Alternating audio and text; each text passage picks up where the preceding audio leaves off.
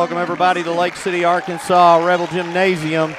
And we are live just in the nick of time. I'm Ryan Fletcher. Joining me is the Dr. Garrett Weaver as we are set for 4 games here in semifinal action. First game is the host school, the Riverside Lady Rebels, taking on the EPC Lady Warriors. Doc, good to have you.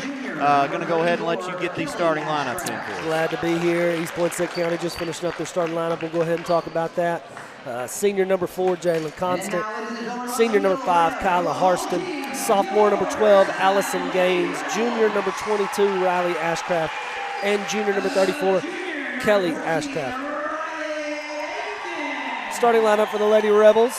They'll be the home team on the scoreboard wearing the white trimmed in maroon. Number 14, junior, Riley Akins.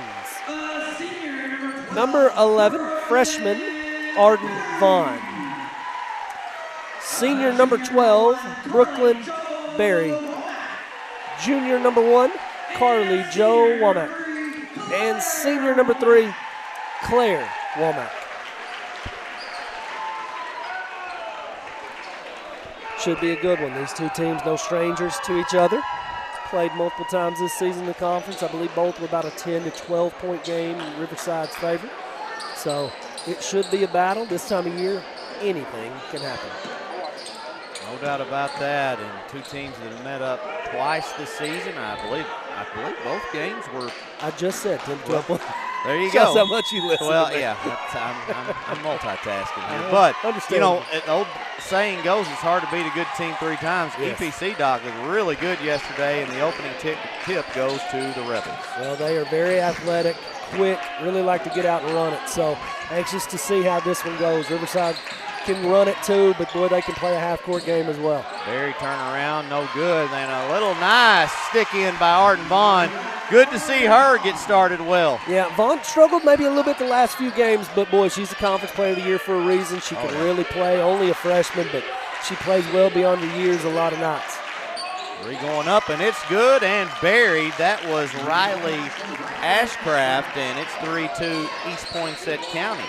Carly Jo Womack with the ball right now. She has been a huge factor for the Lady Rebels all season, just consistent as they come, takes care of the basketball, runs the offense, is able to score points when they need them. That one up, no good. Riverside's going to get the board. Now loose ball, and Allison Gaines coming away with it. Gaines can go.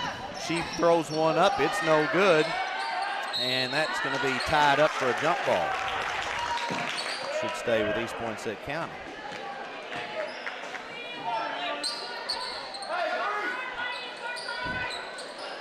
It's good to be back on the mic, right? Well, I'm glad to be sitting here with you, Doc. It's always fun to do ball games. I appreciate that. I will say the same. We give each other a hard time, but I love it. It's a nice move there by Harston. Could have been called for a foul. But she got a little lucky on that one. I like that they're letting them play, though. Yeah, let them play this time of year.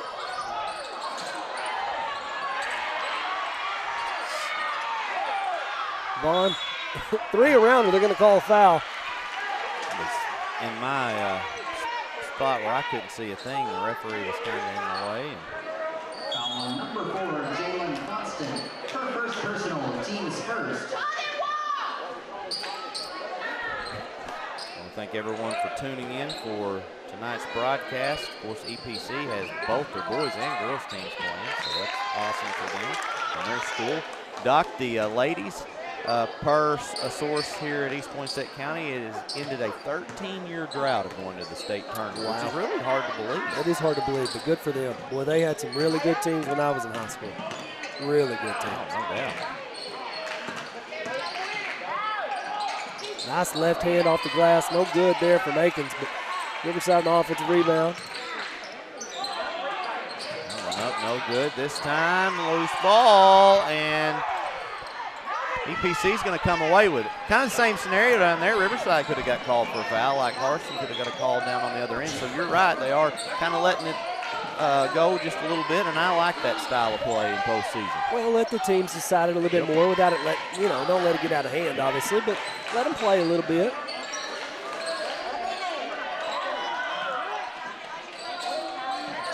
PC just kind of played a little keep away, a little back and forth there at the top of the key. 5 on the shot clock, got to have to go. They're not going to get a shot off. Oh, yeah, they're going to get an out of bounds there. Lady Rebel basketball. Good defense there by the Lady Rebels.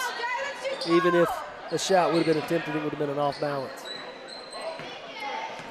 So, 5:33 to go in the opening quarter. EPC on top. Riverside took them about this long to get their first bucket the other night. And boy, I tell you, once they got that one, they started going off. And there's a nice move.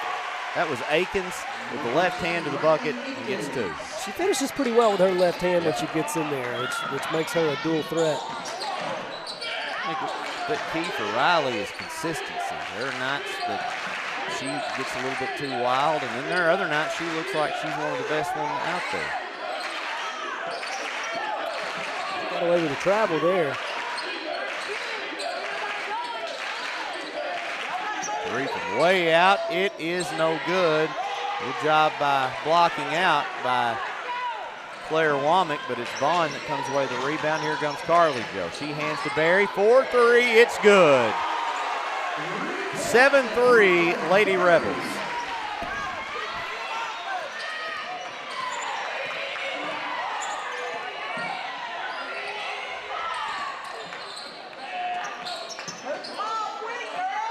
One thing about this Lady Rebels team, they play such good defense. They really make it hard for teams offensively. Gonna get a foul call there. Get the ball back. We're about halfway through this first quarter. First personal, team second. Into the game for EPC, number 14, Kylie Henderson.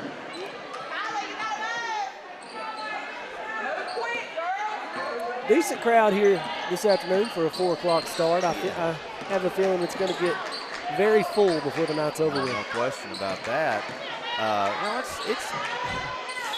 Here's the thing. Now you know you're going to the state tournament, and a lot of people are going to have to take off work for that. And Cedar Ridge, an hour and 25 from here, hour 30. But the thing is, people are going to know they're going to take off work, so it's kind of hard to get here for this 4 o'clock start time. Right. And you just pick and choose your battles there a little bit. Right, you do. Tomorrow should be a non-issue for people getting here if they want to, being on a Saturday. EPC, right, with the biggest crowd here tonight. But my goodness, there's a bench warning to EPC. I don't know. It was really quiet, and Coach Harson upset. He was turned around talking to somebody, not the official. So Blake Tibbins gives him a bench warning. Speaking of the officials for tonight in this first game, Blake Tibbins, Kenny Faulkner, and Dijon Brown. It's a veteran trio. Veteran. Barry up, no good. And did they a whistle was blown, but there was I didn't hear it. Faint hollering in the background. I couldn't hear the whistle. Okay. They heard it.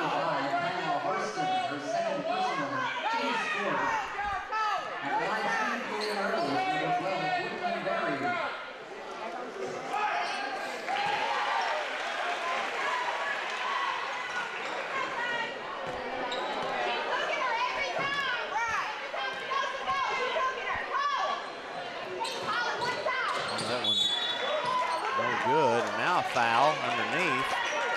It's going to go against the Lady Rebels. Is that Claire Womack? Next foul from the Lady Warriors here will be a 2-shot foul for the Lady Rebels. Well, now I understand Coach Harson's frustration. He truly was talking to someone that was not the official, but he's been given that bench warning, so his hands are kind of tied and strapped early in this ball game. I understand. I don't know what was said. No, though. I don't either. If it was derogatory, then, yeah. The official took offense to it, I guess. But and it may have been someone in the stands that said something and misunderstood that for Coach Harson. True, that's a nice move there by Allison Gaines, able to get to the bucket for the and one. All right, so sub checking in for EPC. Gaines will shoot her second free throw. It rings out.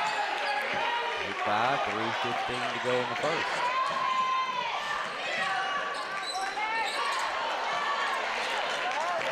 Not on the same page there. That'll be a Another turnover for the Lady Rebels.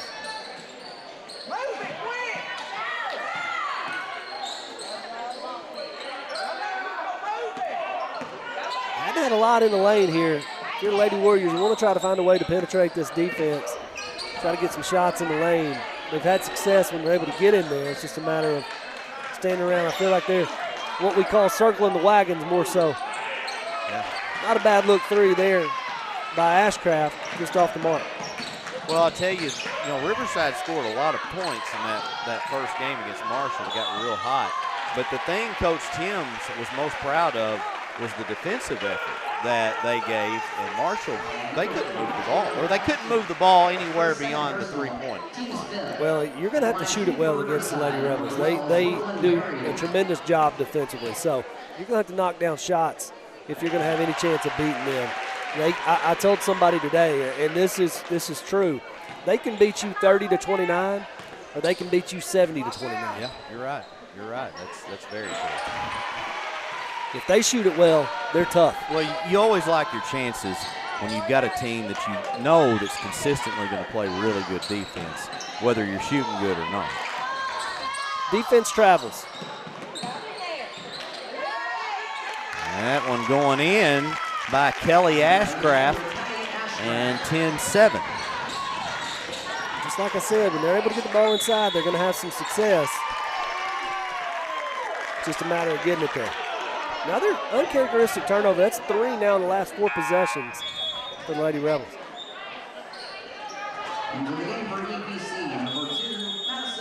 And we do have a timeout will be taken by Coach Timms. It's a 30-second timeout. We'll be back here in a moment on the NEA Sports.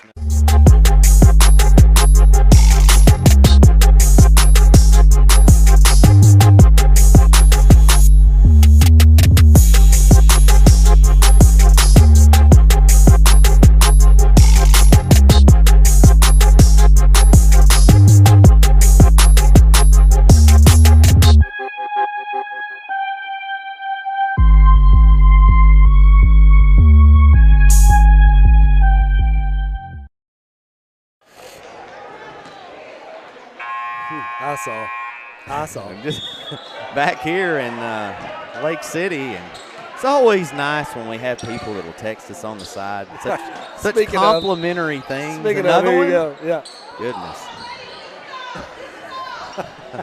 Cody's just mad that I called him out. I tried to give his daughter a great compliment. She came in and knocked down a 3 from about the half-court line, and all I said was he had never hit one that deep. I said the same thing. I told him the same thing. You. She didn't learn it from him. Yeah. That'll be the second on. He lived off of you getting those assists. We're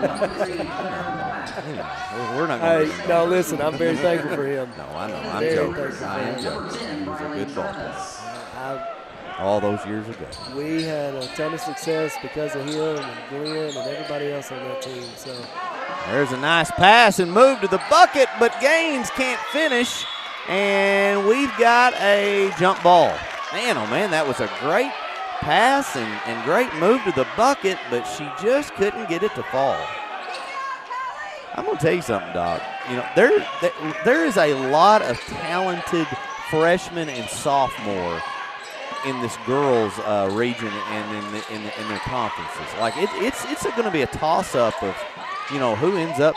It really doesn't matter who's the best. They're all so talented, but you got Arden Vaughn out here right now. You got Allison Gaines. We had the Wilburn girl from Rector the other night.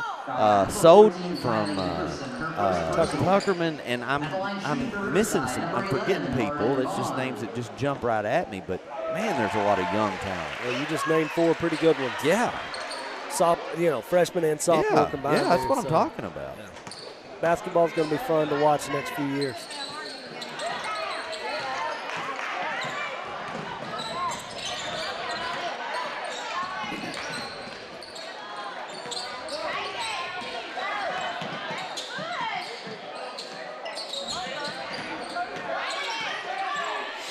Three-pointer going up. It is good. How about that? Nice roll for the Lady Warriors. And it's a 1-point basketball game as we're closing in on the final seconds of the final minute, I should say, of the first quarter. Henderson can shoot it. If she's left open, she's a problem. She hit one the other night, but there's Arden Vaughn. She knocks another one in, and she's got 5. I should give a shout out to, I don't want Jordan to feel left out. That's what I say. Yeah, you better. And Tyler. We had a lot of really good players. The old Bulldog. Oh, the old Bulldog. People don't realize that Coach Timms was given the nickname the Bulldog. Hey, he was gritty. He was a good by his defender. coach. Oh, yeah. Played harder than anybody. I didn't even know he called him the Bulldog till an article that ended his career over at Well, Earl. it was late in his senior season when that nickname was given to him. And here's the thing, he's got his girls always playing like Bulldogs. They fight, they're tough. They absolutely are.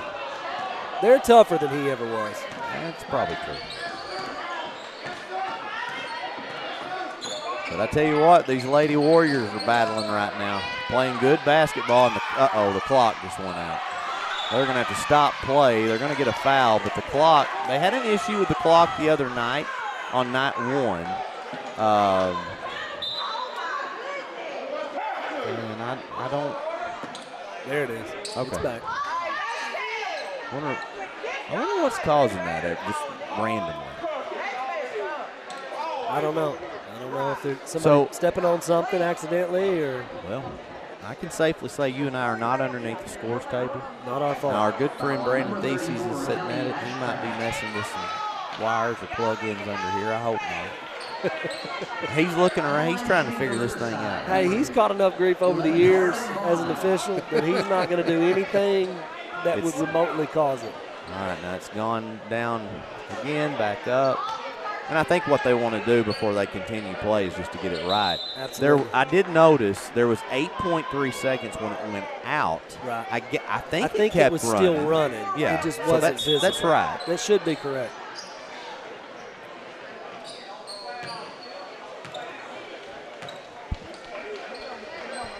All right, Arden Vaughn's going to step to the free throw line. Rebels up 3. And this is the first one. I think that was good free throw shooters on average. So I expect her to make this one. Yeah, I was right.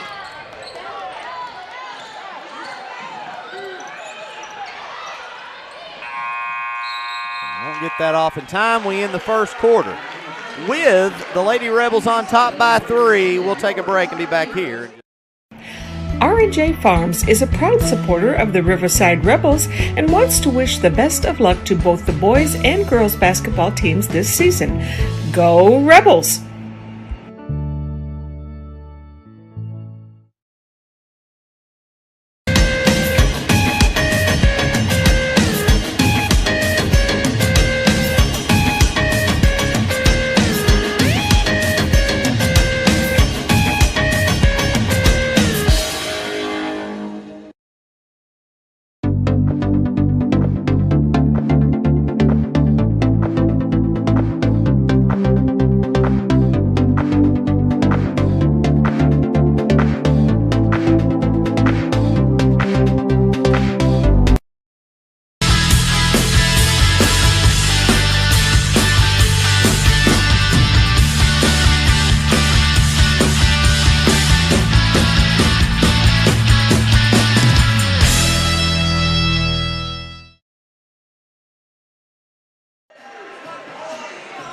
If they both get tossed.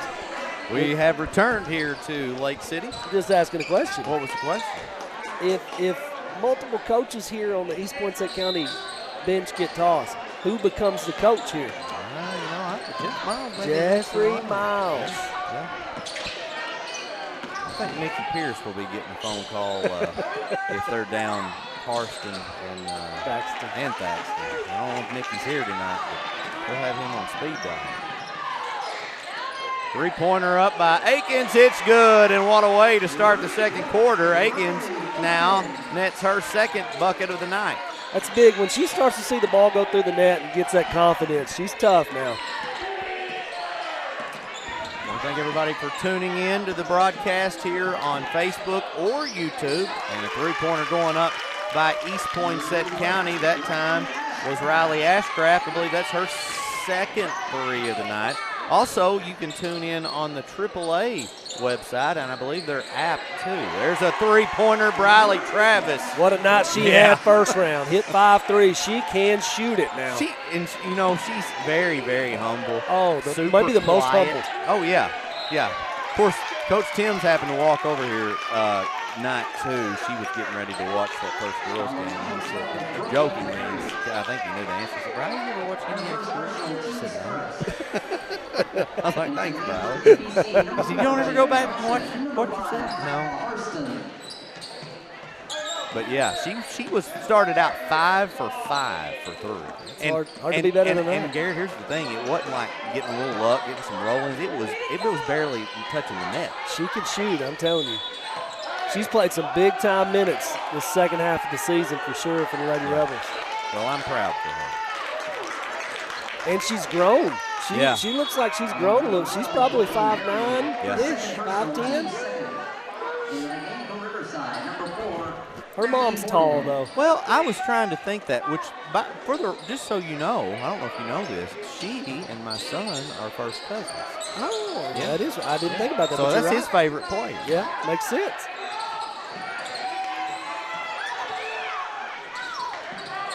Anytime she has success, or he'll even pull the third cousin Gavin Stone card. That's they got all their talent from him. Yeah. Not from Gavin or Brad. They get them all from my son. Yeah. Oh, that makes sense. Yeah, it makes so much sense. Yeah, I see it. Like no one before him was good. Nope. It just all came from him. At the line, Ashcraft's first free throw going to rattle out. Briley's mama was really good. She did not play after her 9th grade year, but it's arguable that if they'd have given a Conference Player of the Year in junior high, she may have been for that team. She could really, really play, and just chose not to play after that. And I'm telling you, that hurt because she could play. Right. Look, nice rebound by Constant. She pulled that one down with authority. Gaines going to kick to the corner. Gaines being defended heavily by this Rebel team. Three-pointer by Gaines, going up a little bit long. Rebound, Vaughn, but she turned right into a defender, but a foul call. I thought maybe at first they might get the jump, but a hold down there called. It's Riverside basketball. If you're the Lady Rebels, Gaines is going to get shots, but you'll live with her shooting the outside shot. She can shoot it, but where she's really dangerous is getting to the rim, shooting those 5-6 footers. So you live with her pulling up, shooting that 15 to 18 footer. Well, I think to your point, if you're going to have her beat you want her to beat you doing it, shooting outside. And she's just like her brother. She goes inside and he goes inside, and it's almost impossible to stop. So right now they're not quite falling, but when they start, it's trouble. Absolutely. That one off, but she's going to get her own rebound and bring it right back out. That did not hit the rim, though. It did not hit the rim. Okay, so we're down to 11 on the shot clock. 3 going up. It's no good. That time Akins with the block out and rebound. Gives it off to Womack. Womack, Carly Joe that is, looking ahead. And that's Mackie Morgan in the basketball game. Three-pointer by Travis, and it's good, and it was from way back. Has she missed in 2 weeks? Well, she was 5 for 6 the other night. She's 2 for 2 tonight. Now, Doc, I'm not as good of a mathematician as you, but that's some pretty good percentages. Yeah, that's about 88%. Yeah, wow. There she is. She can make a layup, too. She can hit it from that range as well. All right, Riverside rolling now. They've got a 10-point lead with 4:28 to go here in the second quarter. We will take a commercial break and be back here in just a moment.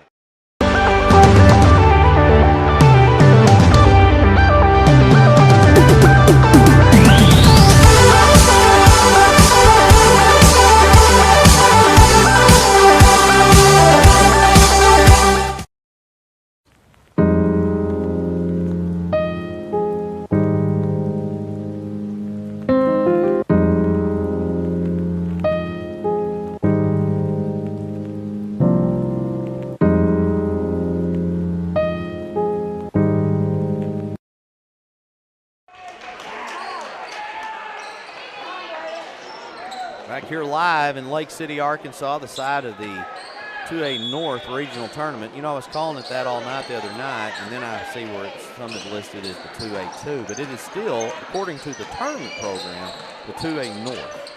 It is the 2A North. It's always been that, so I'm sticking with it. Morgan gets the steal. Morgan going to slow things up. Good decision. Now to Travis for 3, and she is human. We jinxed her. And she fouled right there going after the ball. Maybe a little frustration. Well, you live with that shot. I mean, she's on the heater, so anytime she gets a good look at it, you want her to shoot.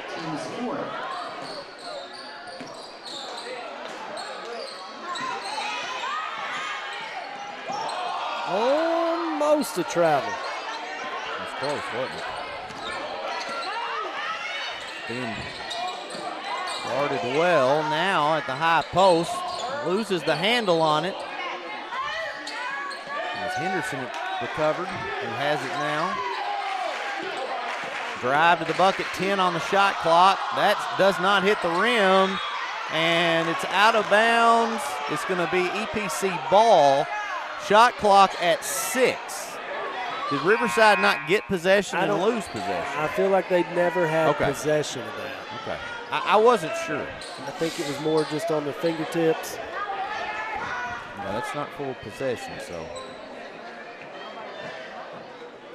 I'm going to leave it at 6. Yep. I think that's the right call. Yeah, I agree. All right, they got to go.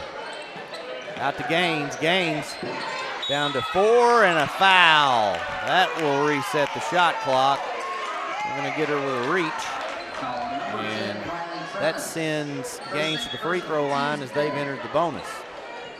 Scott Dunkerson, I haven't mentioned him all tournament, but he handles the book, does a lot of things for to keep things in order here. He does a really good job. And one thing I noticed, as soon as he's got signs, he holds up signs. They're in the bonus now. So he's very organized. Yeah, yes, very much. He brings me stuff and keeps me organized. So I appreciate it. Been here for a long time. So lead cut down to 8 with 3:30 to go in the half. Akins to break the press to Vaughn. Vaughn headed to the bucket. Pull up, and that shot is blocked.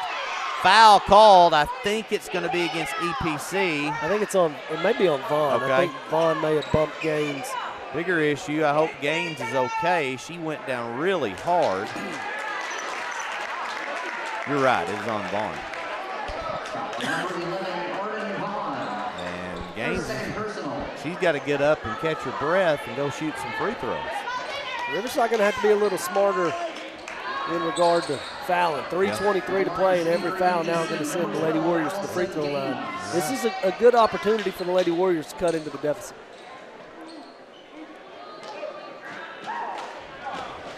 And I'll tell you, if you're planning to come to the tournament and you hadn't been here yet, if you are cold-natured in any way, I advise you to wear long sleeves and possibly bring a coat, because you can hang meat in here. It's cool in here.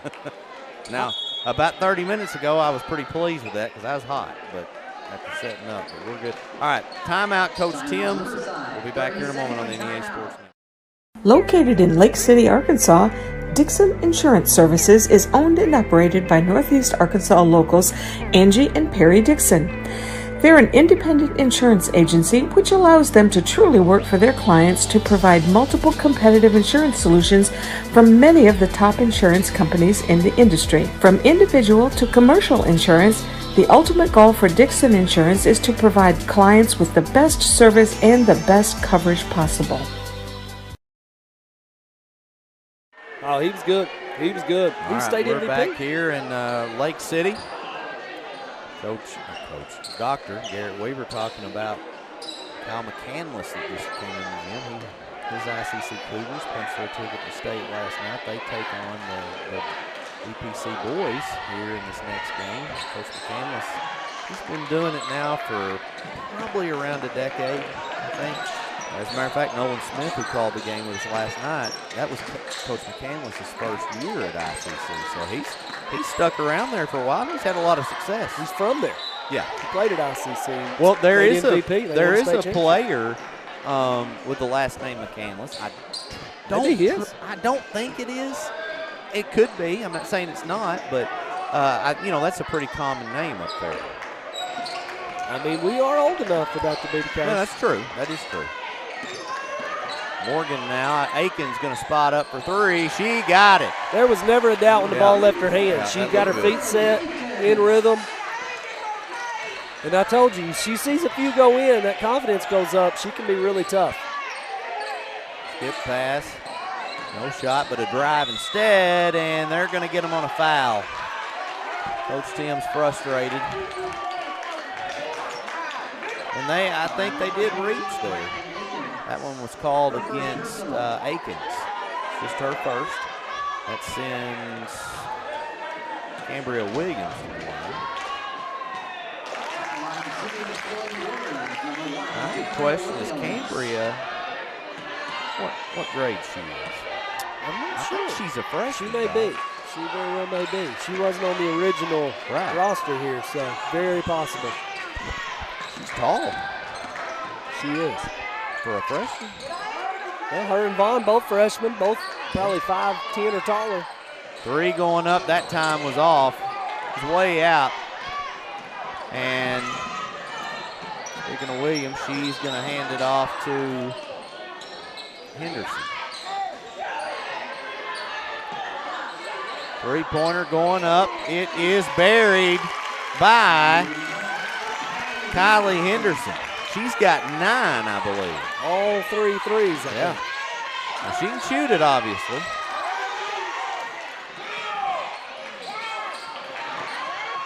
Three-pointer by Morgan. It is no good. And now EPC trying to cut this lead down to 5, maybe even 4. It could be after this one, and it is. Three-pointer by Kylie Henderson. That is her 4th three-pointer of the night. She has a game-high 12, I believe. Travis looks to go. She gets her shot blocked. EPC's rolling right now. Cambria Williams going to slow it down, hands off to Henderson. Henderson over to Ashcraft for another three. It's short and out of bounds. It will be Riverside basketball. And we got a couple new Rebels checking back in. It's Claire Womack and Brooklyn Berry.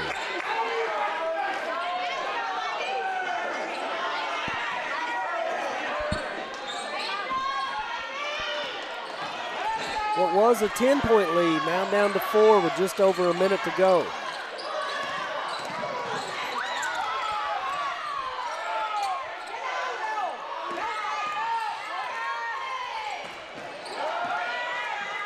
Shot up, it's in. Good move there by Barry Strong, right-hand move up off the glass. Boy, she has become a very complete player over the last half of this season for sure. Three going up, short. Shot clock will still be in play here, but Riverside can take this one a pretty good ways down if they so choose.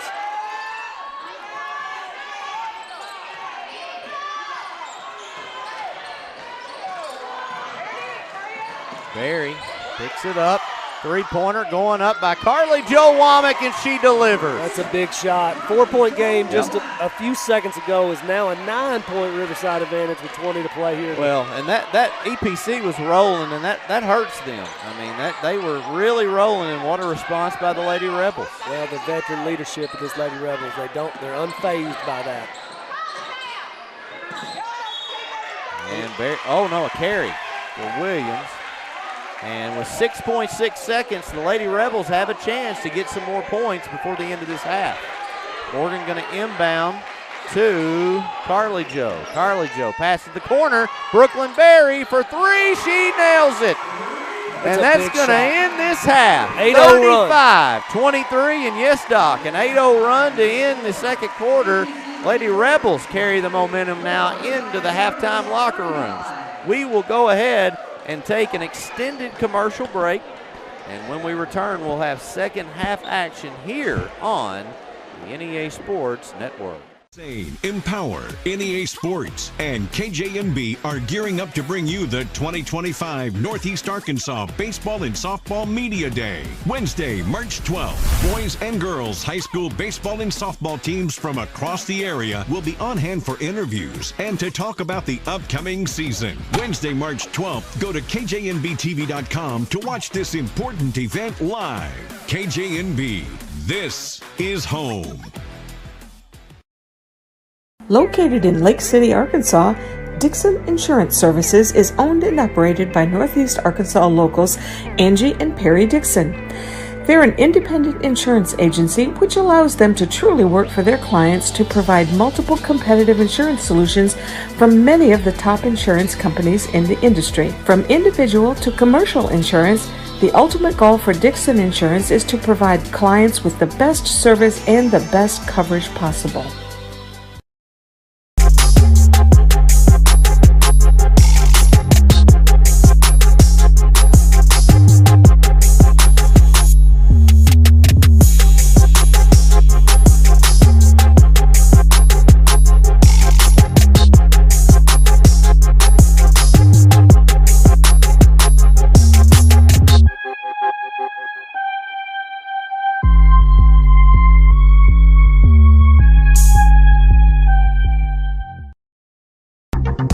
Milligan Heating and AC works to serve the Northeast Arkansas community in meeting all of your HVAC needs.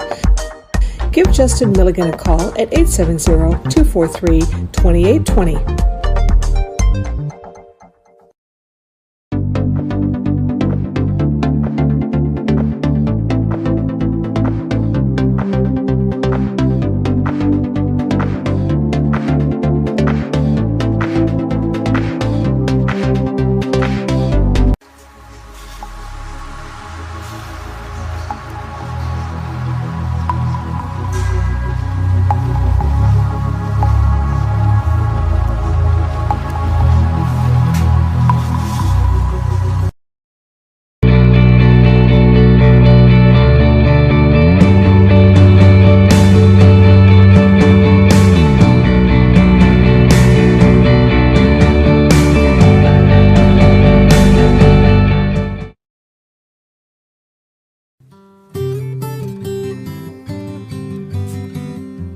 Life is filled with important moments. Let Farm Bureau be with you during all of them. Our team is part of your community. Because at Farm Bureau Insurance of Arkansas, we will be there when it matters.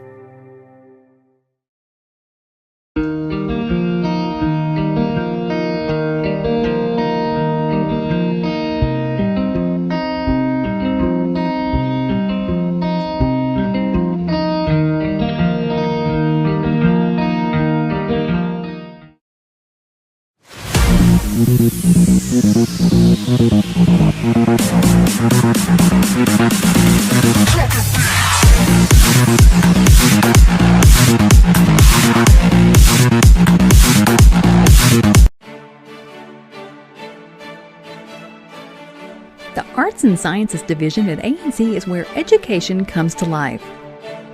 Quality teaching is our hallmark, delivered by dedicated instructors passionate about your success. We lay the groundwork for transfer degrees, ensuring a seamless transition to universities. The Arts and Sciences Division offers an assortment of associate degrees, technical certificates, and certificates of proficiency. All of this comes at a fraction of the cost because we believe in accessible education without compromising quality. Experience the best of both worlds with our unique blend of face-to-face and online courses. Forge lifelong connections through vibrant social interactions. Join us at A&C, where inspiration meets innovation and your journey to a brighter future begins. Your adventure starts here. Enroll today and unlock your potential.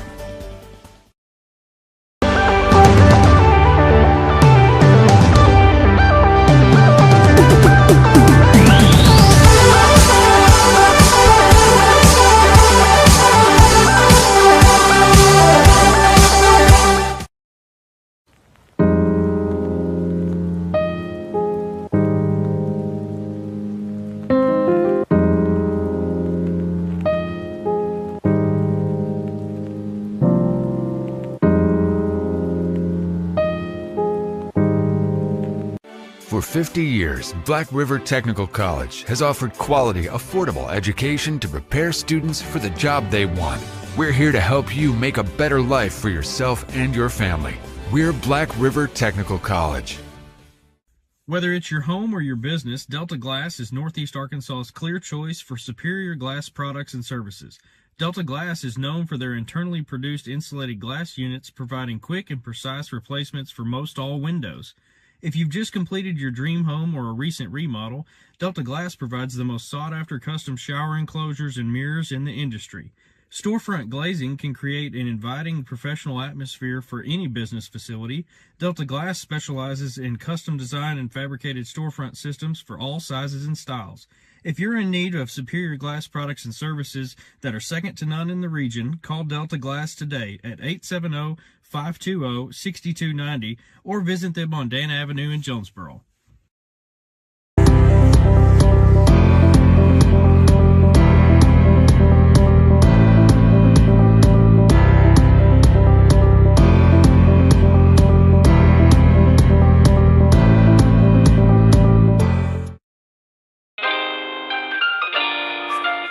Southland Gin Incorporated, located at 900 Highway 135 North in Lake City, Arkansas, is a proud supporter of the state champion Riverside Lady Rebels softball team. At First National Bank, our mortgage lending team knows what it takes to make a home and a superior home loan process. Simple, proven, and reliable service with competitive rates at a bank that already feels like home. Since 1889, that's been the First National Bank way, because for our people in all our locations, this is home. Apply online today. It's easy. From our family to yours. Welcome home. First National Bank. Our journey began way back in 1891 with a group of folks who believed that this community deserved a local bank. Well, it's been over 130 years, and we're still the only true community bank in Northeast Arkansas. Our core beliefs in supporting the places that we call home hasn't changed, and it never will. We care about you. We care about our communities, because every journey matters. It's hard to get to the top.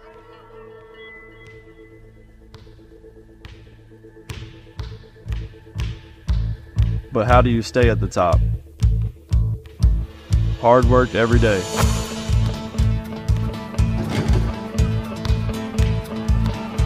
Central Dealership has the same philosophy. I'm Austin Reeves, and I'm proud to be a part of the Central team. We are Straister Brothers Construction in Blytheville, and we build industry. We're one of Middle America's top providers of construction, engineering, and design services since 1980. We are a debt-free company, own our own equipment, and complete projects on time and on budget. So from conception to completion, Straister Brothers offers all the services needed for your next industrial build. Straister Brothers Construction, we build industry. For more info, visit StraisterBrothers.com. A Ritter Go-Getter gets everything done, and Ritter Gig Internet can handle a ton. You'll create art for the whole world to see, find new ways to support all your teams, and arrange new arrangements for arranging your screens. You'll game, you'll stream, you'll bike till you can't, create filtered water for you and your plants, or watch video instructions for hemming your pants. With Ritter Internet, look at all you'll accomplish, connect all your devices, and, schmabomplish? With Wi-Fi this fast, there can be none better, so get in touch and be a Ritter Go-Getter. Thank you. Thank you for letting us be a part of your family and for trusting us with the ones you love the most. Thank you for allowing us to be a part of those lifelong memories. Thank you for taking us on the job and for putting us to work. Thank you for choosing us for your first vehicle and for every vehicle after. Thank you for trusting us for 70 years. R&J Farms is a proud supporter of the Riverside Rebels. I want to welcome everybody back here to start of the second half. Riverside leading this one 35-23.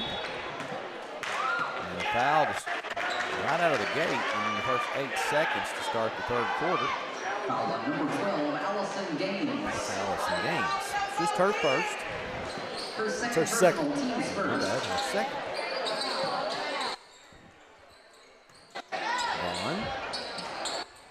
Nice rebound. I thought Claire might have should have took that right there. But, you know, worked out better, huh? Kick out to her cousin, hit the three, get an extra point. That's why not? very unselfish. Good decision there. Carly Jo in rhythm. She's hit two threes in about 30 seconds of game time. That is a deep three by Allison Gaines. Going to rim out. Oh. Harston almost had a nice little putback. Got to have that right there. That's key. Barry's going to get an open look, and when she gets an open look, she's dangerous. That one's going to rim out. And tried to push it ahead to Gaines, but a turnover. Riverside up by 15 right now. And as you mentioned, Doc, EPC cut it down to a 4-point game. They were rolling, and then Riverside closed the half out on an 8-0 run, including a three from the corner as time was running out. And now they're already. It's an 11-0 run since that time.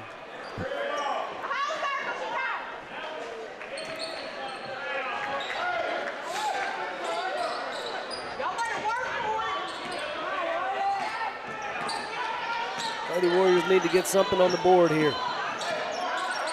You can't go through droughts against this Lady Rebels team. Expect to win the game. That's a good look three there. It's going to rim out. Constant had a good look at it, just unable to connect. Lady Rebels with the basketball.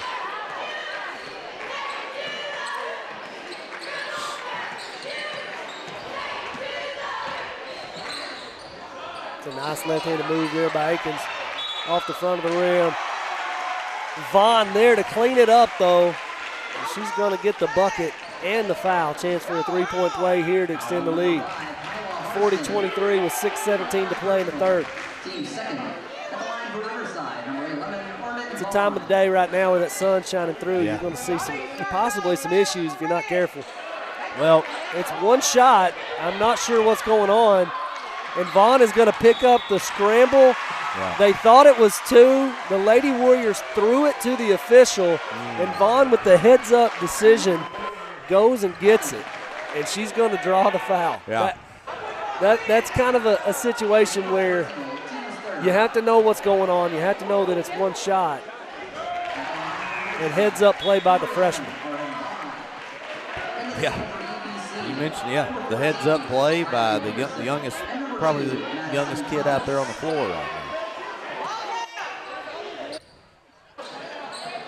She's going to get one or two, and it's an 18-point Riverside lead. Vaughn struggled from the line tonight.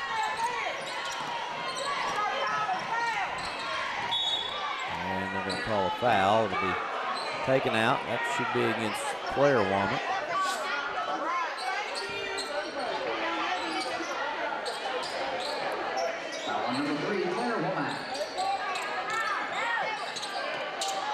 It's Harston, nice move, and she will draw the foul and go to the free throw line. I think the sun may have been in her eyes when she turned right there. It's crazy, but when you play these 4 o'clock games, you're going to run into that issue. It's closer to 5, but even, 7th grade will play a 5 o'clock game sometimes here. And it lasts for about 20, 30 minutes. So started about 5-10 minutes ago. It's weird, especially tough on us. It's beaming on us right now. I should have worn my eye black. Yeah. Three-pointer by Barry from way out. And she catches in rhythm now. Used to, she had to have a little time to set and shoot. She'd catch in rhythm and release, and she has been a joy to watch. Back to an 18-point lead, 5.5 to go.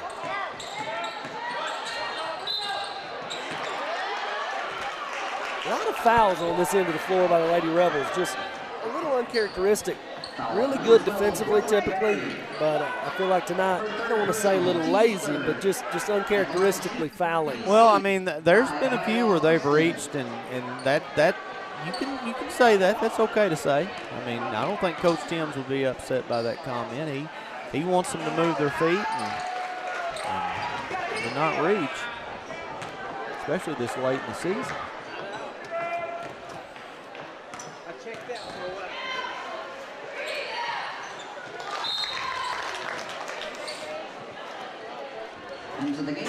Williams check into the game for the Lady Warriors. Lady Rebels looking for win number 33 tonight, I believe, Ryan. 33. They're 32-3 at the moment. Impressive. Very, very impressive. School record's 38, I believe. Well, I was going to say the max number they could reach, 33, 34 for the regional. 38 is what they so they could tie. 38-3 is the best final record of a season. What team was that? It would have been Haven, Robertson, and Bailey Fisher, and Hattie Milligan, that crew. Very good crew. And they were up in 3 of it. They were 38-1. Lost their last 2 games of the year.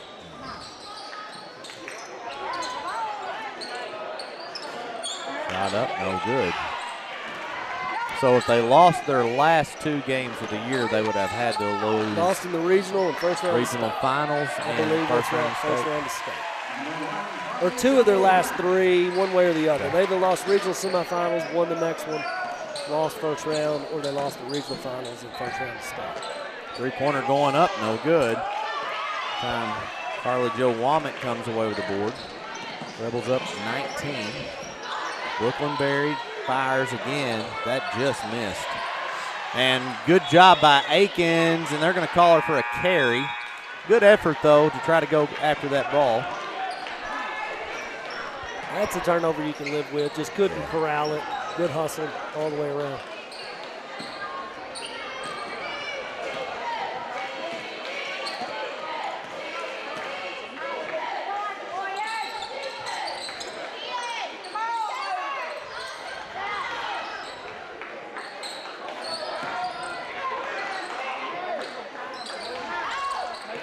Drive. Harston pulls up, and they call a travel. A little animation there. Well, I think that DeJean was looking at Kenny Faulkner because I don't know if he thought maybe he blew his whistle as well and trying to figure out. He didn't want to overstep there, I guess. Understandable. Kenny says, you take it. Vaughn going to take it strong to the hoop, draw the foul.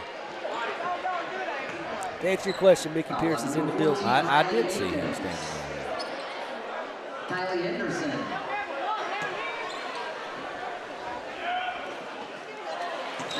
You know your community loves you when you retire from being a superintendent. And they ask you to come back. He's always done a good job. 20-point lead now for the Lady Rebels, 47-27, with about 3.5 to go in the third.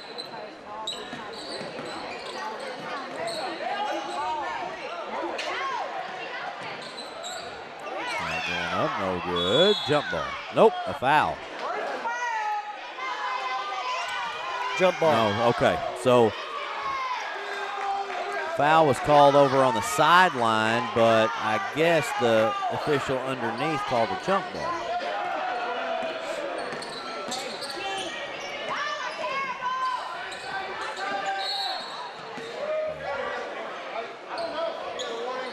That's going to be a technical.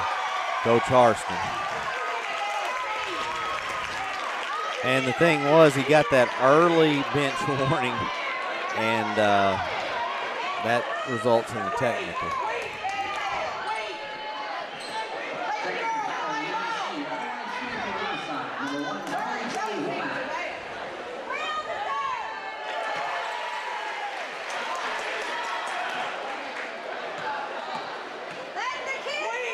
So 3:14 to go. Carly Jo Womack steps up and hits both.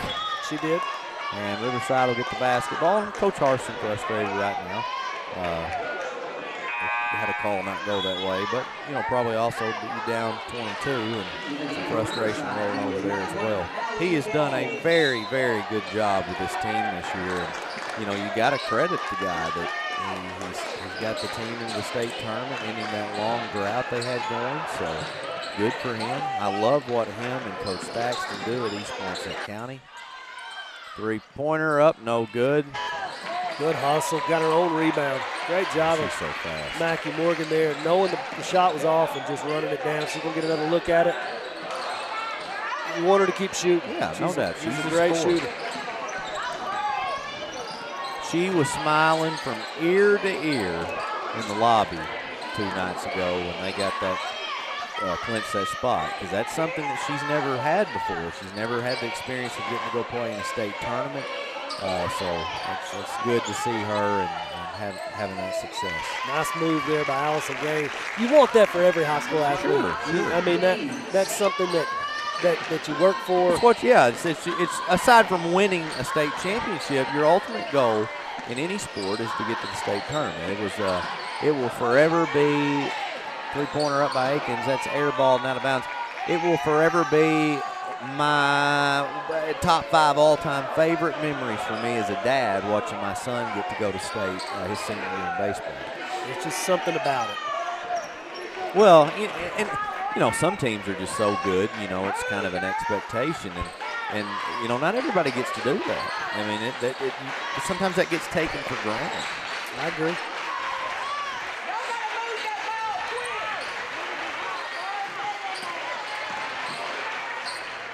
Gaines, a little too much on that one. It's a good job by her, though, of pulling back right there. Could have easily been called for a foul if she had continued, but she's able to restrain herself a little bit, and EPC's going to keep the ball because of it.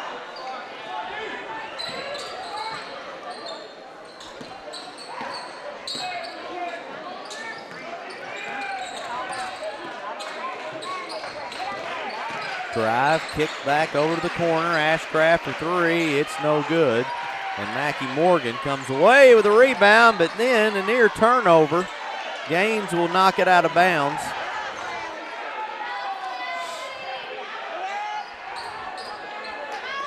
.20 game, 1:19 to play in the third, excuse me.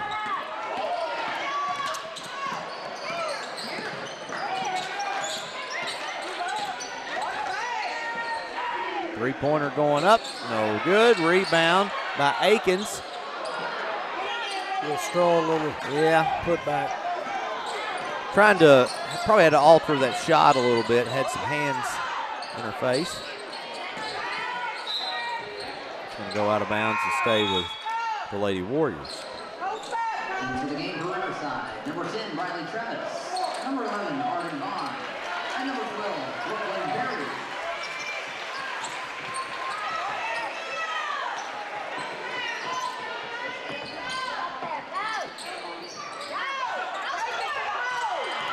Drive, turn around, no, not going to get a foul.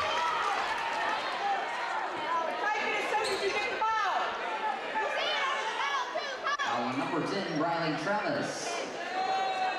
If Harston can get to that left hand, she's tough. At the line, shooting for EPC, number 5, Kyla Harston.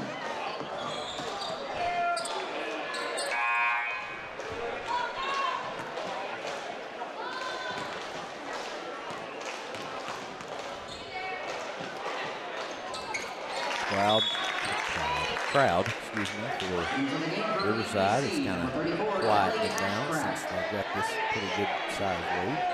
And a lot of ICC folks have entered the gym over the last 30 minutes as they're prepped to play this next game. Next 2 games. Yeah, you're right. That's not a short drive. No. It's a lot easier when both teams are playing. Yeah, I agree.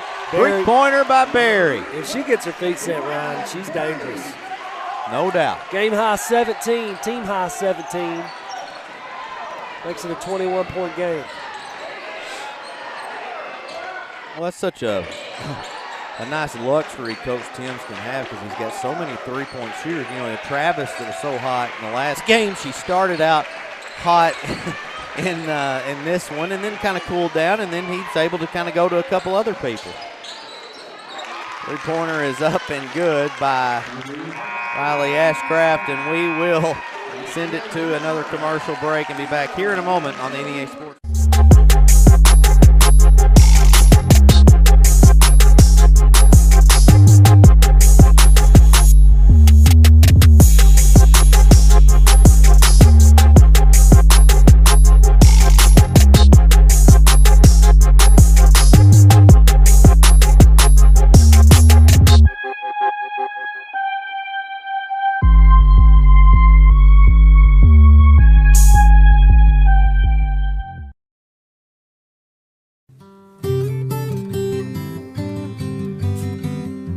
Life is filled with important moments.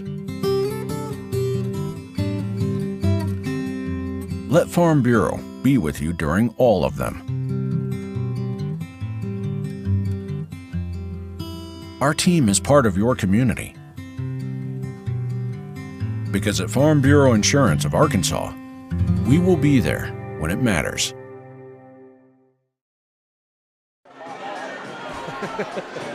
Yeah.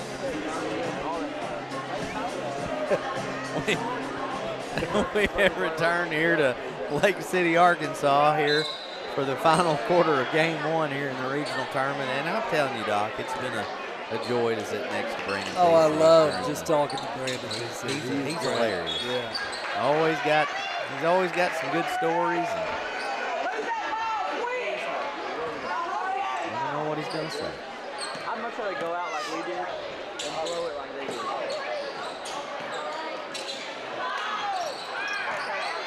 Gaines scores. Nice drive. I thought Brooklyn Berry was going to get a steal right there. Did a good job of jumping the pass just out of her reach. Good job of Gaines corralling that, getting the bucket. Three-pointer by Carly Jo Womack. It's no good. Rebound, EPC. 16-point lead for the Lady Rebels. Gaines will look to drive again and runs into too much traffic, and I think they're going to call jump ball.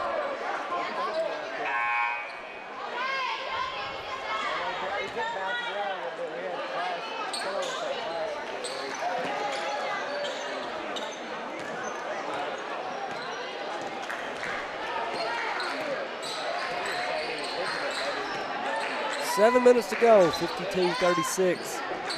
Lady Rebels in control of this one. Lady Warriors going to have to string together a few stops and a few good offensive possessions. It's a good rebound there by Claire Womack.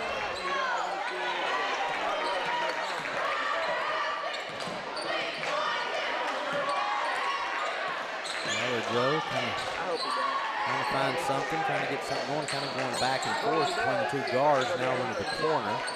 They go down low to Akins. They're going to get it back out up in the front court. Berry's going to take a long three. It's short. Can't blame her for shooting it, though. The shot clock running down right there. Had to take something. Might as well be that. That's thrown out of bounds, and Riverside's going to get the ball back.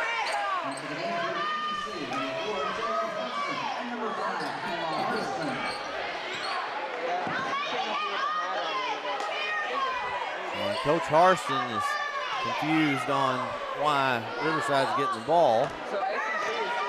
I'm not going to lie, it was in a blind spot for me. I couldn't see it either.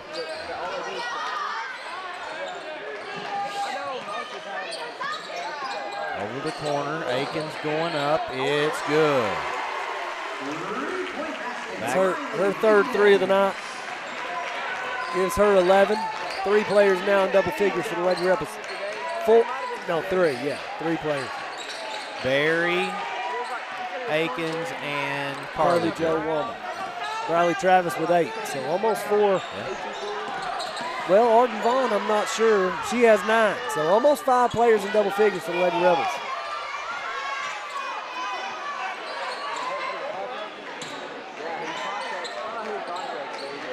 Berry. She thought about it. Yes, she did. Down to 10 on the shot clock, though. They've got to hurry. And now a foul that will reset the shot clock. That's the first foul of the quarter. Yeah.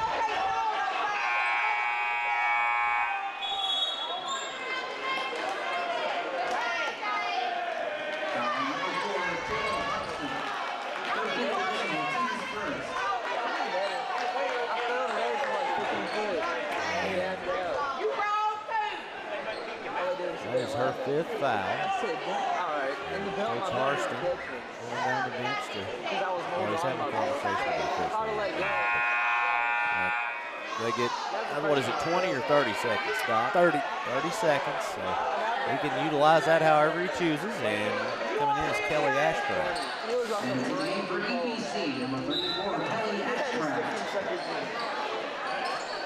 Puts it into Womack.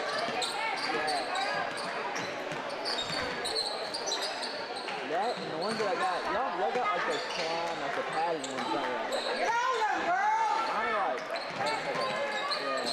Well, they're brand new, but they ain't got the pads on them like y'all do. Corner three going up, no good. And Riverside's Arden Vaughn will get the rebound. Taken short, another offensive board, but it's taken away, and now they're going to call a foul on Vaughn. First team foul of the quarter. That is the 4th player foul for Arden Vaughn. Got 4:44 to go.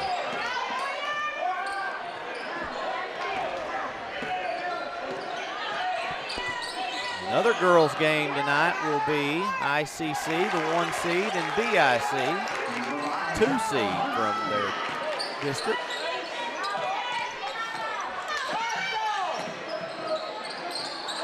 Gone short on that one.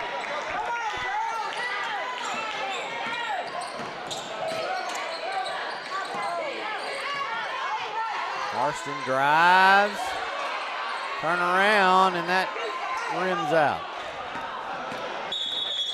Now Coach Timms is going to take a timeout. We'll take one, too. We're back here in a few moments on the NEA Sports Network. Empower, NEA Sports, and KJNB are gearing up to bring you the 2025 Northeast Arkansas Baseball and Softball Media Day. Wednesday, March 12th. Boys and girls high school baseball and softball teams from across the area will be on hand for interviews and to talk about the upcoming season. Wednesday, March 12th, go to KJNBTV.com to watch this important event live. KJNB, this is home.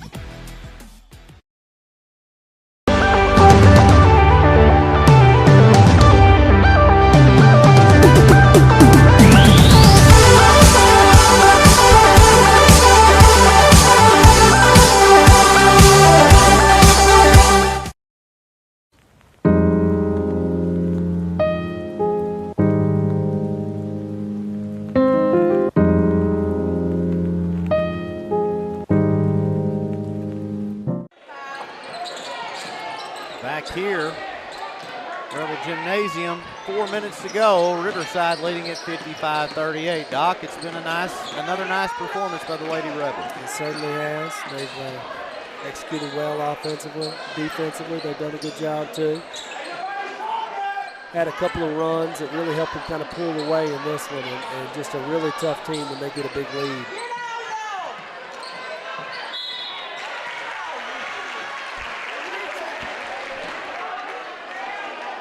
Aiken's going to go to the line for 2 here. Number 22, Riley Ashcraft. Her first personal.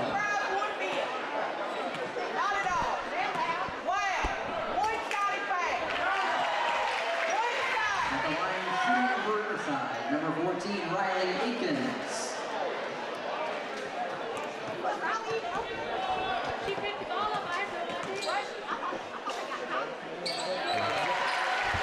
Aikens knocks down a pair. Back to a 19-point Riverside lead. Gaines looking to drive. She'll kick to the corner. No shot there. And Gaines on a back door, and she'll miss the layup. Harston comes in with a rebound, and she can't get it to fall either. That's a really well-designed play. As a skip past the top of the key, and they find Gaines right back for a cutting layup, just unable to connect. Yeah, unfortunately, she's had several tonight where she's been able to get to the rim, but just hasn't quite been able to finish. So, a little bit off night for her. There's a foul called on Aikens. They got tangled up there on the inbounds pass.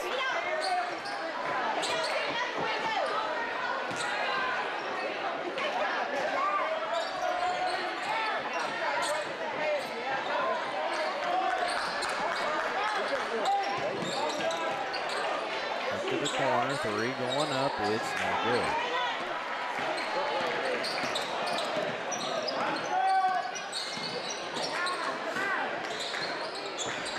Rebels in cruise control, it feels like. They've been that way for a little while. Aikens to the Good bucket. move. That was a good move. Good finish with the left hand there. 15 now for Aikens. 59-38.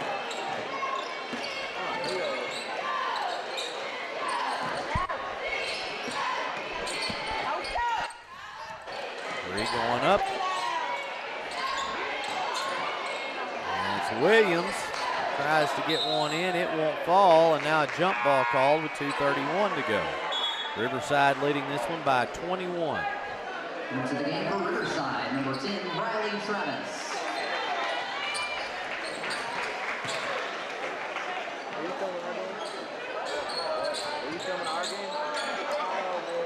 Ball inbounds.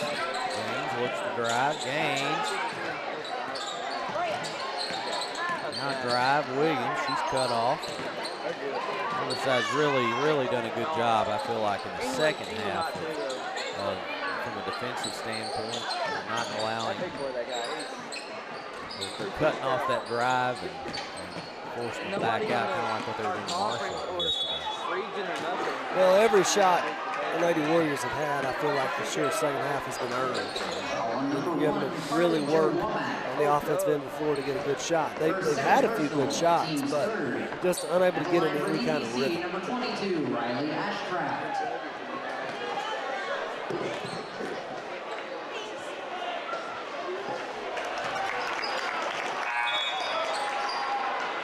So, Coach Timms is going to send in 5 new players. Standing ovation by the Lady Rebel fans. And with a 20-point lead, Coach Timms feels pretty comfortable for that next string to finish this game out. Hey, the young group's pretty talented too. Yeah, they are. Bella Richardson carried up the floor. Came in the other night and hit a couple big threes. Late in that. As did number 2, Shelby Clay. She hit a 3. Three-pointer going up. That is short. And there's a rebound for that was Ashcraft, but now APC's going to get the ball back. That's a good hustle play there by Shelby Clay. Well, Harston's going to send a couple players in.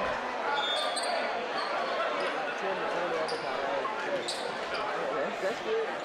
Yeah, the other last weekend we went out there, and he was like, "Anytime you want to, as long as you want to, dude, I'm getting overtime, dude. Do it nothing." We'll be down the final 90 seconds of this one. I hope he'll get Riverside is going to advance to the regional tournament championship game and try to win back-to-back regional tournament championships. It's tough to do.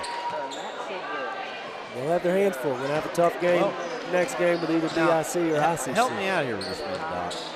They've won back to, will it be back-to-back-to-back? Because they won them one over in BIC. I just don't remember what year that was. Yeah, we called the ball. I believe this may be back. I think it is 3 straight that you're looking Potentially. at. Yeah. Right, if they do it, obviously. But they now have the opportunity to do so. Right. That was when, of course, they've realigned everything. And I remember the first couple of games, it was blowouts. The last team they played, they blew them out as well. But they were talented. This region is tougher. It's going to be tough. The corner is up. It's short. Only Qualls gets the rebound.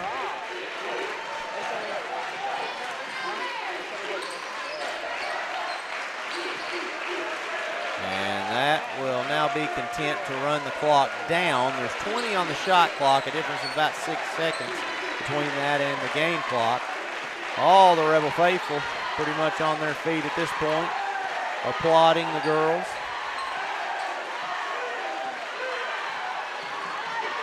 The drive, no good, and now 9 seconds to go. And that will wind things down. Final score is going to be Riverside 59, EPC 40. And as we stated, Doc, the Lady Rebels are headed to the regional tournament championship. It was a good game, start to finish, really. 3-point game after the first quarter. Riverside pulled away a little bit in the second. BC made a little bit of a run, cut it to 4, and Riverside pushed that lead back to about, 12 at the half, I believe. And so just kind of, they just really took that, used that momentum in the second half, and just kind of kept it about an 18 to 20-point game most of the night. All right, well, with that being said, we have boys action coming up next. It will feature the EPC boys as they will take on the ICC Cougars. That should be a great game. We'll be back in just a few here on the NEA Sports Network. Empower, NEA Sports, and KJNB are gearing up to bring you the 2025 Northeast Arkansas Baseball and Softball Media Day. Wednesday, March 12th. Boys and girls high school baseball and softball teams from across the area will be on hand for interviews and to talk about the upcoming season. Wednesday, March 12th, go to KJNBTV.com to watch this important event live. KJNB, this is home. Located in Lake City, Arkansas, Dixon Insurance Services is owned and operated by Northeast Arkansas locals Angie and Perry Dixon. They're an independent insurance agency which allows them to truly work for their clients to provide multiple competitive insurance solutions from many of the top insurance companies in the industry. From individual to commercial insurance, the ultimate goal for Dixon Insurance is to provide clients with the best service and the best coverage possible.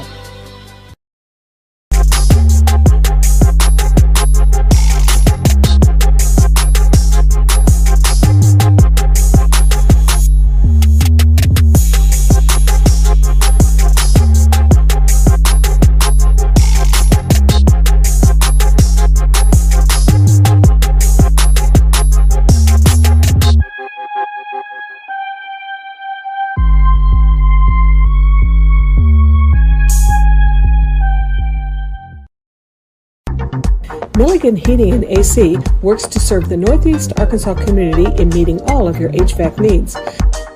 Give Justin Milligan a call at 870-243-2820.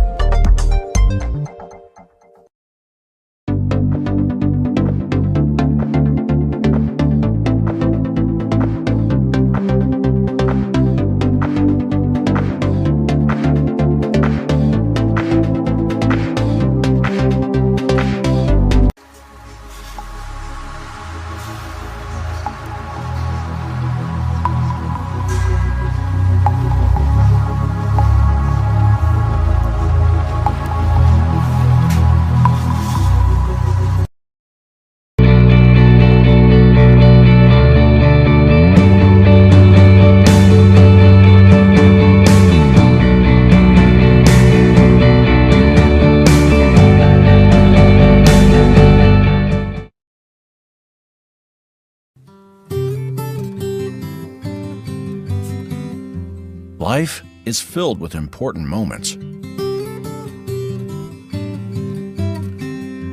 Let Farm Bureau be with you during all of them. Our team is part of your community. Because at Farm Bureau Insurance of Arkansas, we will be there when it matters.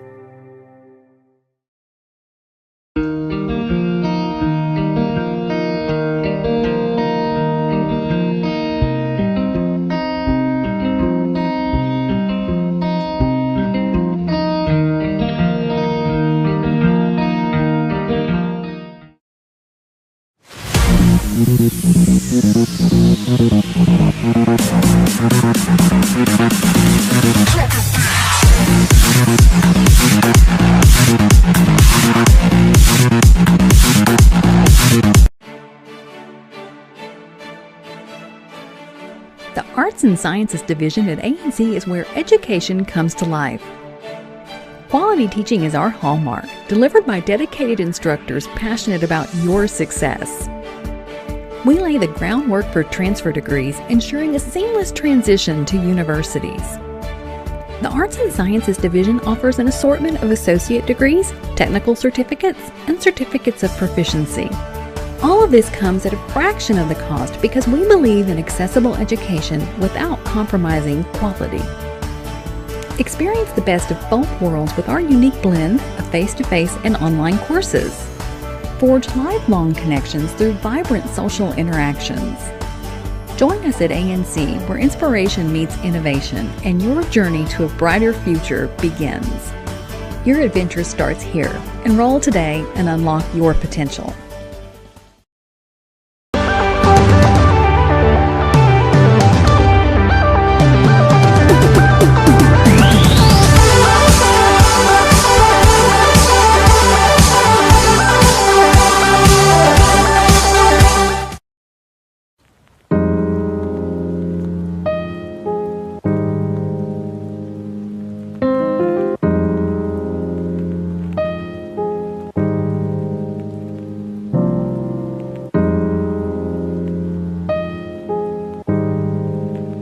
For 50 years, Black River Technical College has offered quality, affordable education to prepare students for the job they want.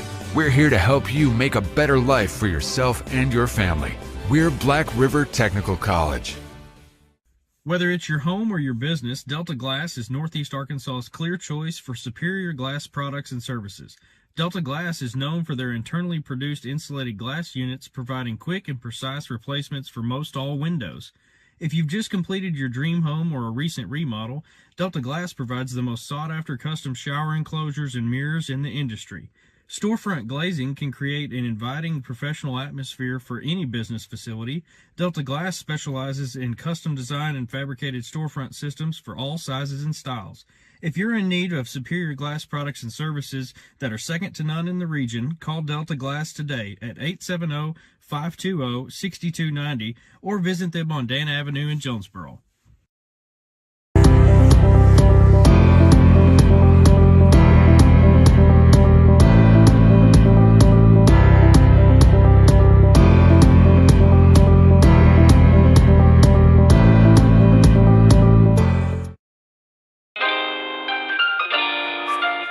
Southland Gin Incorporated, located at 900 Highway 135 North in Lake City, Arkansas, is a proud supporter of the state champion Riverside Lady Rebels softball team.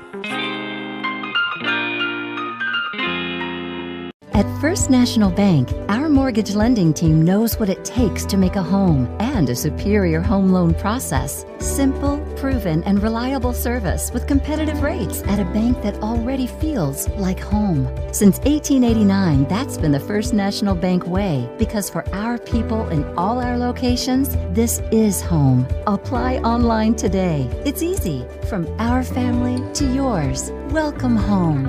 First National Bank. Our journey began way back in 1891 with a group of folks who believed that this community deserved a local bank. Well, it's been over 130 years, and we're still the only true community bank in Northeast Arkansas. Our core beliefs in supporting the places that we call home hasn't changed, and it never will. We care about you. We care about our communities, because every journey matters.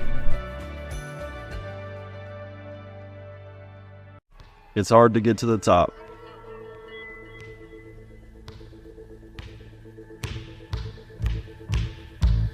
But how do you stay at the top?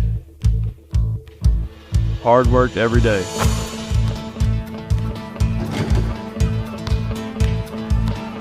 Central Dealership has the same philosophy. I'm Austin Reeves, and I'm proud to be a part of the Central team. We are Straister Brothers Construction in Blytheville, and we build industry. We're one of Middle America's top providers of construction, engineering, and design services since 1980. We are a debt-free company, own our own equipment, and complete projects on time and on budget. So from conception to completion, Straister Brothers offers all the services needed for your next industrial build. Straister Brothers Construction, we build industry. For more info, visit StraisterBrothers.com. A Ritter Go-Getter gets everything done, and Ritter Gig Internet can handle a ton. You'll create art for the whole world to see, find new ways to support all your teams, and arrange new arrangements for arranging your screens. You'll game, you'll stream, you'll bike till you can't. Create filtered water for you and your plants, or watch video instructions for hemming your pants. With Ritter Internet, look at all you'll accomplish. Connect all your devices and, schmabomplish? With Wi-Fi this fast, there can be none better. So get in touch and be a Ritter go-getter. Thank you. Thank you for letting us be a part of your family and for trusting us with the ones you love the most. Thank you for allowing us to be a part of those lifelong memories. Thank you for taking us on the job and for putting us to work. Thank you for choosing us for your first vehicle and for every vehicle after. Thank you for trusting us for 70 years. R&J Farms is a proud supporter of the Riverside Rebels and wants to wish the best of luck to both the boys and girls basketball teams this season. Go Rebels!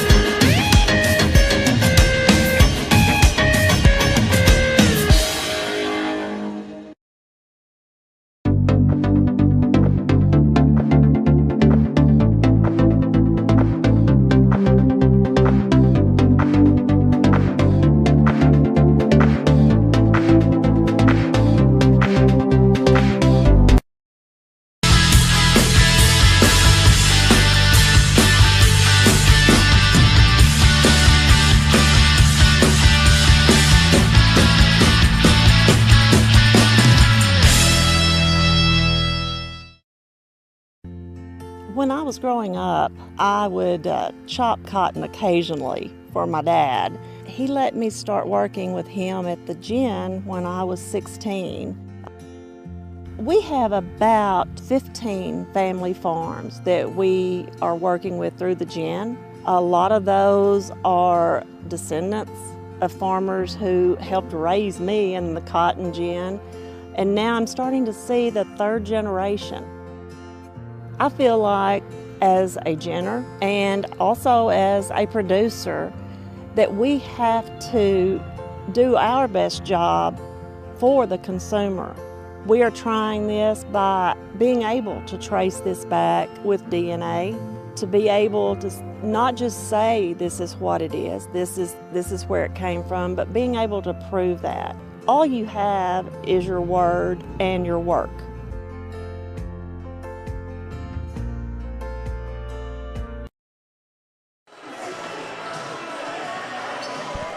I want to welcome everybody back to Lake City, Arkansas Rebel Gymnasium as we are about to start the second semifinal contest of the night. First for the boys, as it will be the EPC Warriors who won their district taking on the ICC Cougars who finished runner-up in theirs. So, Doc, a game that I think has the potential to be really, really good. Both of these teams won in overtime in their first-round matchup to clinch their spot to go to state. Yeah, both teams been through a little adversity, pushed to the brink, so to speak, survived. Here tonight, matching up, going to be a good one. ICC won a thriller.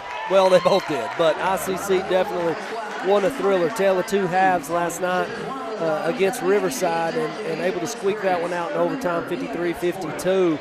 Super athletic, tall, got a lot of good size, so they can really play. One thing I will say, Gabe Spray had an unbelievable night. Now, you can tell he is very talented. We're going to run through their starting lineup here, but senior number 0, Cash Arnhart. Sophomore number 1, Cade Yancey. Senior number 3, just spoke about him for a minute, Gabe Spray. Senior number 12, Kason Black. And junior number 41, listed at, I believe, 7 feet, 180 pounds, Sebastian Robbins. He is the tallest guy in the building. Yeah, and the funny thing is there was another gentleman out in the lobby with him that was the second tallest, and he was not as tall, but I thought, my gosh, what are they feeding these people up here in Islip County? Number 00, starting lineup for the East Poinsett County Warriors. Number 00, Doug Reel. Number 1, Quincy Perry. Number 3, Tyrus Reel. Number 4, Jacob Gaines. And number 24, Ashton Reel. Very talented East Poinsett County squad. Won the district tournament. Just loads of talent. State champion last year. They know what this time of year means. They know how to win big games, close games. They're going to battle. They're going to be more physical. I would say ICC may be more athletic. It's a tale of physicality versus athleticism maybe tonight. Anxious to see this one. Could be a very up and down basketball game. Looking forward to it. Who did you say you thought was more athletic? I think ICC's more athletic. That's a rarity you would hear said against an EPC team, but I mean that's a compliment. 1 through 5, I think ICC may be more athletic, but East Poinsett County maybe a little tougher. It's certainly an interesting matchup, Doc, and a lot of teams are talking about Cedar Ridge and how great they played the other night, and they just really stood out, and rightfully so. But you've got an ICC team that plays in the same conference with them, can prove to be very good. But then you've got these reigning state champs. Here they go to the bucket, foul, and that's going to quickly send Quincy Perry to the free throw line. But my thing here is with East Poinsett County, truly, especially in the postseason, they have proven it since last year. They find any possible way to win. It doesn't matter if they're trailing by 10 in the fourth quarter. I've watched them make comebacks. There's never a lead that is safe against EPC. And, I mean, they're just like a cat. I mean, they've got so many lives. They got more than 9. I've been saying it all week. I mean, they will not die. They're like a two-headed cat. They really are. They really are. It's so impressive. And, I also think that has a lot to do, and there's going to be a foul called on the floor, has a lot to do with Coach Thaxton. He believes in them, and I tell you, he coaches from start to finish. Well, he lets them play. He lets his players make plays. They do a good job of that. You've got a couple really, really good ones in games and Reel for sure. They can all play, but those two at any point in time can take over a game. And he knows that. And so letting them get in rhythm is key. Now, what's interesting about this matchup down low, obviously you got the big guy for ICC and Sebastian Robbins. But I'm going to tell you something about Doug Reel. I assure you, can move with his body. Anybody around he wants to. He is a very physical presence. And that is going to be a turnover. And EPC is going to get the basketball. And he, for as big as he is, he plays on the O-line, the D-line. He kicked extra points, if you remember. I do.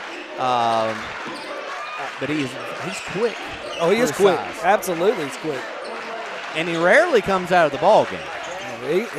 He wants to be in there. Only time he really comes out is foul trouble.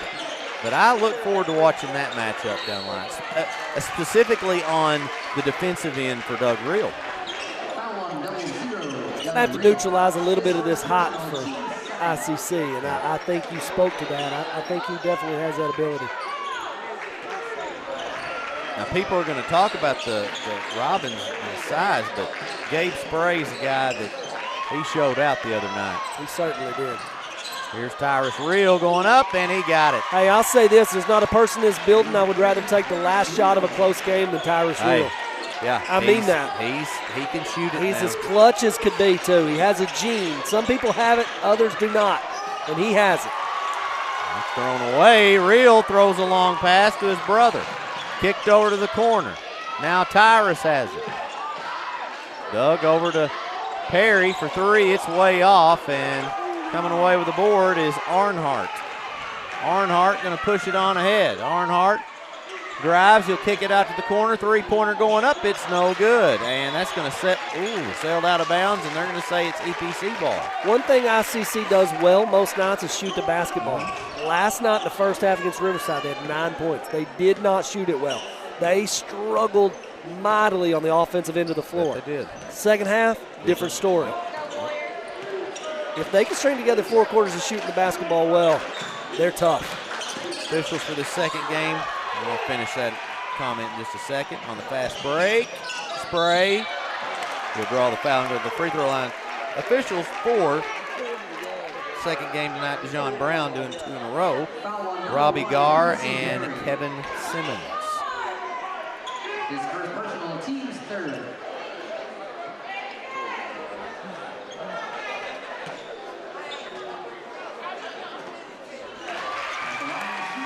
I'd love to know Spray's free throw percentage. Well, he missed 1 last night, I believe, late in the game, and that was the only one I recall him missing. Was that when he was shooting 3 free He throws? made 2 of 3, yeah.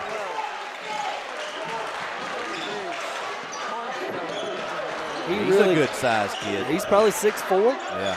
Every bit of 6'4". He's big.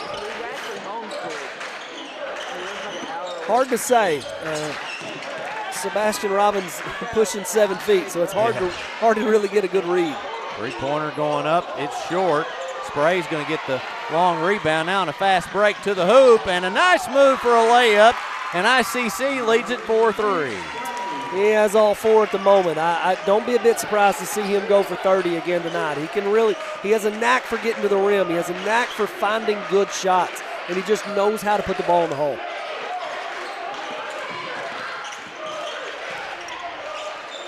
Gaines to Doug Reel. Doug Reel trying to go up, and look at him muscle his way in there for 2. Doug Reel he's tough to handle in there, I'm telling you, and he finishes really well around the rim. He's got to stay out of foul trouble. Oh, that was an easy layup. A wide open lane. Could have drove a truck through it. Well, that's a good job there. Ball screen and just taking advantage of that by Earnhardt. That time shot blocked. The other reel going up, tipped, and they're going to get a foul on ICC, and Doug Reel will go to the free throw line. Let me tell you, a lot of people won't pay attention to that, but that's a great job there by Doug Reel. If Doug Reel catches that and comes down with it and goes back up, he gets his shot blocked. Robbins is right there. He gets his shot blocked. Nothing comes of it. Instead, he tries to tap it back in while he's in the air, knowing contact's coming. And by doing that, he generates 2 free throws. I'm sorry, they didn't call it on the shot. It probably should have been. Yeah, that surprises me. But they're going to retain possession. And here comes Gaines inside, shot up, and it's good. Coach McCandless wanting an offensive foul call. He's not going to get it. And EPC back up 7-6. Doc, I'll tell you one thing. When you've got 3 reels in the game majority of the time, that can be hard to call sometimes. So if I just call them by their first name or what? All related, correct? Yes. 2 brothers and a cousin. Ashton and Doug are brothers, and Tyrus is the cousin. That's how it has been explained to me several times. At the line, Riverside County, number 12, Mason Black. Into the game for EPC, number 2, A.J. Johnson.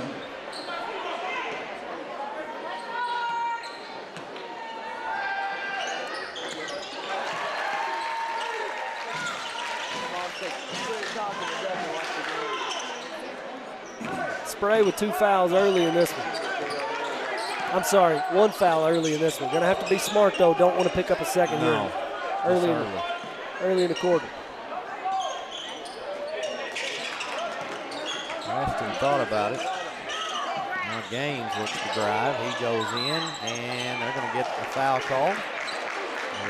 It'll be on the shot or on the floor. 2 shots. Gaines is strong. They're going to have to do a good job of keeping him out of the paint because he's going to be able to get a shot off at any point in time. So ICC going to have to keep him out of the lane. I tell you, I like watching Coach McCandless because he is just so dang intense. I mean, he is so intense. He was a really good player in his own right. Well, and it's hard to believe it because you're saying he's your age, so he's mid-30s. 30. I'm 34, soon to be 35, so he's the same.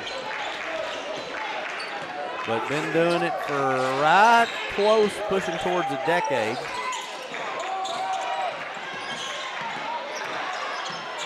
Just shy of it anyway.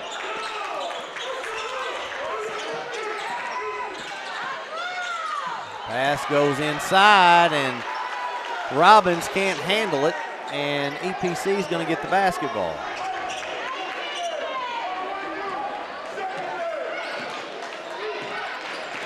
One of those you got to handle. It was a good pass, I felt like, and had a chance to go do something with it. It was a play designed specifically for that, him to catch and have an easy little shot in the lane. They're going to get a 3-second in the lane violation. I'm not sure who the player was, unless it was Doug.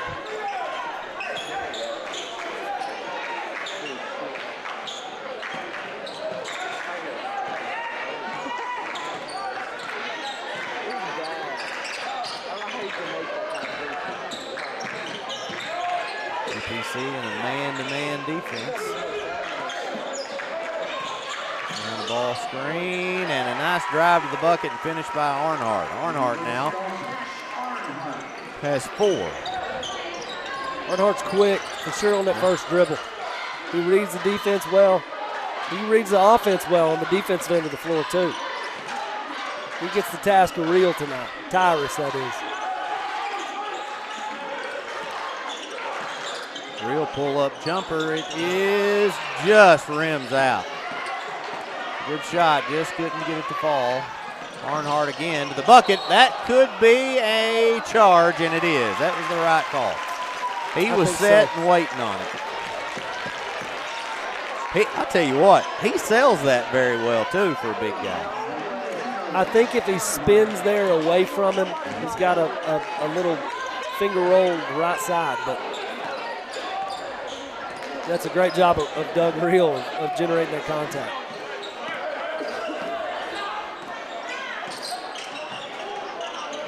Nice by Tyrus.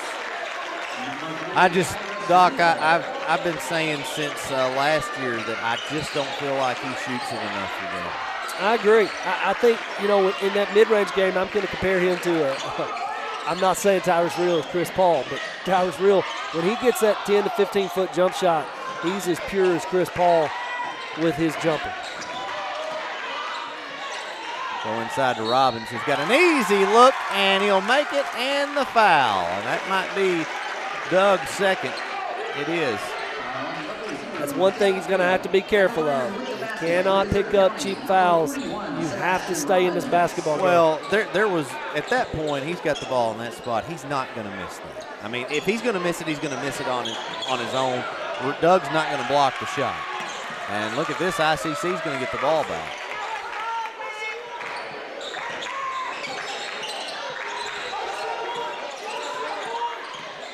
Doug he and Gaines got in foul trouble in the game the other night, and through the entire second half played with 3 and 4 fouls and stayed in the game. And speaking of Jacob Gaines, he's called for one.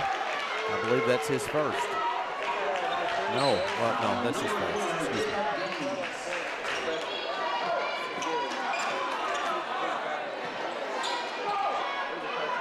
Sitting right next to the ICC bench. You see Coach McCandless. He's got that drawing board out. He's trying to show something to Robbins, and just in a conversation one-on-one, it's intense. It kind of reminds me. It's funny. He came over and he said, "Man, I hope those mics aren't too hot." And I made a joke to him. 3-pointer up and good by Spray, and a 4-point lead now for ICC, their biggest of the night. And I joked at him that we had to kind of turn them down when we're around Coach Lee Wimberly sometimes. And that kind of reminded me of one another. There are some strong similarities. I'll say Coach McCandless doesn't have quite the mean vibe. Yeah, I agree. Oh, look at Doug steal it away, and that will end the first quarter. That's a dangerous play right there. We will go ahead and send this one to a commercial break and return here in just a moment on MEA Sports Network. A Ritter Go-Getter gets everything done, and Ritter Gig Internet can handle a ton. You'll create art for the whole world to see, find new ways to support all your teams, and arrange new arrangements for arranging your screens. You'll game, you'll stream, you'll bike till you can't, create filtered water for you and your plants, or watch video instructions for hemming your pants. With Ritter Internet, look at all you'll accomplish, connect all your devices, and, schmabomplish? With Wi-Fi this fast, there can be none better. So get in touch and be a Ritter Go-Getter. Thank you. Thank you for letting us be a part of your family and for trusting us with the ones you love the most. Thank you for allowing us to be a part of those lifelong memories. Thank you for taking us on the job and for putting us to work. Thank you for choosing us for your first vehicle and for every vehicle after. Thank you for trusting us for 70 years. We have returned to Lake City, the side of the 2A North Regional Basketball Tournament, and after a quarter of play, the Cougars lead the Warriors 14-10. And EPC will have the ball to start the second quarter of play. And there's some mix-up right there. Tyrus upset. Now Ashton looks to drive. He loses the handle on it. A dive for the ball, and a nice job by Spray as ICC comes away with it. It looked like he may have rolled his ankle a little bit on that, but he's going to maybe hurt his knee, banged up his knee on the floor or something. Shot going up, it's good, and Arnhart connects for his 6th point of the night. And the biggest lead for either team now, 6 points for the Cougars. Gaines looking to go to the bucket, and that's no good. Ashton Reel comes away with an offensive board and stick back.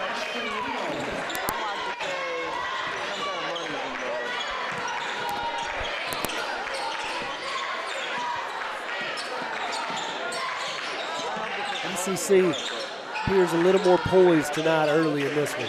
Back door, just believe that Spray, and they're going to get a foul call. I think that one's going to be on Ashton Reel. It will be.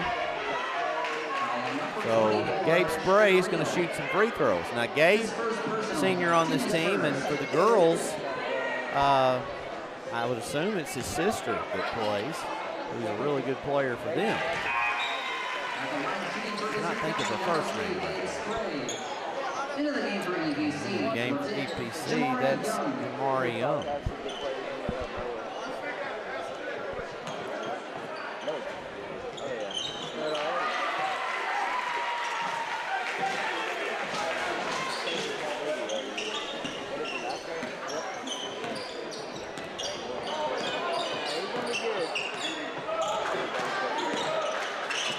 Good pass, looking to finish right here, and that shook the rim. That's potential. That could have been a goaltending. Yeah, well, Coach Thaxton wants the goaltending call, and he's not going to get it. I mean, the whole backboard started shaking. I think he might have an argument on that.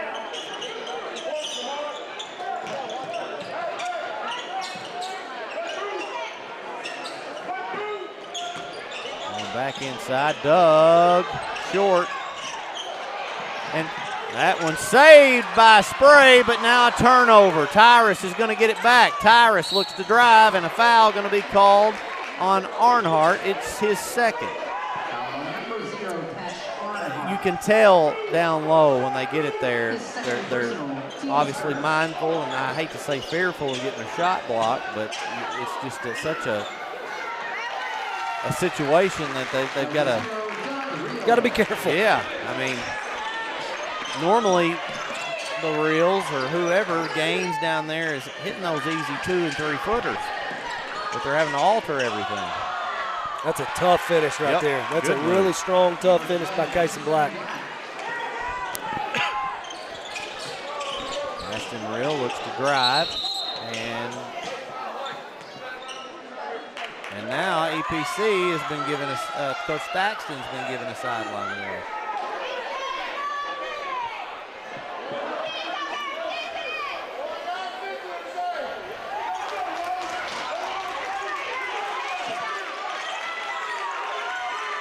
Gets it into Gaines. Gaines looks to drive. Gaines in and out. That's a shot he hits 90% of the time. So. And now they're going to get Gaines on a reach.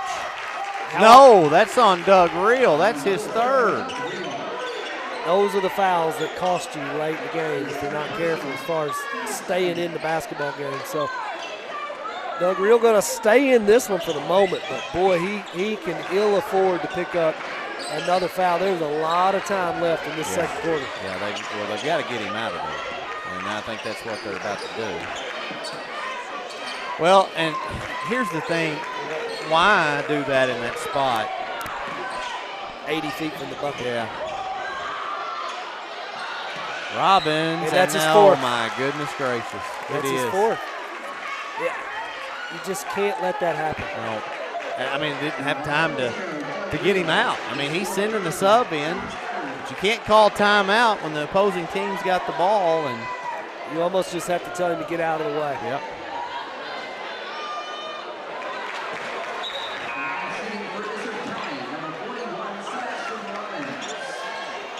Doug coming out, checking in is Drake Williams. I don't know if Drake played in the last game. He's going to have to play some big minutes tonight. Yep. Robbins misses both free throws. That may be the play there for him if he's not great from the line. Three-pointer going up. Drake Williams off the bench. He misses the three. EPC down 6 here with 4:56 to go in the second quarter. You can't let this one get out of hand if you're EPC. You're going to have to find a way to keep this one close with Doug Reel on the sideline. And that spray open. Coach McCandless wanting to get him the basketball. Spray around the screen. Shot going up for three. It's no good, but it's Robbins that's going to pull away the board. ICC is going to get a new shot clock. And Arnhart's going to set things up.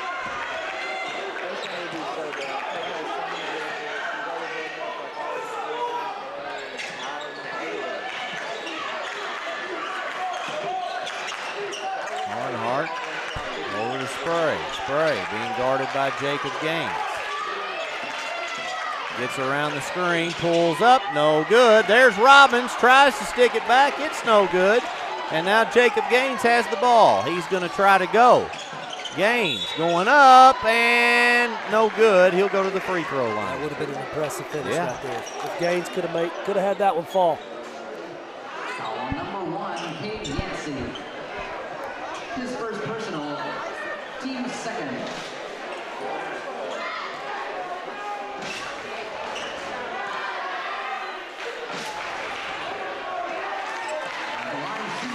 Free throw is good.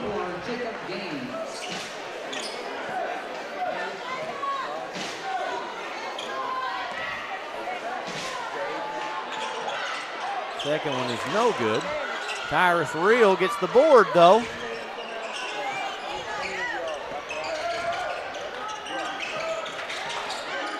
Drake Williams trying to find somebody to give the ball to.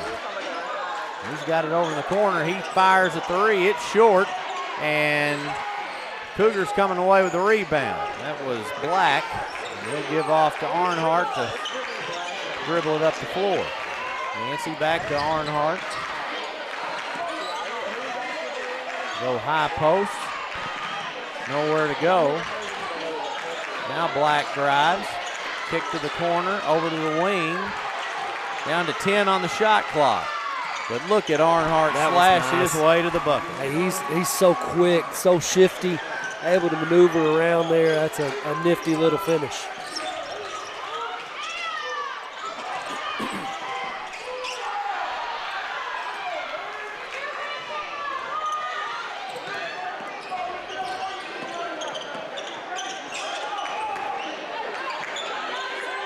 Three-pointer is short, but it's ICC with the board. Spray, and get it on back out to Arnhart.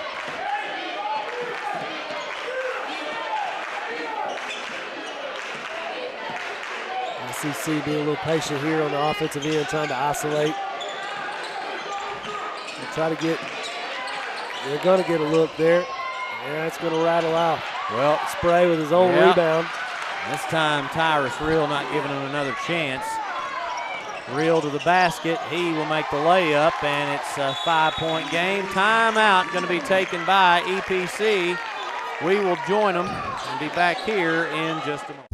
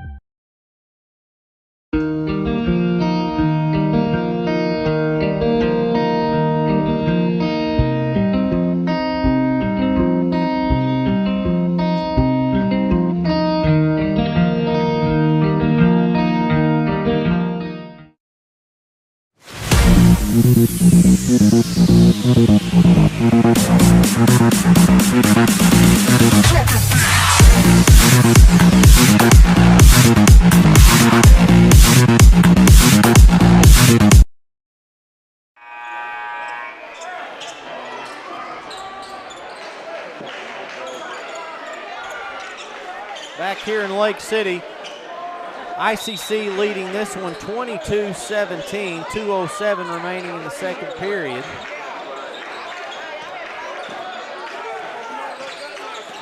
Led the entire quarter. Started out, I believe, 14-10. Led by as much as 7.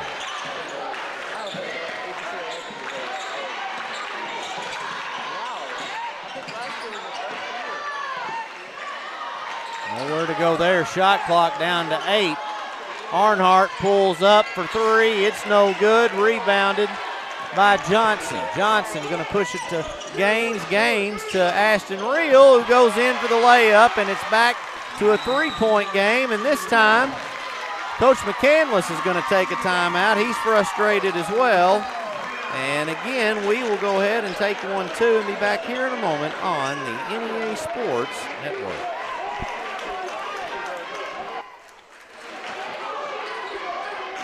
Like sometimes. First National Bank, our mortgage lending team knows what it takes to make a home and a superior home loan process. Simple, proven, and reliable service with competitive rates at a bank that already feels like home. Since 1889, that's been the First National Bank way, because for our people in all our locations, this is home. Apply online today. It's easy. From our family to yours. Welcome home. First National Bank.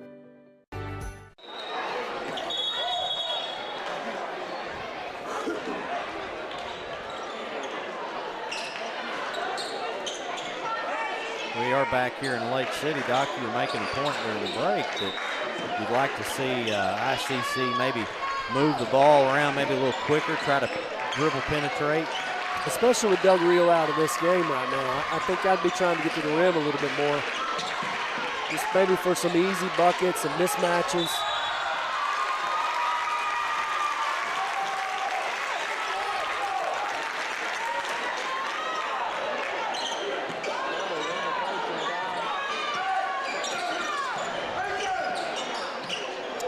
So down to the final minute, Ashton Reel for 3. It is way off and out of bounds, and with a chance to possibly tie the ball game, ICC is going to get the ball back. He has a chance to maybe even drive right there. He's played pretty well in the minutes that his brother has been out of this one. He's kind of shouldered the load a little bit.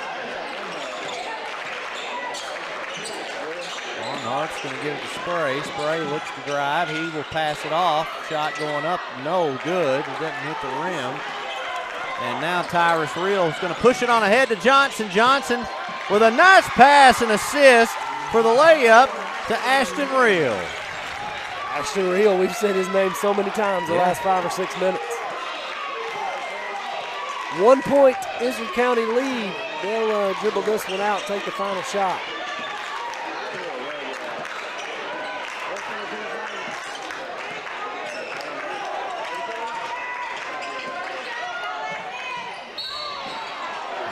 Nice drive by Spray. He didn't finish, but he got fouled hard, and he's going to the free throw line. It was on Gaines, his second foul of the evening. So with 5.8 seconds left, Gabe Spray has a chance to put the team back up by 3.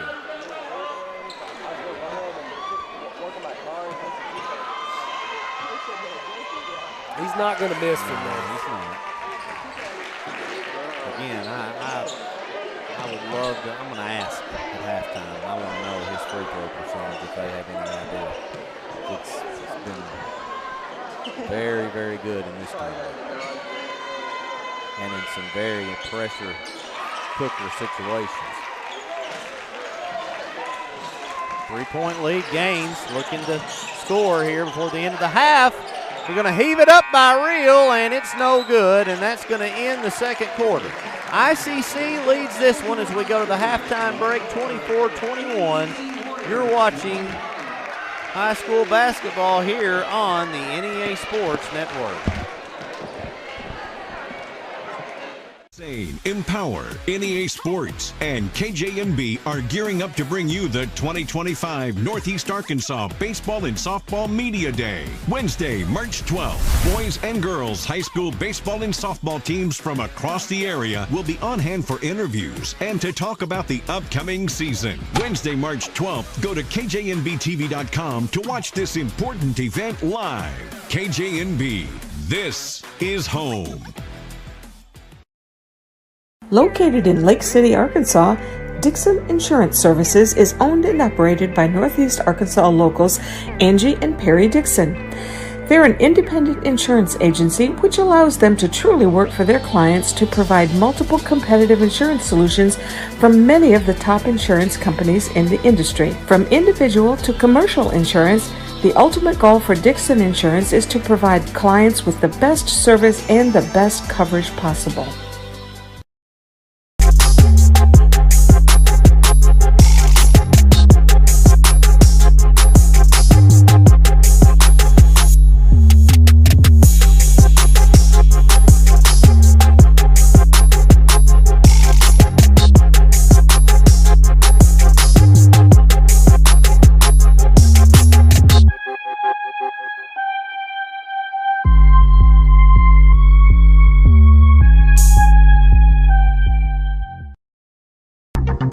Milligan Heating and AC works to serve the Northeast Arkansas community in meeting all of your HVAC needs.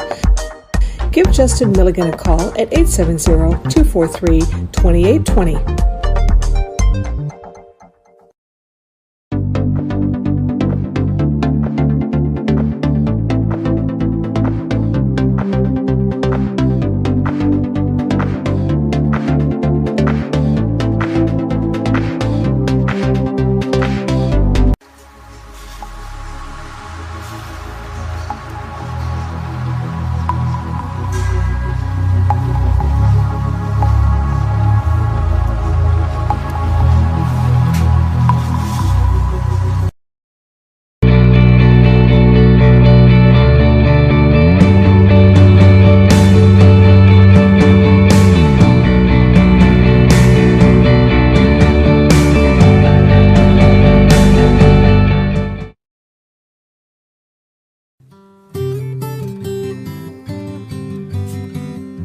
Life is filled with important moments.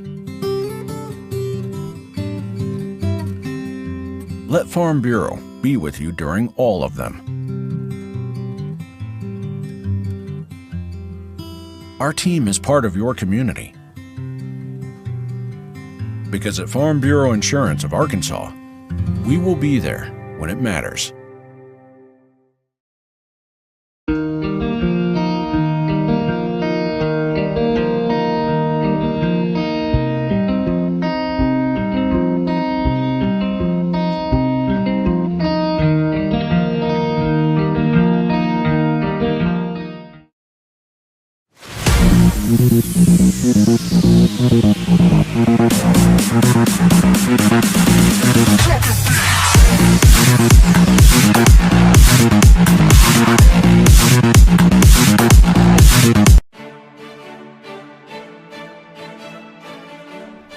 Arts and Sciences Division at A&C is where education comes to life. Quality teaching is our hallmark, delivered by dedicated instructors passionate about your success.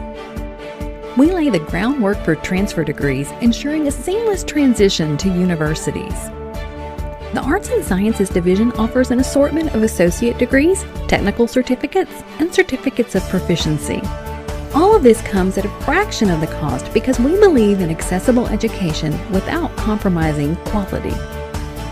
Experience the best of both worlds with our unique blend of face-to-face and online courses. Forge lifelong connections through vibrant social interactions.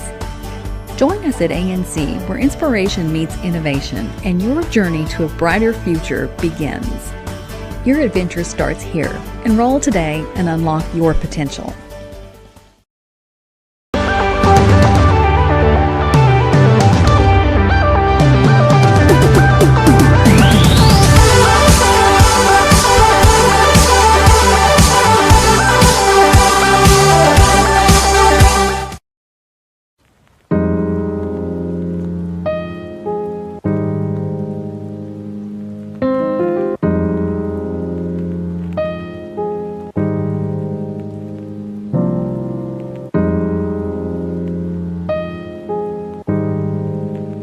For 50 years, Black River Technical College has offered quality, affordable education to prepare students for the job they want.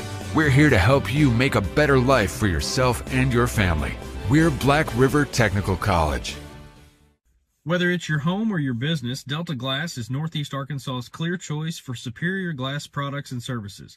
Delta Glass is known for their internally produced insulated glass units, providing quick and precise replacements for most all windows.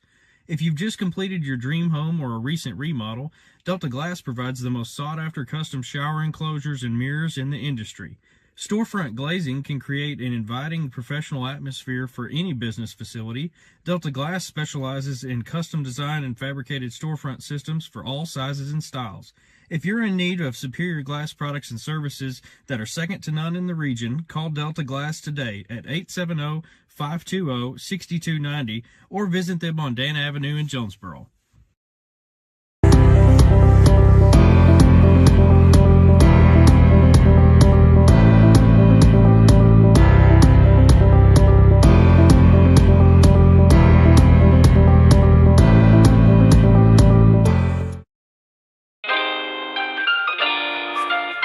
Southland Gin Incorporated, located at 900 Highway 135 North in Lake City, Arkansas, is a proud supporter of the state champion Riverside Lady Rebels softball team.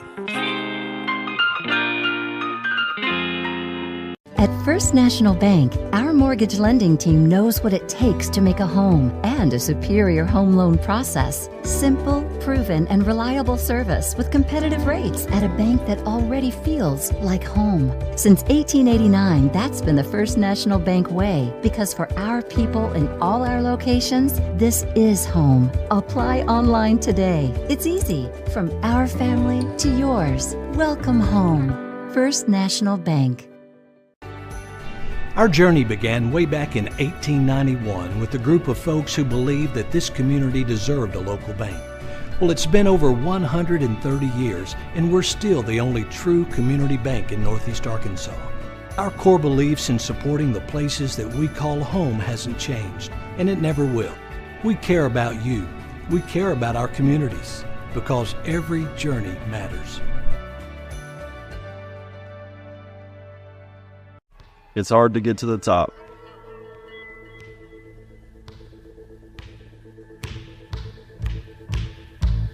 But how do you stay at the top? Hard work every day.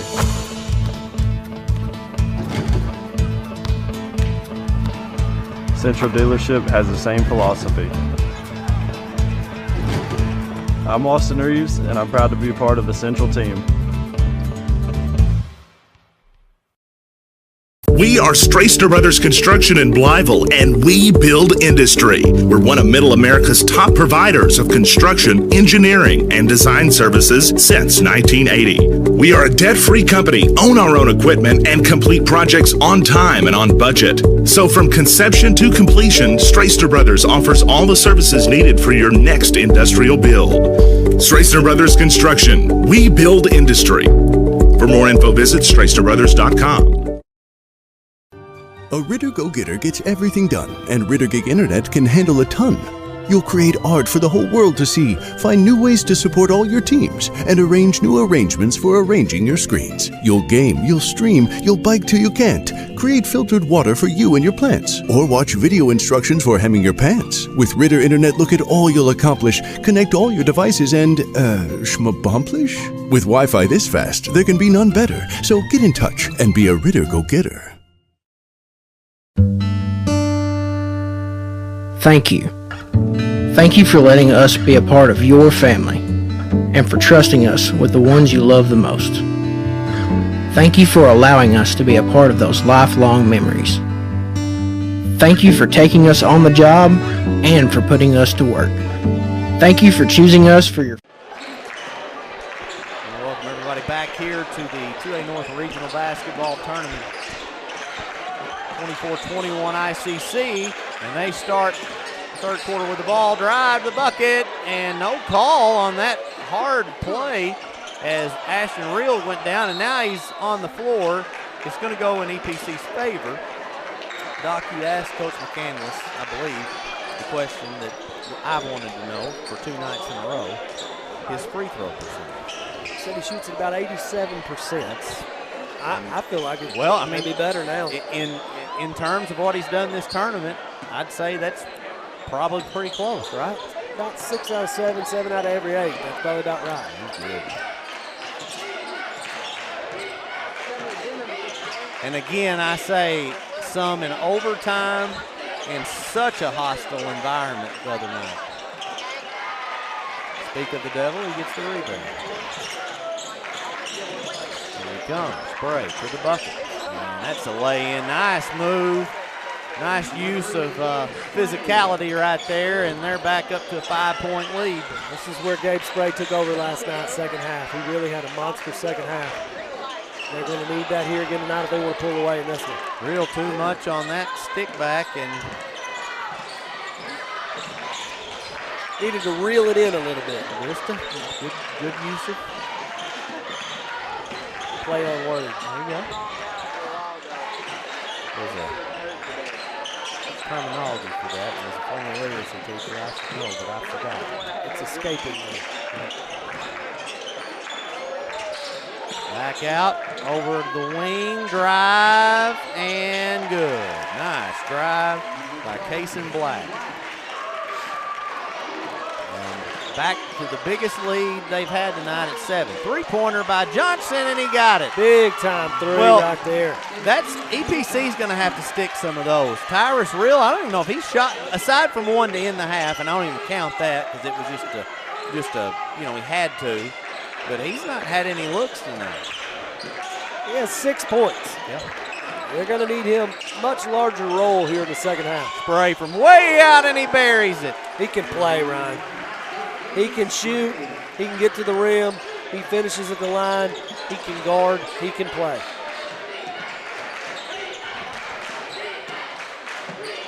Good pass and finish that time by Real. Jacob Gaines doing a really good job, and obviously you want to double team him. Obviously you want to go to him, but it's leaving guys wide open on the low block.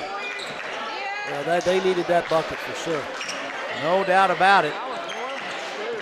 Now drive by Arnhart, kicked over to the corner, three-pointer going up. It is no good. And look at that job. ICC gets it back. I think they're going to get him a foul. Now, what? Go ahead. You go ahead. Well, Robbins doesn't have to make a bunch of shots to be a factor in the game. Yep. All he has to do is tip shots, tip rebounds, deflect passes. Like, that's all he really needs to be able. They have enough around him to score. He just needs to bother them. He needs to bother EPC or any opponent for that matter on the defensive end, on the boards. So and I was going to say, it was going to be a comment about him. He's not the guy that got the offensive rebound right there, but he's the reason why they got the offense. He doesn't have to be. Right. They were so focused on blocking him out and had him blocked so far out that another guy was able to run in there and get the basketball. Johnson tries the floater. It's no good. He's now in trouble. No, he hands it off to Perry, passes it off to Perry for two. PC doing a good job of spreading ICC's defense out. And they found some open looks and a few little stickbacks.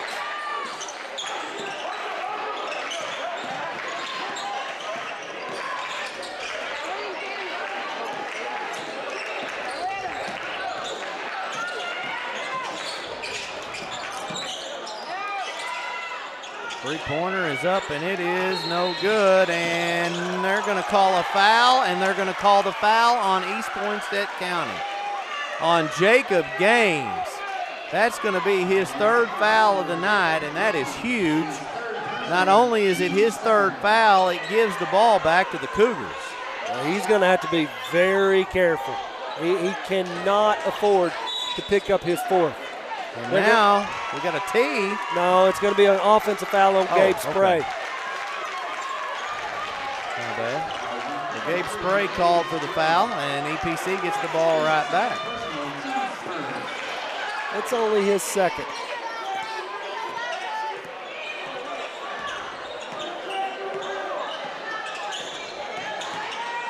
Gaines, and again dumps down low, and they call that a jump ball. Well, that was tied up, and ICC is going to get it right back. Well, that time Gaines drove, and they didn't come as far out to get him. They let him kind of come in a little further and didn't have as much room. That's what they need to do. Yep. Robbins needs to stay inside. He needs to stay deeper in the lane there. Oh, wow. That's a nice play. Which is exactly what the assistant coach Walker said just a second ago. He's telling him to stay back. Well, because when they exploit him and get him out of the lane, it opens everything up. He's got to stay back and protect the rim. That time Real draws the foul on the shot, and he'll go to the free throw line. Number 0, Cash Arnhart.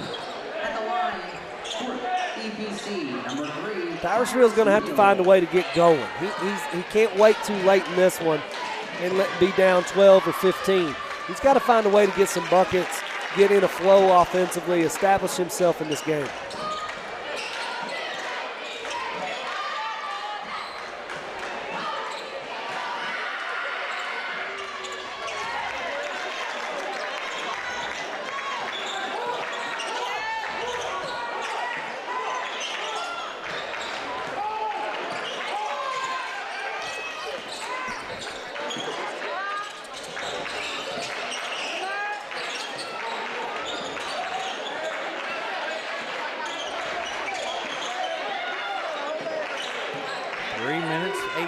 Seconds, now down to 10 on the shot clock, and that almost hit the half-court line, down to 8. Arnhart to the bucket, and just missed that one. Going to push it on ahead to Perry. Perry for the layup. It's good.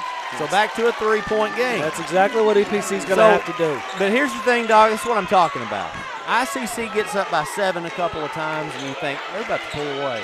And then somehow EPC always finds a way to weather a storm, and they're one possession out right now. They're gritty. They do not quit.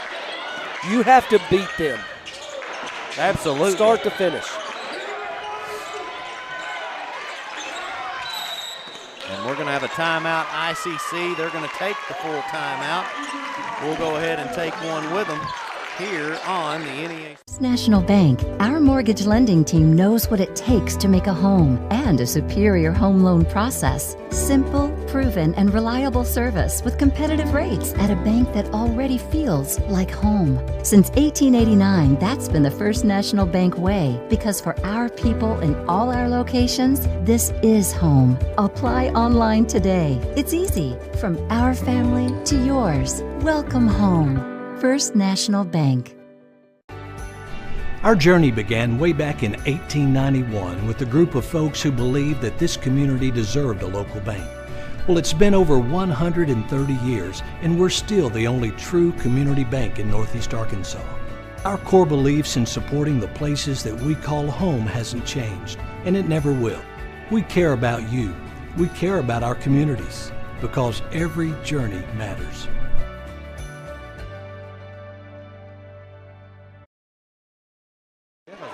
Get that from me. I'm shocked.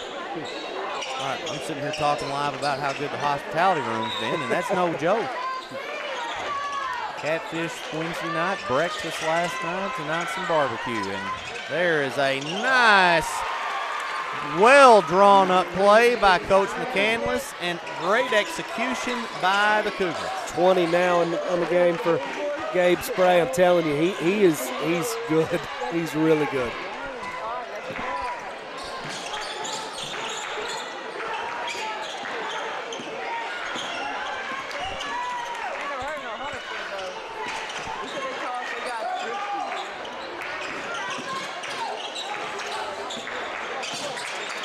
Shot going up, it's no good. Tipped out of bounds, and it'll be Warrior basketball.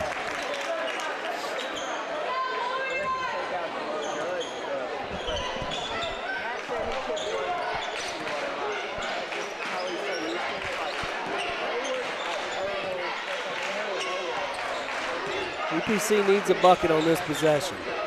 They need to find a way to, if they can win this quarter and cut it to a 1 or 2 point game or tied. There it is, Tyrus Real. Just as I said, he has 10 now in this one. 3-point game. Oh, that is, yep. He ran him over that time, and Gaines did a good job there because he's in foul trouble. That's a semi-dangerous play, but if you do it right, you should get the call. It's 3 now on Gabe Spray. Yeah, that's a factor now for both of those players. Down 3, a minute 15 to go in the third quarter. Tyrus Real. Nowhere to go, over to the corner. A.J. Johnson dribbles and turns it over. Robbins comes away with it. Now Arnhart brings it up the floor. They're trying to set a play up, and they will as Coach McCandless calls one in. 53 seconds to go here in the third. Up 3, ICC with the ball.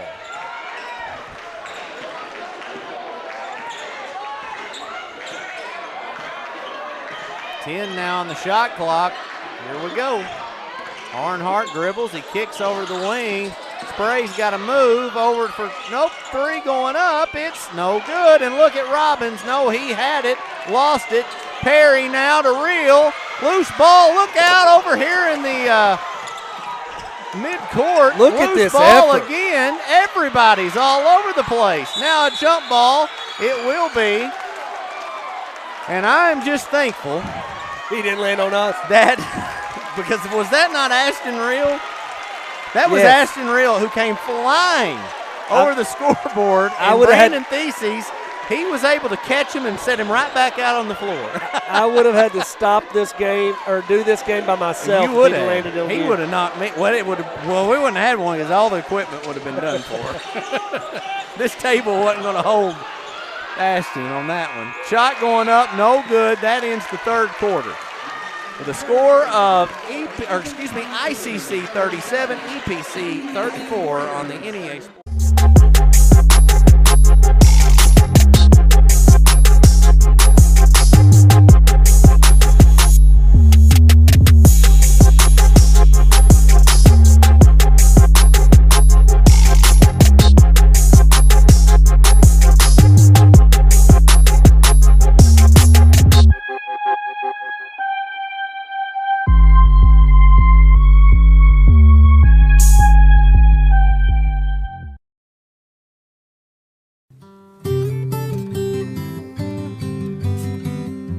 Life is filled with important moments. Let Farm Bureau be with you during all of them. Our team is part of your community. Because at Farm Bureau Insurance of Arkansas, we will be there when it matters. That's what I thought. Good guy. That's what I thought. And we're back live again. We're paying compliments to Coach Harmon. Good guy. Yeah, he is. It's a good thing we always say nice things, We Doc. talk We do. nicely Yeah. 90% of the time. Yeah. Well, I Okay. do. You do. Yeah. My percentage is not quite as high. I didn't even go. Yours is like 98. Put me down to about 60. That's more like it. Okay. Again, nice play call. Nice play call, though. And that's a dangerous play because he's flying out of bounds. If nothing's there, it could be a turnover, but always seem to find ways to find your guy on that play. Shot blocked by Robbins. Gaines. And Coach Thaxton wanting a foul call. He's not going to get it. He just ran into absolutely nowhere to go in a bad spot. One thing I've noticed tonight, Robbins has played so many more minutes in this one than he did last night against Riverside. He has altered this game more so than he did last night. Yeah, I agree.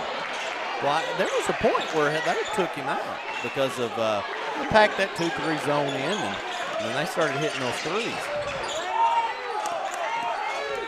Down to 2-1, and I don't think they're aware of it. That will expire. I'm not going to lie, Doc. I wasn't even aware that it went down that far.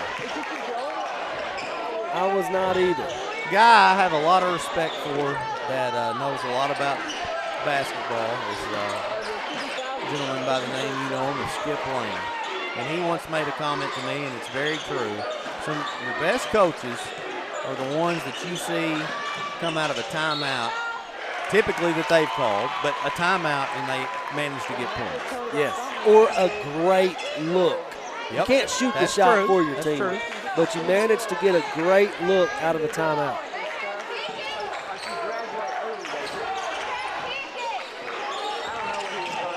(39-34), 6:27. Robbins is going to get it to Spray. Spray's going up, and he lays it in. He's not going to miss that shot. Nope. And they are back up by 7 with 6 minutes and 17 seconds to go here in the fourth.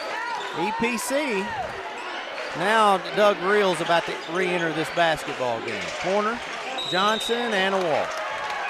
So now ICC with an opportunity to go down here and take their biggest lead of the evening. This is the hump they've been unable to get over. Just like EPC can't seem to cut it more closer than 3, ICC can't seem to push it past 7. So something's going to have to give one way or the other.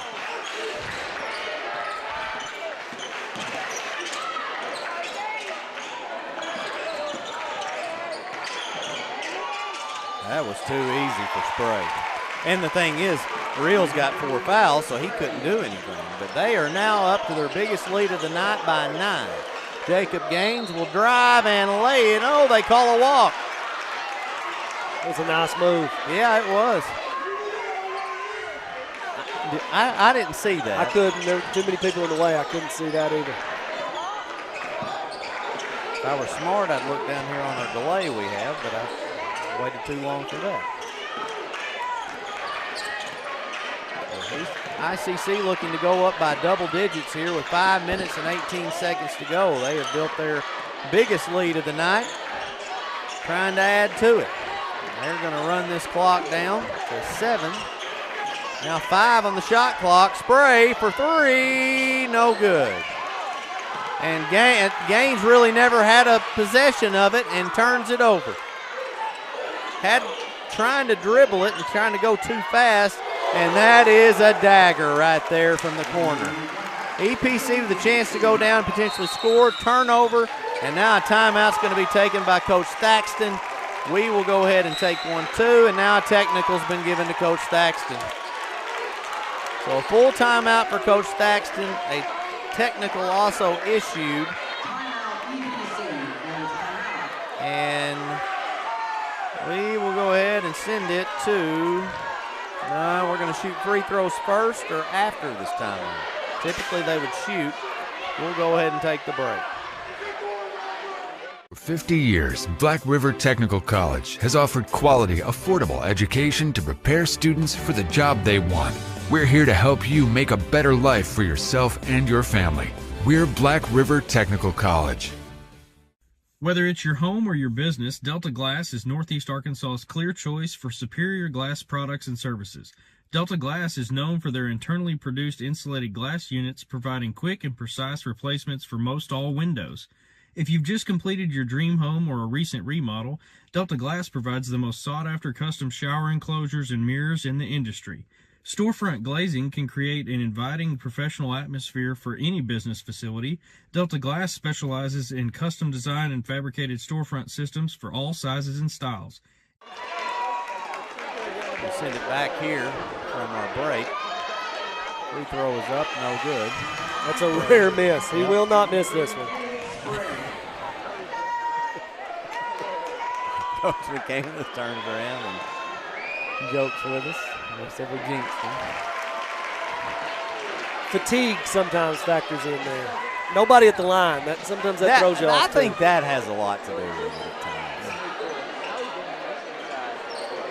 And isn't that crazy? It just messes with you. You shoot all your free throws in the gym by yourself, you know. Yeah, that's true.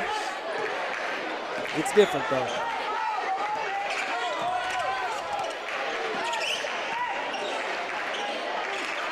Doing a good job here of trying to utilize this clock. And I tell you, the way they rebound offensively, you almost at times can say, hey, well, even if we take maybe a bad shot, we've got a decent chance of getting an offensive board. Well, and you got the best player on the floor with a 13-point lead. True. Shot going up, it is no good. And look at, well, I was about to say they about did it. And that one's going to bounce off Robbins, out of bounds. And it will be East Poinsett County basketball. Doc, I'm going to tell you this too, this gym has filled up. Certainly has. I think you're going to see it maybe fill up a little bit more before the night's over even then. And I'll say this, there's not just a huge crowd from EPC, so the drop-off will be filled up by that Cedar Ridge crowd that will be later arriving. They ended up traveling better for the second game. That early start, 4 o'clock start time there.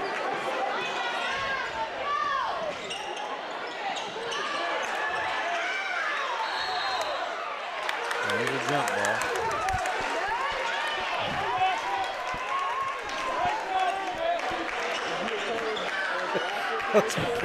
He's very Lee Wimberly-esque. Very much so. I like it. Very much so. It cracks me up. Just trying to make sure his guys do what they need to do there. Reel to the bucket shot. Oh, Robin's going to get called for the foul. Yeah, that's a tough one there. Sometimes you get called for one that maybe wasn't, just wrong place, wrong time, you know.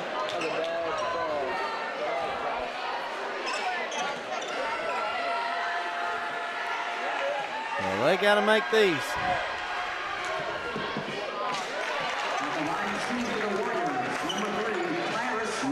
Coach is unsure why he's not on the low block rebound with the free throw here. Both of them asking him what he's doing. He's 7 feet tall.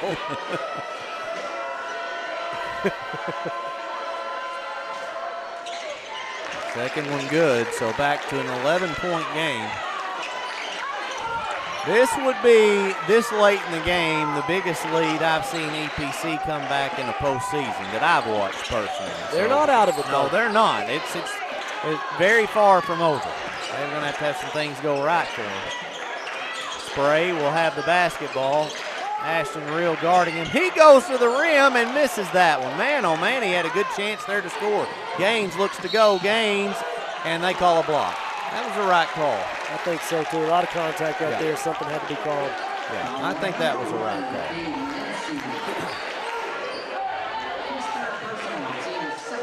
Yeah, and on the replay.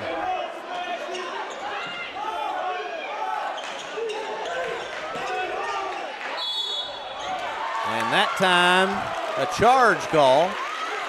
Is that against Gaines, I believe, right? It is. It'll be his fourth. Now what? Well, they're getting together. I think what's happened is two different officials make different calls. I'm not sure. I think that's what we got right here.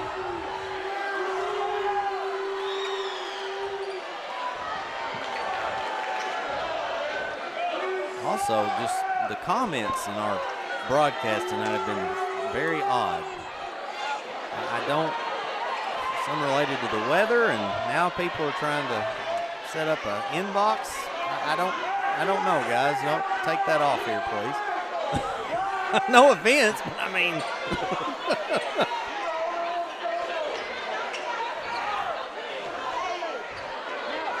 We'll get an explanation here. Okay, so.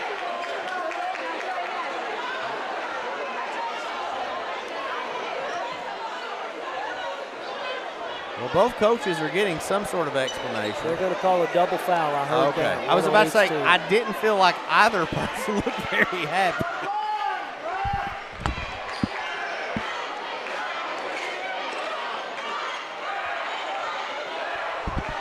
So here's the explanation, Doc, and this is why we love having Brandon Theses right next to us. Both got one with the block, one with the charge. They call a foul for both players, and then you go jump ball. Fouls cancel. Fouls cancel. It goes to a jump ball possession. Huh. I don't know that I've ever seen think I have either. A block and a charge called on the same play. and neither was yielding to the other, because I feel like they both felt like they had an argument there, I guess. So that's interesting.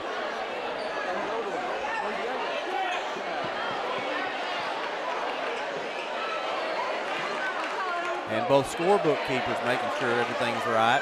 Coach McCandless is saying that foul should be on number 1 and not who they called it on.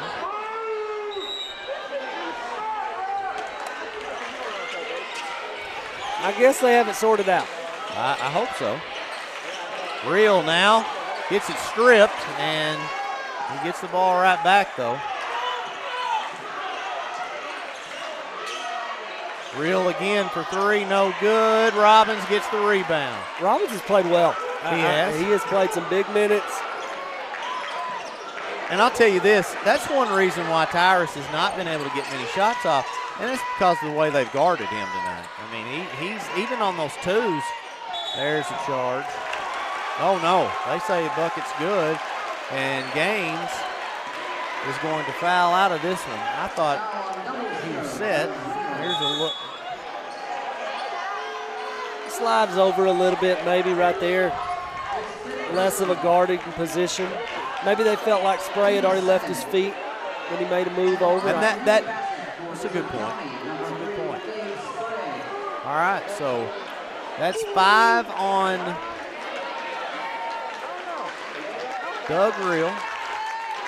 Re-entering the game is Jamari Young. And the best free throw shooter possibly in high school at this point. He's shooting 87, 88%. And now Quincy Perry I've seen some things I don't see very often. I agree. That one, he blocks the shooter out, but had his hands wrapped around him, and he's called for a foul. ICC is going to get the ball back. Well, Gabe Spray now has 30. I said don't be surprised if he goes for 30 again, and he certainly has done it. He's got it. He is a dang good player. He really is.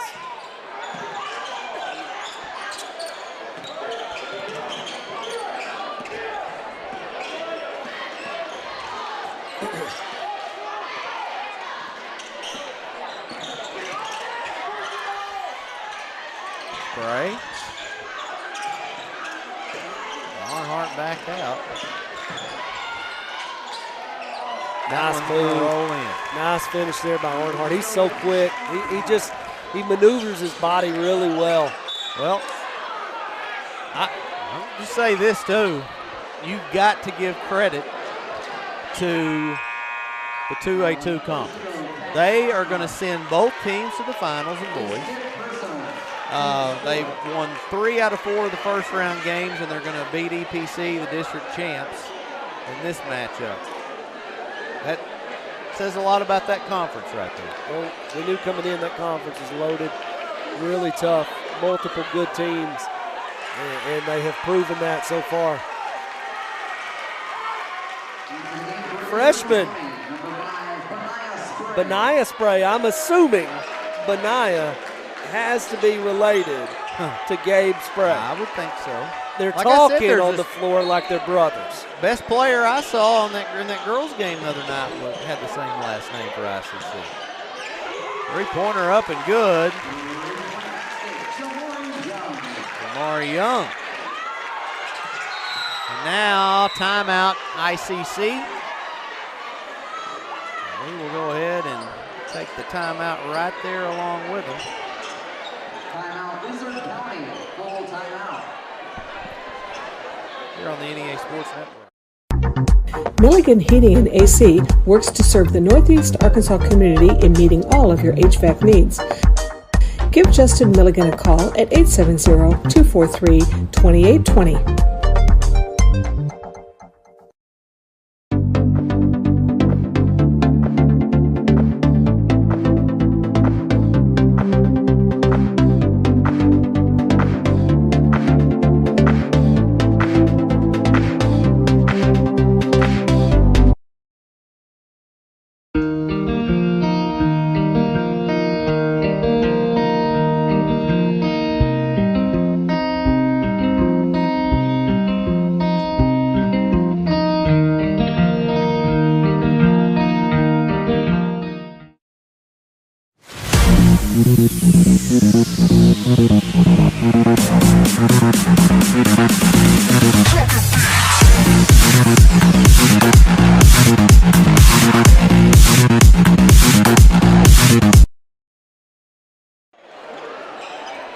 Well, the Dr. Garrett Weaver's done some investigative work over the commercial break. And, you know, ICC not as close to our area. We don't get the privilege of being able to cover them like we would like to. But he has confirmed that all the Sprays, the two on this boys' team and the girl on the girls' team, and we assume that they're all brothers and sisters. That is a heck of a family tree right there of some great basketball players. Certainly is. Three-pointer up, no good, and a nice rebound by Black. Oh, there he is. Benaiah Spray. Is that his first high school bucket? I bet he got that last week of play, maybe. Probably. Assist to his own brother.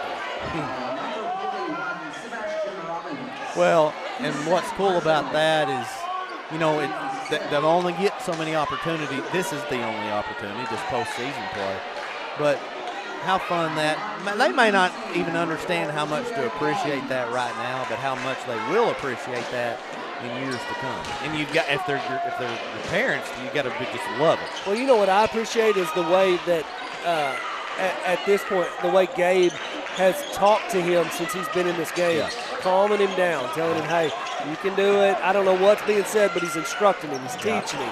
And that, to me, speaks volumes. You know, he's a leader for everybody, you can but tell he's for sure to his brother, and that you like to see that.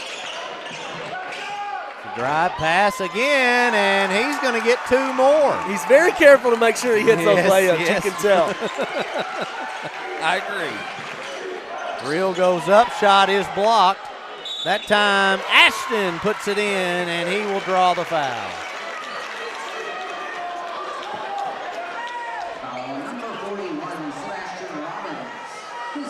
Jason Durham carrying the player of the game sign over to the score stable. He has done and always does a phenomenal job directing all these tournaments. That's why they are able to have him constantly. First class. The work that he does, and it's a community effort, don't get me wrong, but he leads it. So many people behind the scenes that do a tremendous job, too. A kick, and that's going to be Cougar basketball.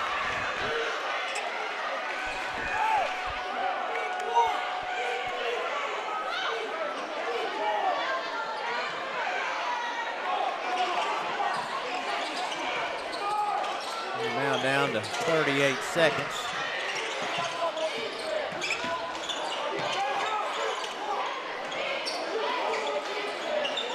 They're streaming in from the ICC bench, and they're going to get a foul, so it's going to not matter, but the shot clock hasn't been reset. I understand that, but it's not going to matter. No, I understand in most games, late, for sure, you would want that to be addressed, but in this one, and I think that's probably why the refs weren't pressing it so much at that point. And a foul by Perry.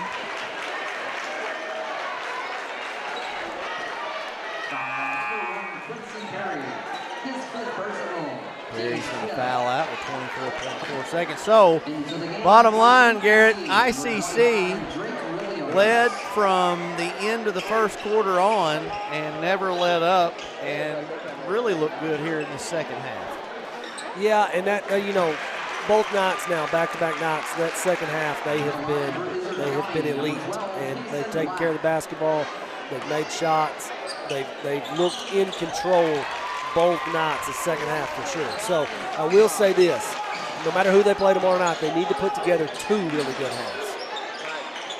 Real going up, no good. Robbins pulls it down.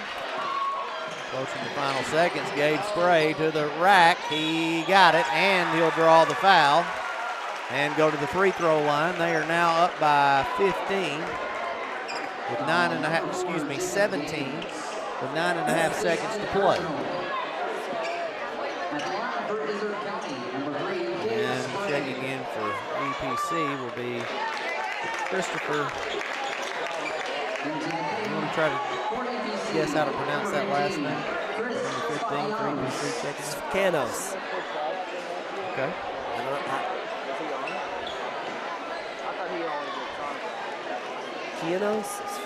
Kianos? I'm not sure. It's a tough one. All right. We're going to wind down this ball game at 61-43. Tyrus Real will pull up for three, shoot it, no good. That's going to end the ball game. ICC is headed to the regional tournament championship. They will get to watch their other two conference opponents in Tuckerman and Cedar Ridge battle in the final game of the night. But up next is the BIC Lady Mustangs. They will take on the ICC Lady Cougars. We are going to go ahead and send it to an extended break, and when we return, we will have that girls game in its entirety here on the NEA Sports Network. Empower, NEA Sports, and KJNB are gearing up to bring you the 2025 Northeast Arkansas Baseball and Softball Media Day. Wednesday, March 12th. Boys and girls high school baseball and softball teams from across the area will be on hand for interviews and to talk about the upcoming season. Wednesday, March 12th, go to KJNBTV.com to watch this important event live. KJNB, this is home. Located in Lake City, Arkansas, Dixon Insurance Services is owned and operated by Northeast Arkansas locals Angie and Perry Dixon. They're an independent insurance agency which allows them to truly work for their clients to provide multiple competitive insurance solutions from many of the top insurance companies in the industry. From individual to commercial insurance, the ultimate goal for Dixon Insurance is to provide clients with the best service and the best coverage possible.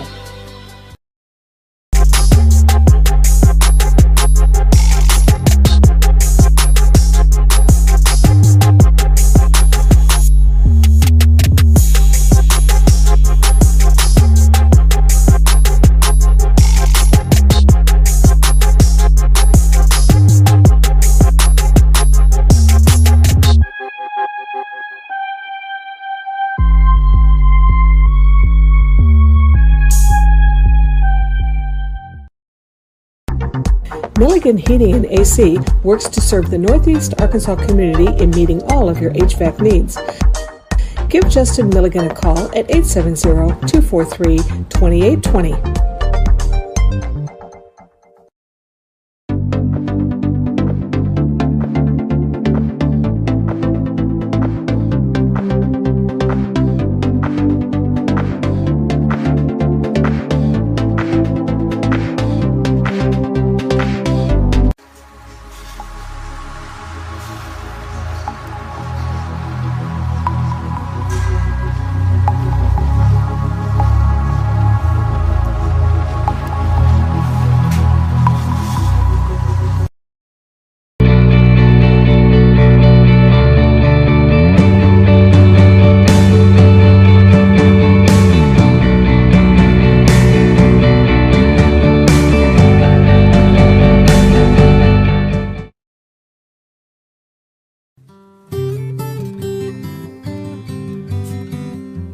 Life is filled with important moments.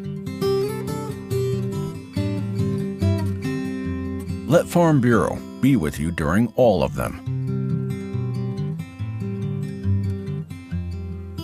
Our team is part of your community. Because at Farm Bureau Insurance of Arkansas, we will be there when it matters.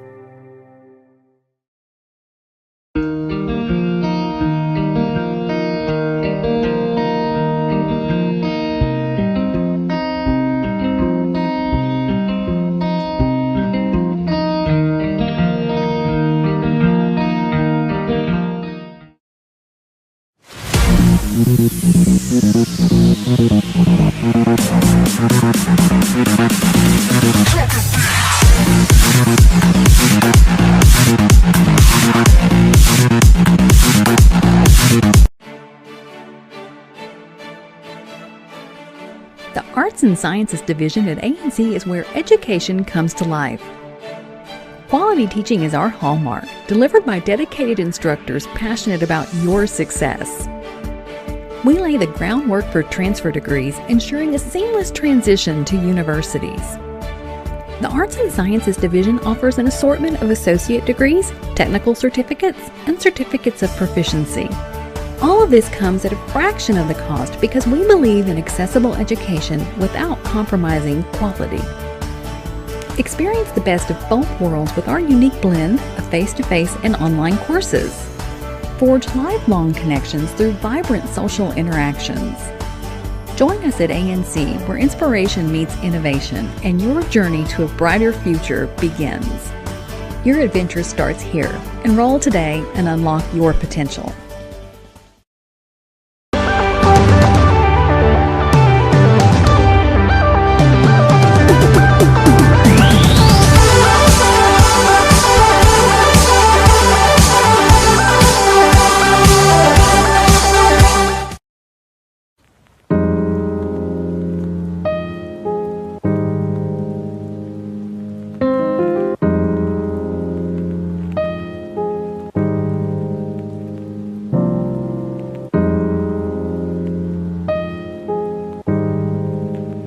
For 50 years, Black River Technical College has offered quality, affordable education to prepare students for the job they want. We're here to help you make a better life for yourself and your family. We're Black River Technical College. Whether it's your home or your business, Delta Glass is Northeast Arkansas's clear choice for superior glass products and services. Delta Glass is known for their internally produced insulated glass units, providing quick and precise replacements for most all windows. If you've just completed your dream home or a recent remodel, Delta Glass provides the most sought-after custom shower enclosures and mirrors in the industry. Storefront glazing can create an inviting professional atmosphere for any business facility. Delta Glass specializes in custom design and fabricated storefront systems for all sizes and styles. If you're in need of superior glass products and services that are second to none in the region, call Delta Glass today at 870-520-6290 or visit them on Dan Avenue in Jonesboro.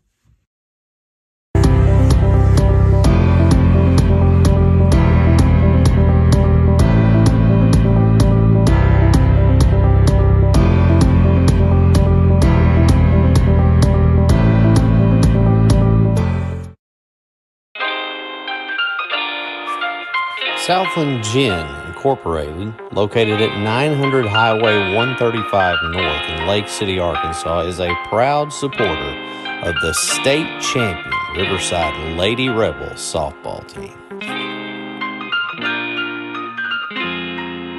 At First National Bank, our mortgage lending team knows what it takes to make a home and a superior home loan process. Simple, proven, and reliable service with competitive rates at a bank that already feels like home. Since 1889, that's been the First National Bank way, because for our people in all our locations, this is home. Apply online today. It's easy. From our family to yours. Welcome home.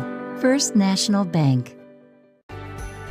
Our journey began way back in 1891 with a group of folks who believed that this community deserved a local bank. Well, it's been over 130 years, and we're still the only true community bank in Northeast Arkansas. Our core beliefs in supporting the places that we call home hasn't changed, and it never will. We care about you. We care about our communities, because every journey matters. It's hard to get to the top.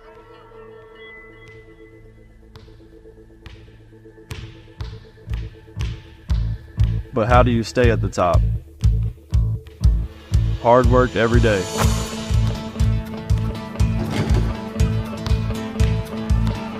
Central Dealership has the same philosophy. I'm Austin Reeves, and I'm proud to be a part of the Central team. We are Straister Brothers Construction in Blytheville, and we build industry. We're one of Middle America's top providers of construction, engineering, and design services since 1980. We are a debt-free company, own our own equipment, and complete projects on time and on budget. So from conception to completion, Straister Brothers offers all the services needed for your next industrial build. Straister Brothers Construction, we build industry. For more info, visit StraisterBrothers.com. A Ritter Go-Getter gets everything done, and Ritter Gig Internet can handle a ton.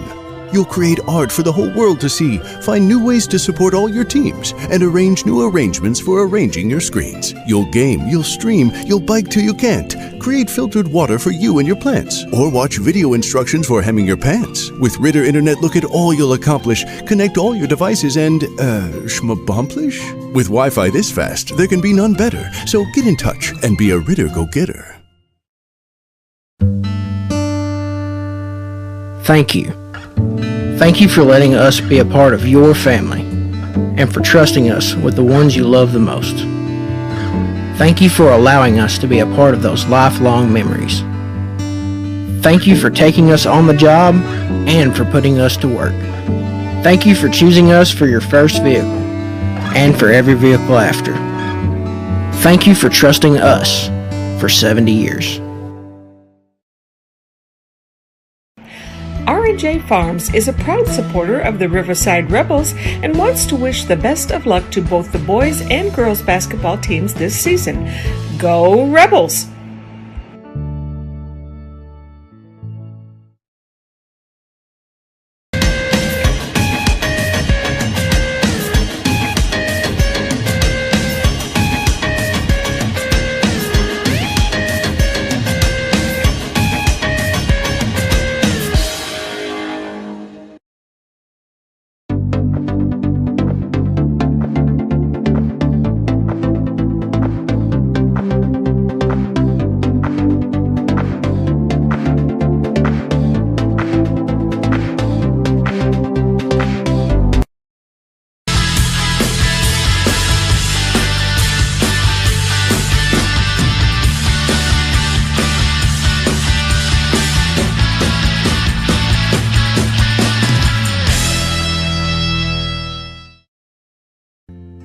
When I was growing up, I would chop cotton occasionally for my dad. He let me start working with him at the gin when I was 16. We have about 15 family farms that we are working with through the gin. A lot of those are descendants of farmers who helped raise me in the cotton gin, and now I'm starting to see the third generation. I feel like as a ginner and also as a producer that we have to do our best job for the consumer. We are trying this by being able to trace this back with DNA, to be able to not just say this is what it is, this is where it came from, but being able to prove that. All you have is your word and your work.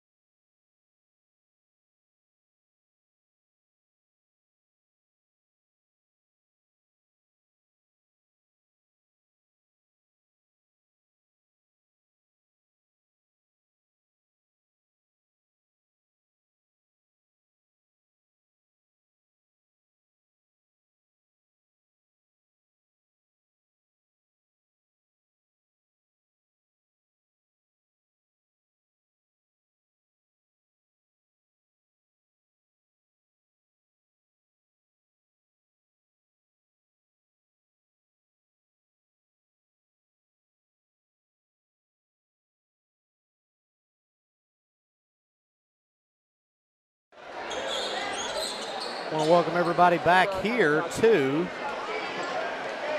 our presentation of the 2A North Regional Basketball Tournament. Ryan Fletcher here, the Dr. Garrett Weaver, taking just a small break. We had to go eat, which will probably turn into a long break, but we'll see the timer. And we are underway. BIC and ICC going at it. Lady Mustangs won last night. ICC won the night before.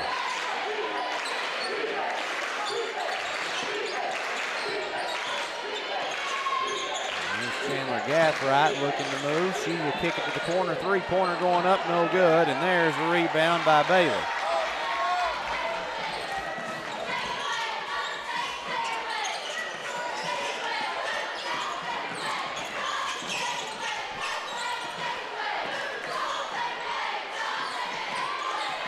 ICC now down to 17 on the shot clock.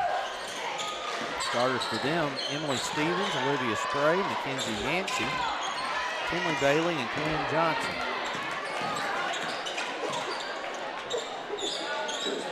Bailey, no good. There's a rebound by Riley Parker. For BIC, it's Riley Parker, Joe Hannikin, Chandler Gathright. That one taken away. Also Jalen Cagle. Three-pointer going up. No good. Rebound BIC.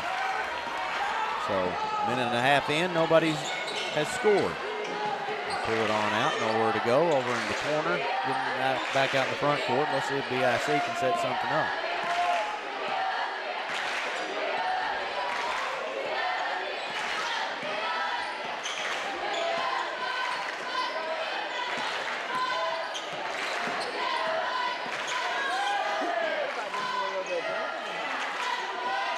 Right, no good. Here come the Lady Cougars. Spray, nice pass. Down low to Johnson, and she'll miss it. A great pass, but a failed finish.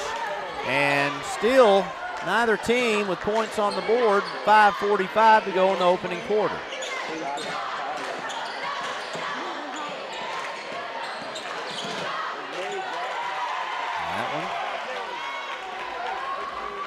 For the Cougars now, and it's going to go out of bounds. It should stay in possession, and I believe that's the right call. That is the right call. Hold on, now we've got another official coming in. I think they're signaling. Got a piece of equipment on her ankle they're asking to fix. Coach Matheny was wanting the ball to go BIC's favor. I think they got the call right there. Officials for this third game, Blake Tibbins, Kenny Faulkner, and Brian Gunnels. Shot up, no good. Rebound, Parker. Pushed on ahead. Drive, nowhere to go. That ball is turned over yet again by the Mustangs, who turned it over too many times early in this one so far. Still stuck on no score. Let's see if Bailey can knock down the first bucket of the night. She does. Nice little shot right there. And they strike first. And they put 3 on the board. Unless I'm missing a free throw somewhere, that should be 2. And I'm not missing a free throw. They just put the wrong score. They fix it real quickly. Got one up, no good.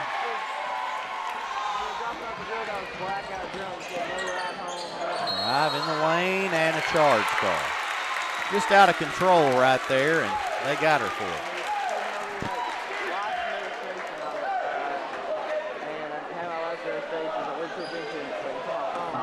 For 2, Olivia Spray, her first personal, team's first. He's like, you can call your parents and you too, just kidding. And I was like, all right, call my mom. As soon as I call my mom, I was like, all right, you're pretty good.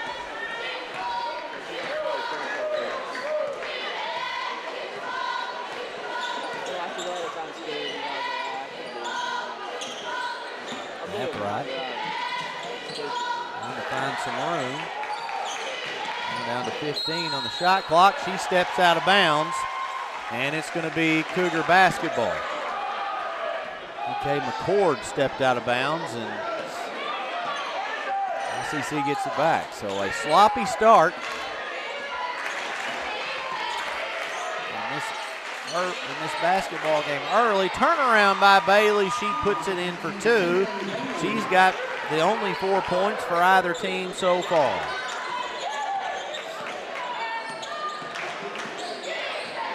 Here's a drive to the bucket, thrown out and going to go out of bounds. It will be Cougar basketball. And Coach Matheny is going to go ahead and take a timeout. We will join him for that timeout. Be back here in just a moment.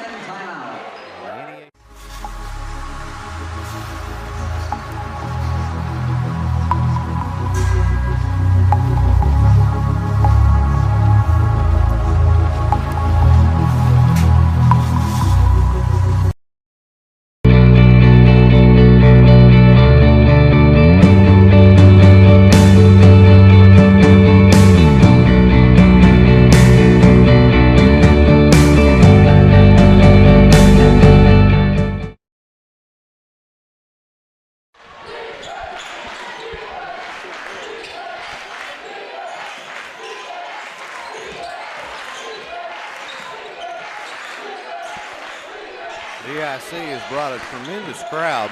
Student section super loud tonight. Shot going up, foul called, and that's going to send Mackenzie Yancey to the free throw line to shoot 2. BIC always travels well, especially when they got some good basketball teams. At the line for Izard County, number 5, Mackenzie Yancey. Sometimes you forget. You got over there in that gym they got, it's hard to get loud in sometimes, but when they travel, and especially in these games, you forget how big of a crowd they bring sometimes.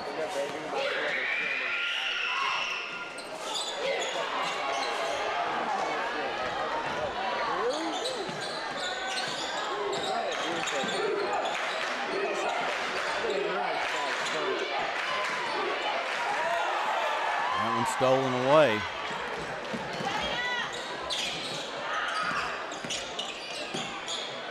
Over the wing, going down low, back out to the corner. Runs out of room, and this time turnover by the Cougars. See what the Mustangs can do right here. Cagle gonna pull up for 3. It's good. First points of the night come with 2:47 to go in the first quarter, and BIC finally strikes, and yet they're only down by 2. Cagle delivered. ICC's Johnson for 3 from the top of the key, and she responds right back. It's 8-3. Lady Cougars. ICC led by a long-time coach, David Harmon. He does an excellent job. Been doing it for a long time.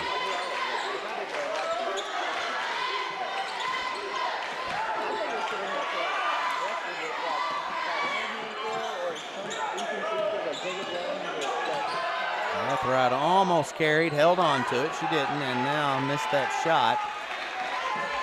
ICC looks to extend this 5-point lead. Kick back out to the wing. Now drive by Johnson. Johnson kicks out to Spray. Spray pull-up jumper. It falls in, and it's 10-3. ICC.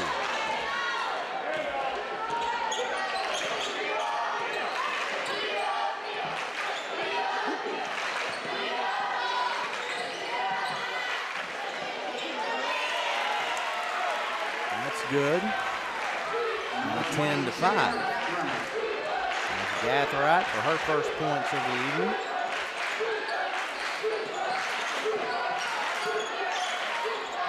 Three-pointer going up. It's drained. That is a huge 3, and now 2 times in a row BIC has scored, and the ICC Lady Cougars have thundered right back for some points.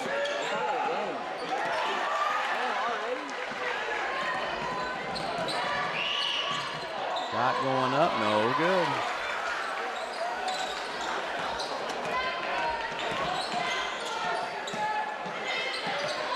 Hagel Got Parker at the top of the key. Parker puts it on the ground, and she will drive and draw a foul. Foul on number 14, Tinley Bailey. Her first personal, team second.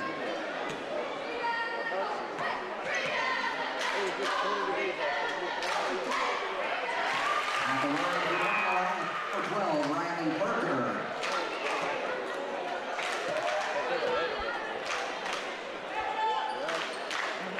Free throw. It's good. And Parker with the second one. It is good as well. Callie Skidmore checks in for the Cougars. 13-7 game, 30 seconds, less than 30 seconds to go here in the first quarter. Drive and push it back out. Three-pointer is up and no good. Rebound by Gathright. Gathwright's going to go. Gathright draws the foul. Was she shooting? I'm going to say she was. Foul on number 2, Olivia Spray. Her second personal, team's third. So with 10.2 seconds remaining here in the opening quarter. A chance to net a couple free throws. That first one, no good. Number 20, Cedar Gathright. Into the game for Riverside County, number 1, Emily Stevens. Second one going up. It is good.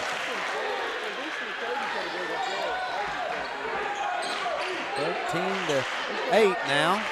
Final seconds remaining. ICC doesn't seem to be in a hurry. Bailey's going to fire it up. No good. It's short.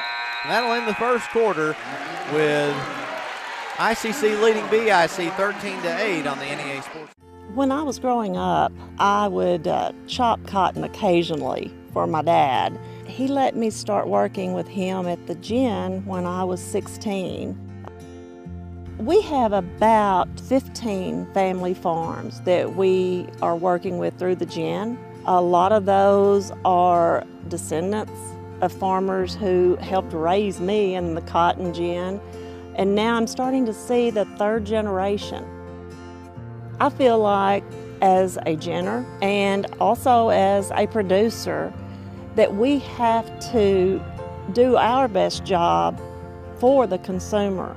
We are trying this by being able to trace this back with DNA, to be able to not just say this is what it is, this is where it came from, but being able to prove that. All you have is your word and your work.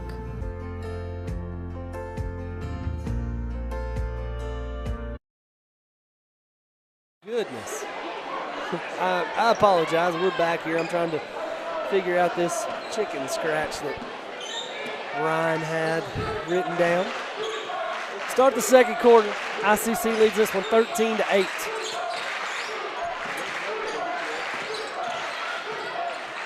Strong move to the bucket.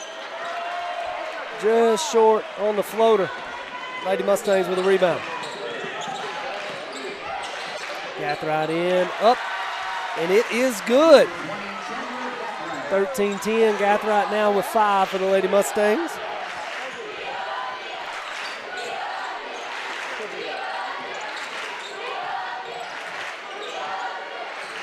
Lady Cougars a little patient with it here.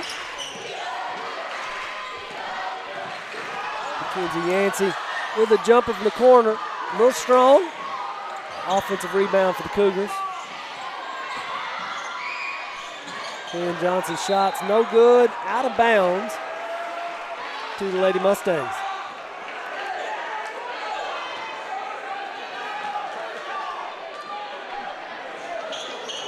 A little bit of an explanation here.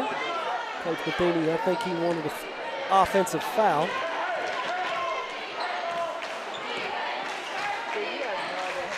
Gathright to walk it across. Dribble handoff. Might have got away with a little bit of a travel there. Gathright going to look to drive. Skip pass. BIC going to lose a handle here. back to the Lady Cougars.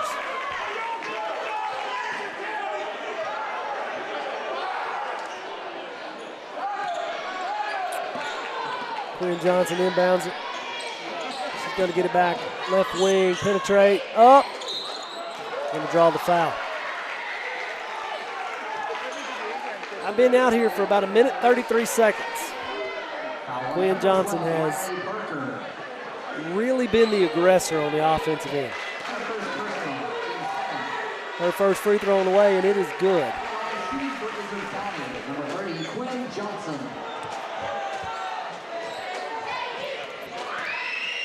Second one, also good. 15-10, Lady Cougars lead this one. Gathright looking to set something up.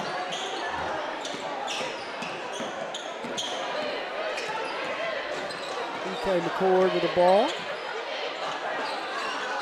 They're going to leave her open. She's going to shoot the three, and it is going to be off the front iron, no good. Cagle's put back, also no good. McCord going to get the rebound, and Gathright looks to attack. Floater up, and it is good. Chandler Gathright, the beneficiary there, takes it to the hole, finishes for two. She's going to get a chance at an and one.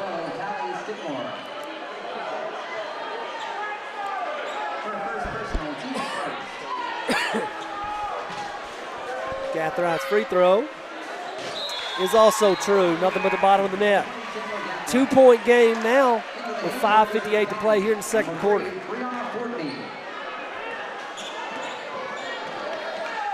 Emily Stevens walks it up the floor for the Lady Cougars.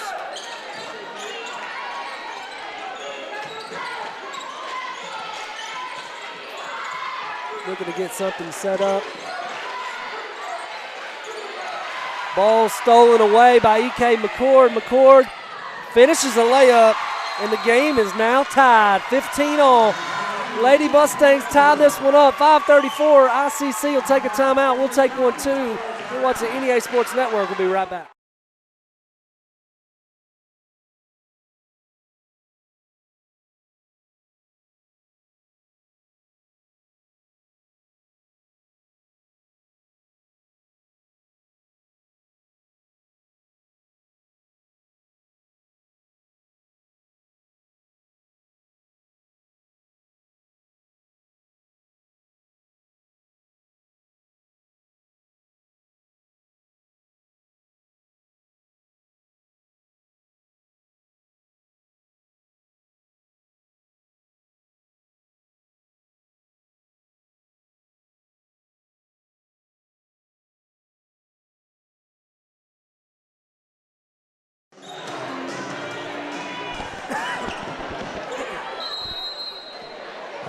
We are back.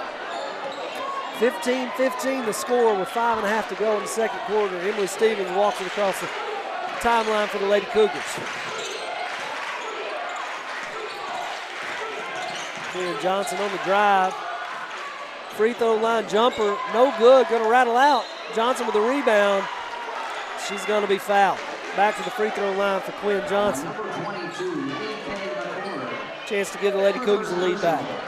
Second, at the line for Riverside County, number 30, Quinn Johnson.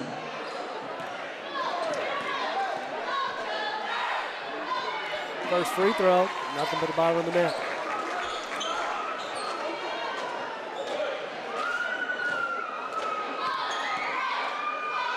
Second on the way, and it's also good. 17-15, Lady Cougars back in front. Gathright across the timeline. Looks to penetrate. Good defense by the Lady Cougars. McCord now going to drive. Floater up. Might have got fouled. No call. Cougars retain the basketball. A little bit of contact there, but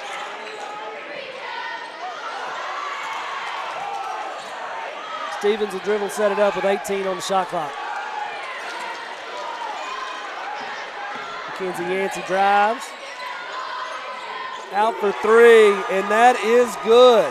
Brianna Fortney with the three. Gives the Cougars a 5-point lead, 20-15. Gathright dribble penetration off the glass. No good, but a foul's called. They're going to call it on the shot. So Gathrought's going to shoot 2. Foul on number 3, Brianna Fortney. Her first personal, team's second. One thing I'll say about Gathright, I watched the other night,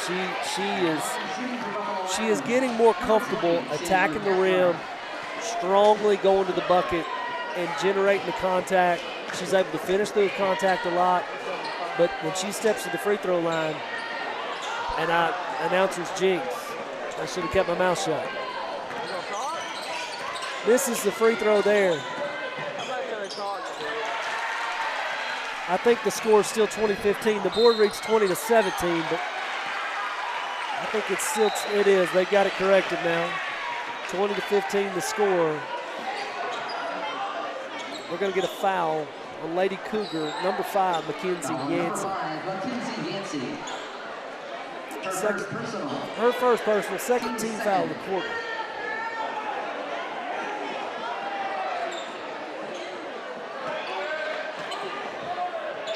Riley Parker inbounds the ball to Gathright.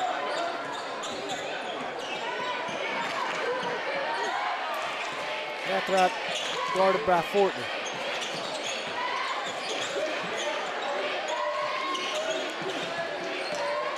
Gathright spins, and she's going to draw another foul.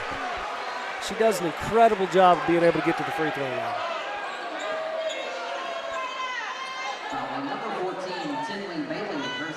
Foul's called on Lady Cougar number 14, Tinley Bailey. That's her second.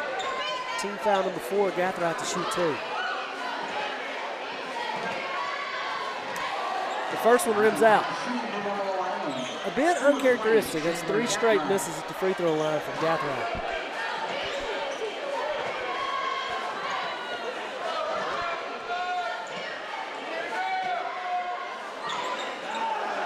Leaves the second one just short. 20-15 still the score. Sometimes fatigue starts to set in. Makes it a challenge at the free throw line. Lady Cougars with the basketball. Bailey over to Johnson. Johnson dribbles left, penetrates up and off the glass for 2. Strong finish. 7-point lead now for the Lady Cougars. Gathright looking to drive. Handoff. Cagle up for 2. No good. Good rebound by Parker. Parker back up for 2. It's a good job of crashing the glass there by Riley Parker. Cuts it back to a 5-point game. Stevens with the basketball. Johnson looking to drive again. Good defense by McCord. Stevens on Gathright on Stevens. Stevens shot, and she's going to be fouled by Chandler Gathright. So Emily Stevens to the free throw line. 22-17 the score. It's Gathwright's first, 3rd team foul. First free throw off the back iron, no good.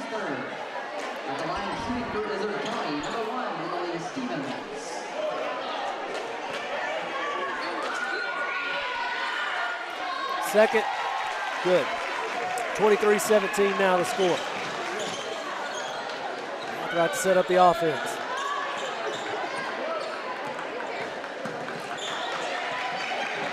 Cagle with the ball at the top of the key. Back over to Gathright, right wing. Penetrate, jumper on the way, bottom. Little shout out to Keith Merritt there, bottom. Ken Johnson on the drive. Good defense again by McCord, cuts off the drive. Stevens looks to penetrate. Now out to Fortney. Fortney back to Stevens. Play a little keep away there. 3 by Fortney is off the front iron, no good. Rebound to Gathright. Gathright looking to push. McCord dribbles left, up into Riley Parker. Parker off the glass for 2. When she catches it right there, that's almost automatic. 23-21 the score as Parker's 2 points cuts this to a 2-point game. 2 minutes to play. Johnson looks to drive again. McCord is everywhere she's trying to go. Ball deflected away. 3 on the way by Yancey, and it is perfectly through the net. 26-21, back to a 5-point game. That's a big-time answer there by the Lady Cougars. Minute 33 to go. Gathright walks it across the timeline. Gathright with a little spin move at the top of the key. Tries to go with a floater over to Parker, but it's deflected. And a good job by McCord. McCord is everywhere on this floor tonight.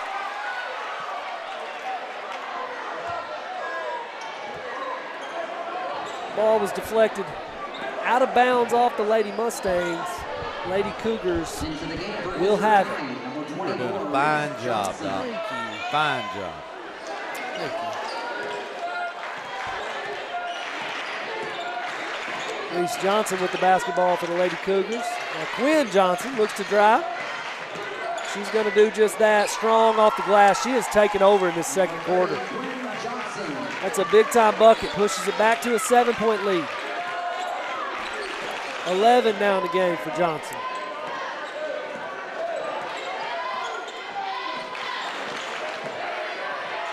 Gathright hands off to McCord. McCord penetrates Parker for 3, and it's going to rim out. There's McCord again.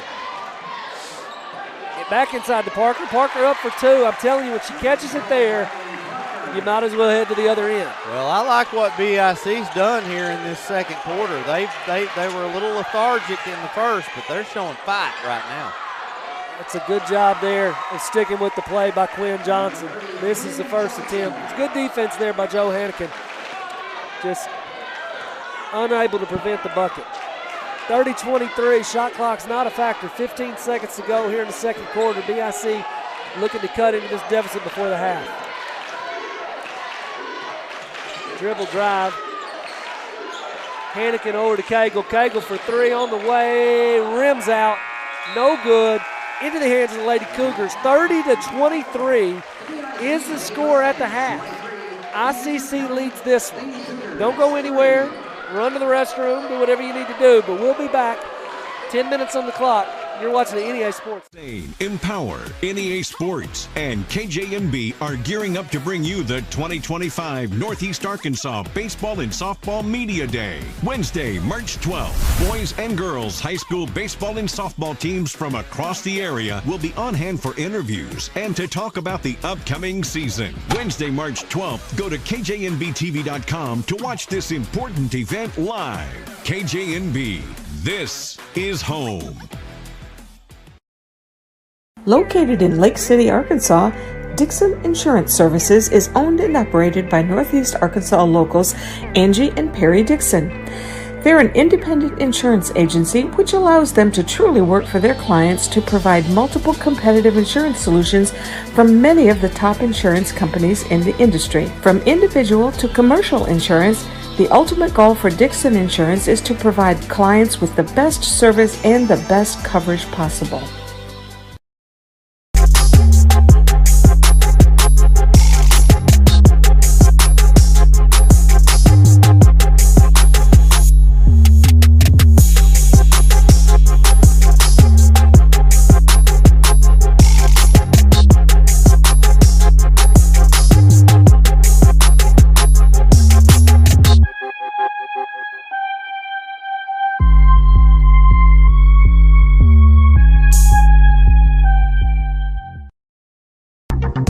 Milligan Heating and AC works to serve the Northeast Arkansas community in meeting all of your HVAC needs.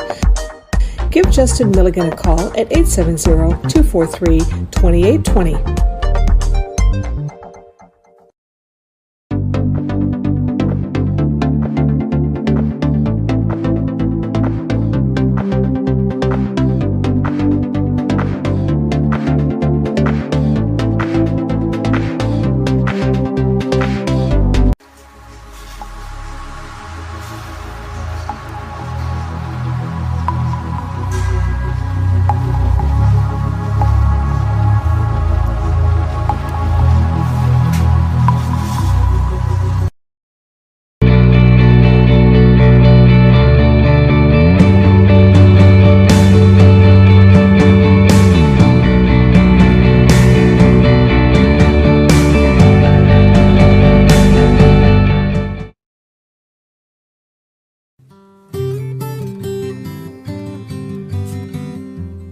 Life is filled with important moments. Let Farm Bureau be with you during all of them. Our team is part of your community. Because at Farm Bureau Insurance of Arkansas, we will be there when it matters.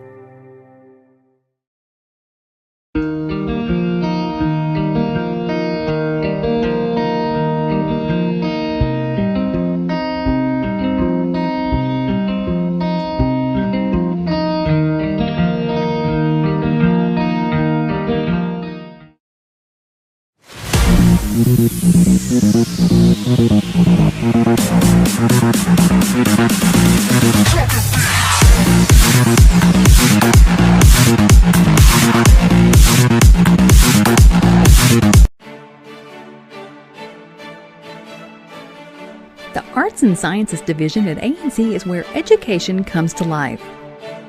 Quality teaching is our hallmark, delivered by dedicated instructors passionate about your success. We lay the groundwork for transfer degrees, ensuring a seamless transition to universities.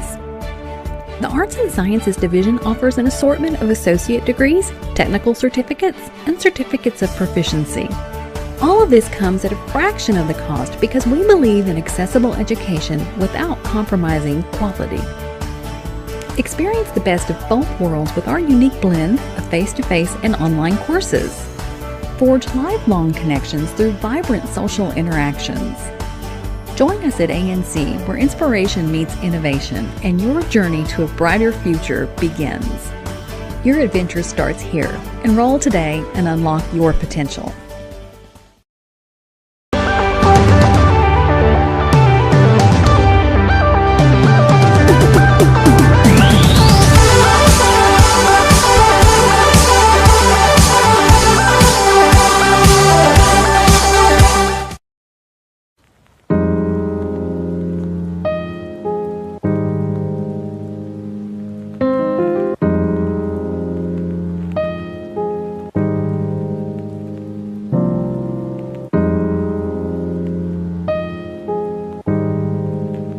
For 50 years, Black River Technical College has offered quality, affordable education to prepare students for the job they want.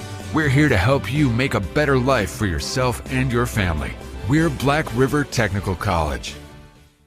Whether it's your home or your business, Delta Glass is Northeast Arkansas's clear choice for superior glass products and services. Delta Glass is known for their internally produced insulated glass units, providing quick and precise replacements for most all windows.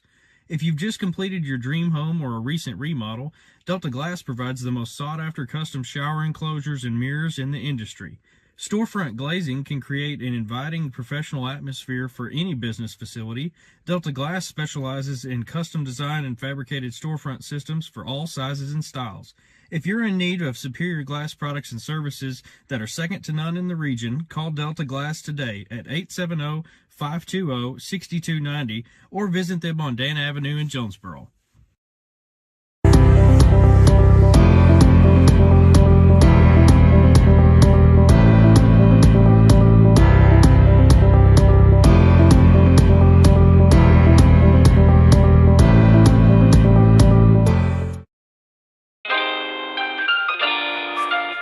Southland Gin Incorporated, located at 900 Highway 135 North in Lake City, Arkansas, is a proud supporter of the state champion Riverside Lady Rebels softball team. At First National Bank, our mortgage lending team knows what it takes to make a home and a superior home loan process. Simple, proven, and reliable service with competitive rates at a bank that already feels like home. Since 1889, that's been the First National Bank way, because for our people in all our locations, this is home. Apply online today. It's easy. From our family to yours. Welcome home. First National Bank. Our journey began way back in 1891 with a group of folks who believed that this community deserved a local bank. Well, it's been over 130 years, and we're still the only true community bank in Northeast Arkansas. Our core beliefs in supporting the places that we call home hasn't changed, and it never will. We care about you. We care about our communities, because every journey matters. It's hard to get to the top.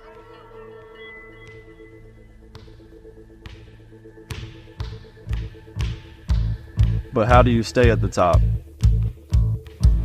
Hard work every day.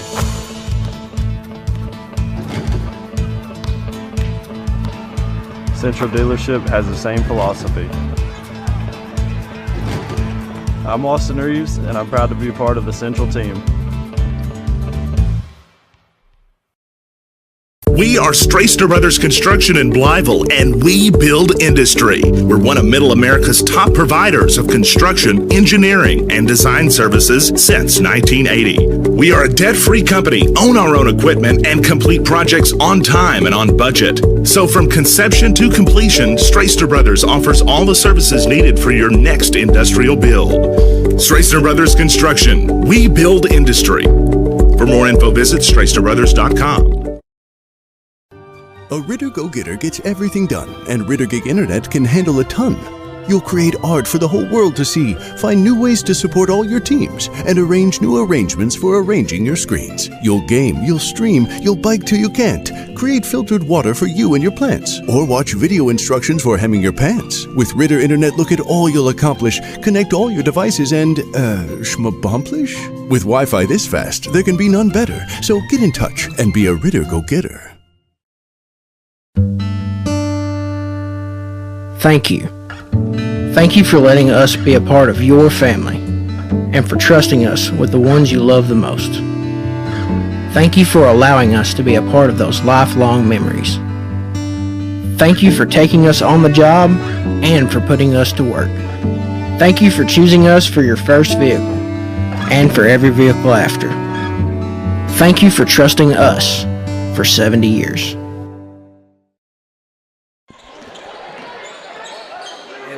Back. A few seconds into the second half here. Spray shot off the glass, no good, but rebound by Johnson. Didn't miss anything. 30 seconds in, nothing significant has happened yet. Jumper, no good. Hannigan with a rebound. It's going to be a jump ball. Bailey shot just off the front rim for the Lady Cougars. They will retain possession. Stevens to take it out.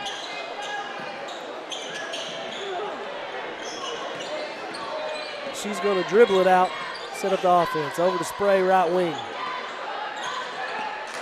Spray penetrates left, up, off the rim.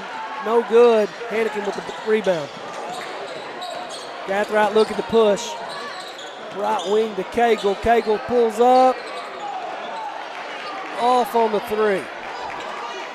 Stevens with the ball.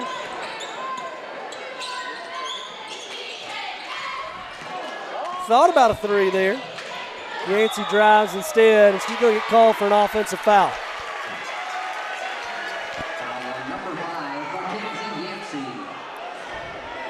That's her second personal.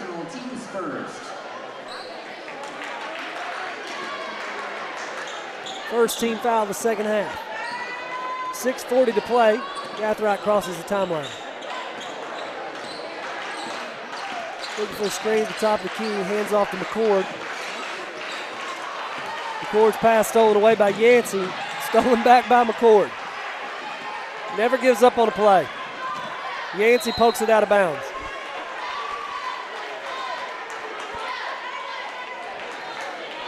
Few ill-advised possessions. BIC will have the basketball. Gathright inbounds to Parker. Corner to McCord. McCord back out to Parker. Swings it left wing to Cagle. Good defense by Spray. Cagle's jumper is going to be good. Pull-up jumper from the left elbow. Cagle knocks it down. 30-25 with 6 to play here in the third quarter. Stevens going to take her time. Left wing to Spray. Spray looking to drive right. Hannigan does a good job of preventing that. Quinn Johnson now with the ball. Johnson not able to get anywhere with McCord on her. McCord's going to deflect it out of bounds. Ball's going to stay with ICC.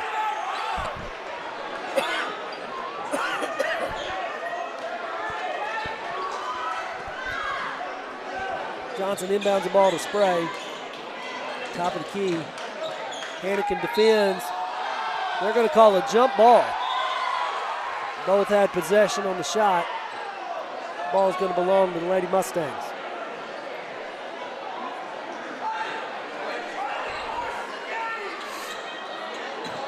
Gathright jogs it up the floor.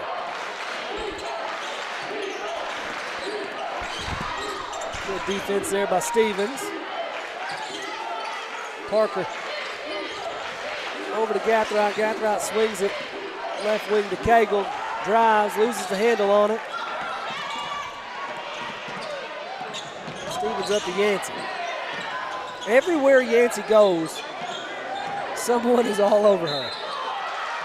Johnson is going to draw the foul on Riley Parker. It's going to send her to the free throw line to shoot 2. Number 12, Riley Parker. Her second personal, team's first. Up and down game. Third quarter's been a bit of a turnover fest so far. Both teams looking to. That was the way the first quarter was. Very similar. Both teams looking to try to settle down a little bit as we get this second half underway. 5 minutes and some change to play. 32-25 to score. ICC leads this one.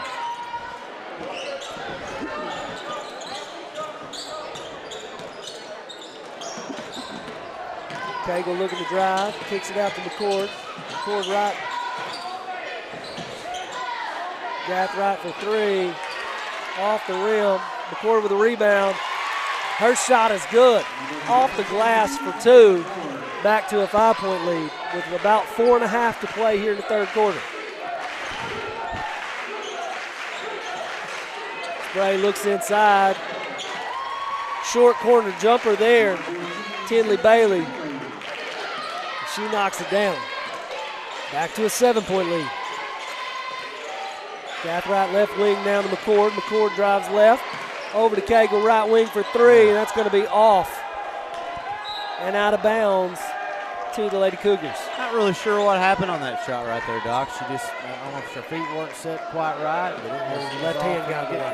Yeah. Her left hand was in the way when she shot. I think she rushed it a little bit, and her left hand was in the way.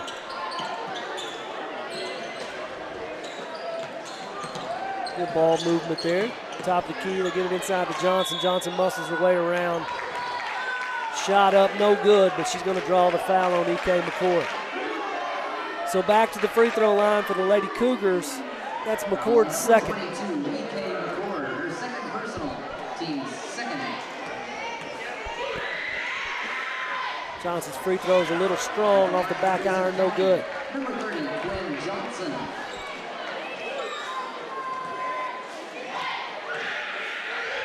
Second on the way. It's going to rattle in. 35-27, 8-point lead. Largest lead in quite some time for the Lady Cougars. Gathright dribble penetration deflected out of bounds. Into the game for Buffalo Island. Into the game Olivia Duffel. for the Lady Mustangs, number 23, Olivia Duffel.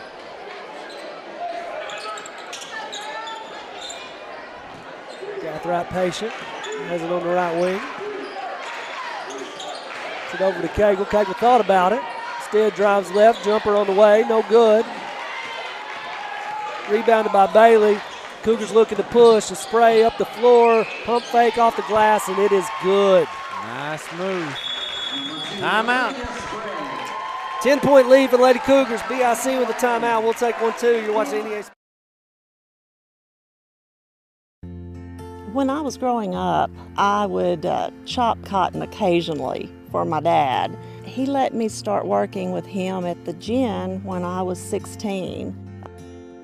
We have about 15 family farms that we are working with through the gin. A lot of those are descendants of farmers who helped raise me in the cotton gin, and now I'm starting to see the third generation. I feel like as a ginner and also as a producer, that we have to do our best job for the consumer. We are trying this by being able to trace this back with DNA, to be able to not just say this is what it is, this is where it came from, but being able to prove that. All you have is your word and your work.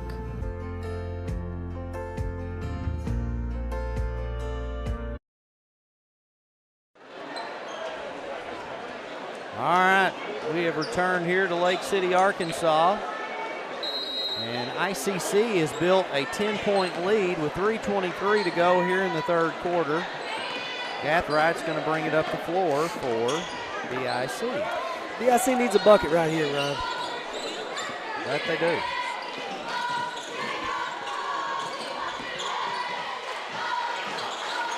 Gathride's shot a little strong. Spray with a rebound. Going to swing it across to Johnson. Johnson up top. Three on the way by Yancey, and it is true. 40-27 now the lead. 13-point largest advantage for the Lady Cougars.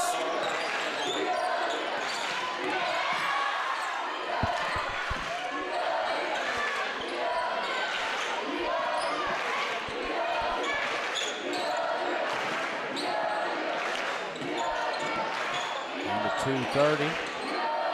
12 on the shot clock. There's a chance at two, and Parker misses it. They needed that. It was a good look, just didn't quite shoot it hard enough. Three up, no good. Rebound, BIC. She takes a dribble, needs a guard. Gathride has it. Duffel's three on the way, a little strong. Offensive rebound there. Riley Parker cleans it up. Cuts it to an 11-point lead.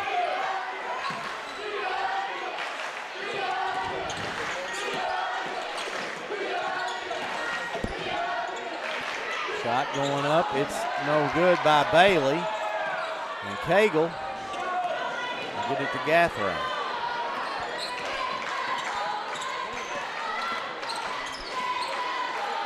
Picks the dribble up.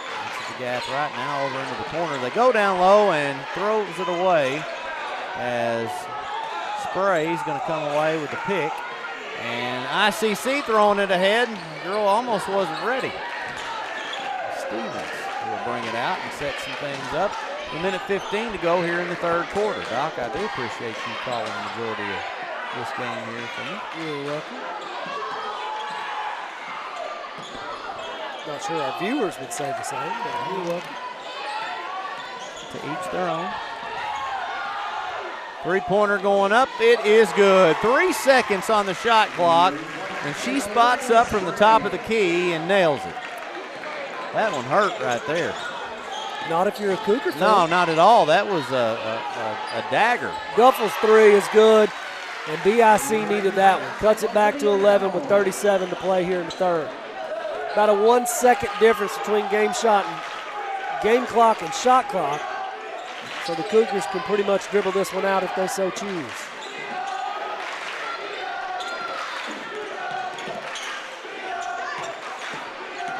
Drive, kicked over to the corner. Dribble. And she's going to pull it back out. There's just a smidgen of a difference between the play clock and the shot clock. Three going up, long two going up by Bailey, no good. Down to 2-1, Gathright throws it up, no good. And that will end the third quarter as ICC leads at 43-32 here on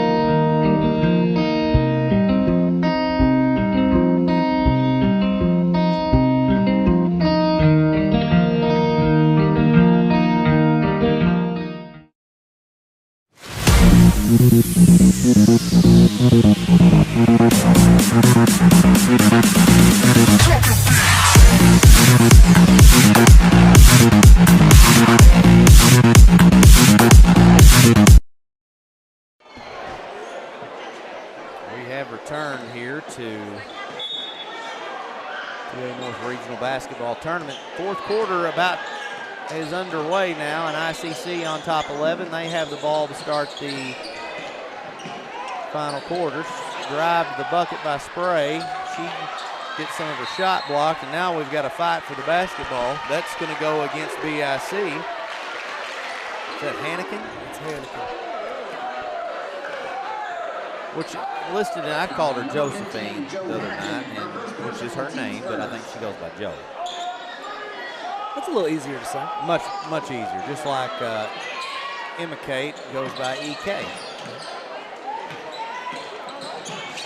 You don't know these things when you pull it from school with live. We're putting a full-blown name. Registered name. I guess so. How are we to know, Doc? Trial and error. Yeah, that's right. ICC being patient. Down to 9 on the shot clock, though. Drive to the bucket, gonna kick it out. Nope, they're gonna get her with a charge. You got to credit Gathright right there for being willing to take that, and she did, and that foul goes against Mackenzie Yancey. That is her third personal foul. We've got 7 minutes and 10 seconds to go here in the final quarter. BIC has got to find a way to put some points on the board and cut into this lead.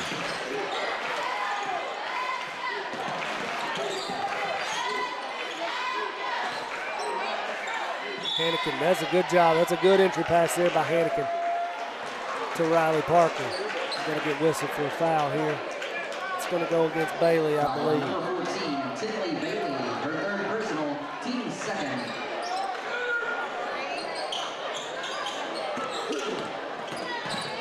Shot is blocked by Bailey. That was a nice block shot. And ICC gets the ball back. Again, up 11. They'll look to extend this lead.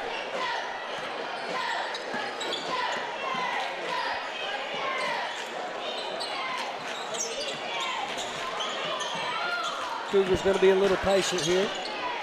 Work a little clock.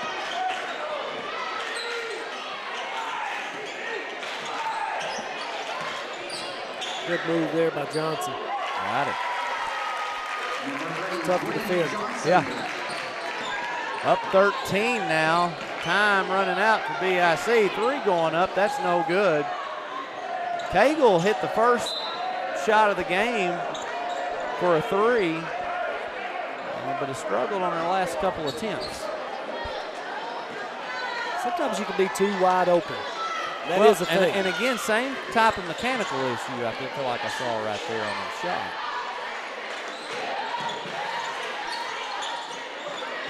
Jumper by Bailey is good. She's a good athlete, Doc. She is. She is. She's really good for sure so far that I've seen from around 5 to 7 feet. Yeah. Super lanky. Got some extension and helps her out. There's a good bucket by Parker. Still a 13-point lead. She's a strong finisher. Of course, BIC's other post is out. With I believe maybe a foot injury. Cagle for 3 again. No good. That was closer, though. That's a good look. Yeah. She's had some good looks. Well, and I feel like she's getting a little bit frustrated, and you hope to see her maybe connect on one and get rolling again.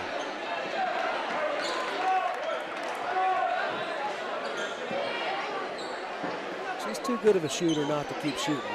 No doubt. And that's why Coach Matheny's giving her the green light.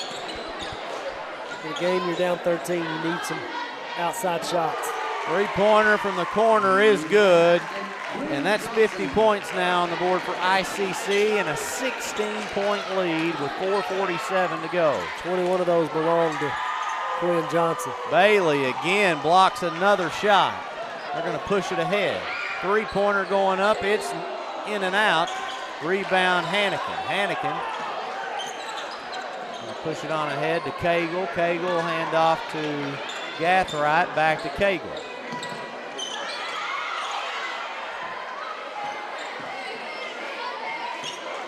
Dribble, shot, and banks it in. Timeout, BIC. We'll go ahead and take a 30-second and be back here.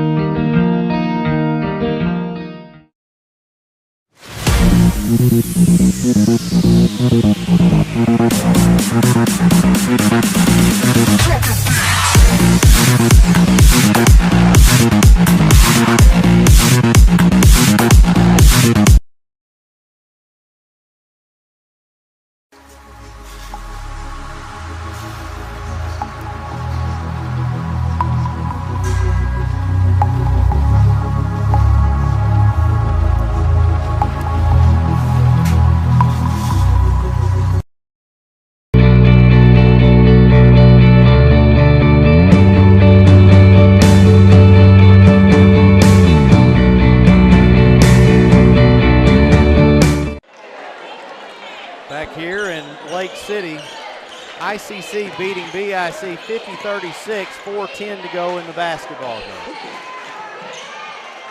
Shot up by Spray, she'll miss. Parker's going to pull it down, and they're going to get a Cougar with a foul.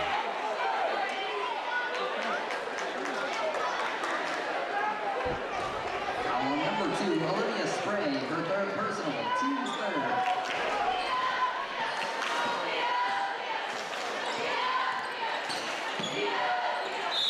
Gathright going to drive, foul on the shot.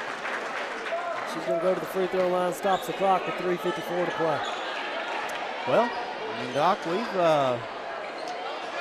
almost 3 games through, and every single one of these games at the rate this one's going right now is going to end in double-digit victories for varying teams.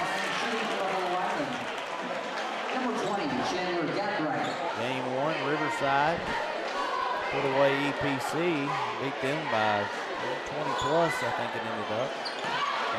Followed by a double-digit victory for ICC over the EPC boys. And now we sit at a 50-37 game with 3:44 to play, and Lady Cougars beating on Lady Mustangs at the moment. The Mustangs played really, really well last night, but they've run into a really good ball team right here in these ICC Lady Cougars. They are good, they're tough, they're strong. Yeah. They finish well, they take care of the basketball. Well coached. David Harmon does a tremendous job. Foul on number 22, EK McCord. Her third personal, team's second.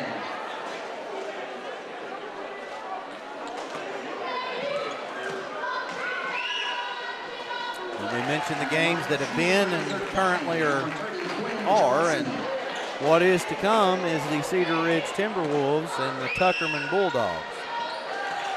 And it'll be not the first time those two teams have played this season. No.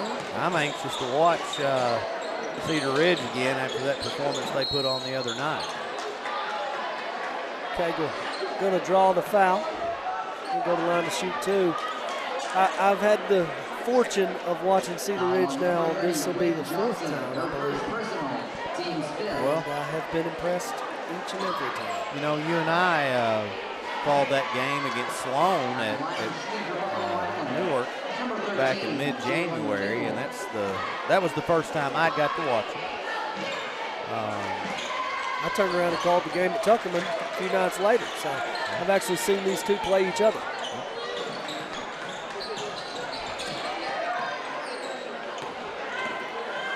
Johnson going to drive. That's a good pass to Bailey. There she is, get her own rebound, but second effort no good. Parker comes away with it.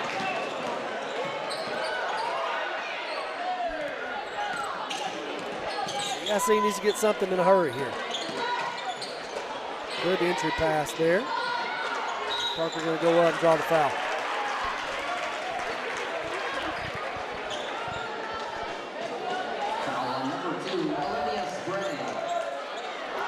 That's the 4th foul on Spray. Cougars will take a timeout. We'll take one too. We'll be right back. You're watching this. It's hard to get to the top.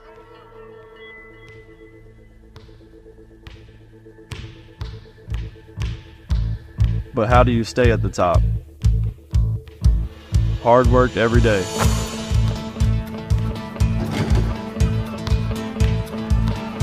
Central Dealership has the same philosophy. I'm Austin Reeves, and I'm proud to be a part of the Central team.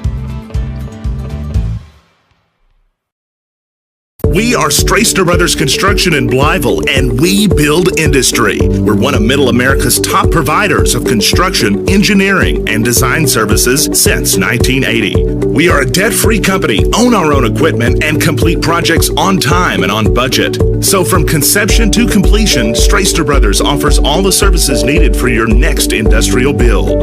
Straister Brothers Construction, we build industry. Back here from commercial break, Parker for the free throw, no good.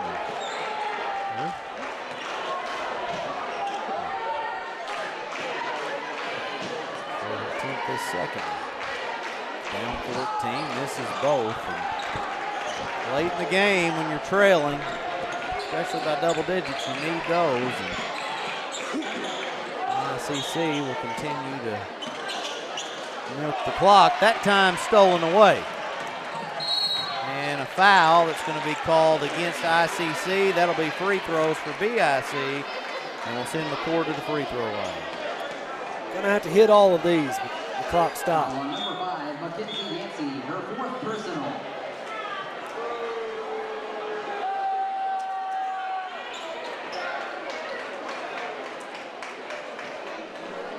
At the line shooting for Buffalo Island, number 22, E.K. McCord.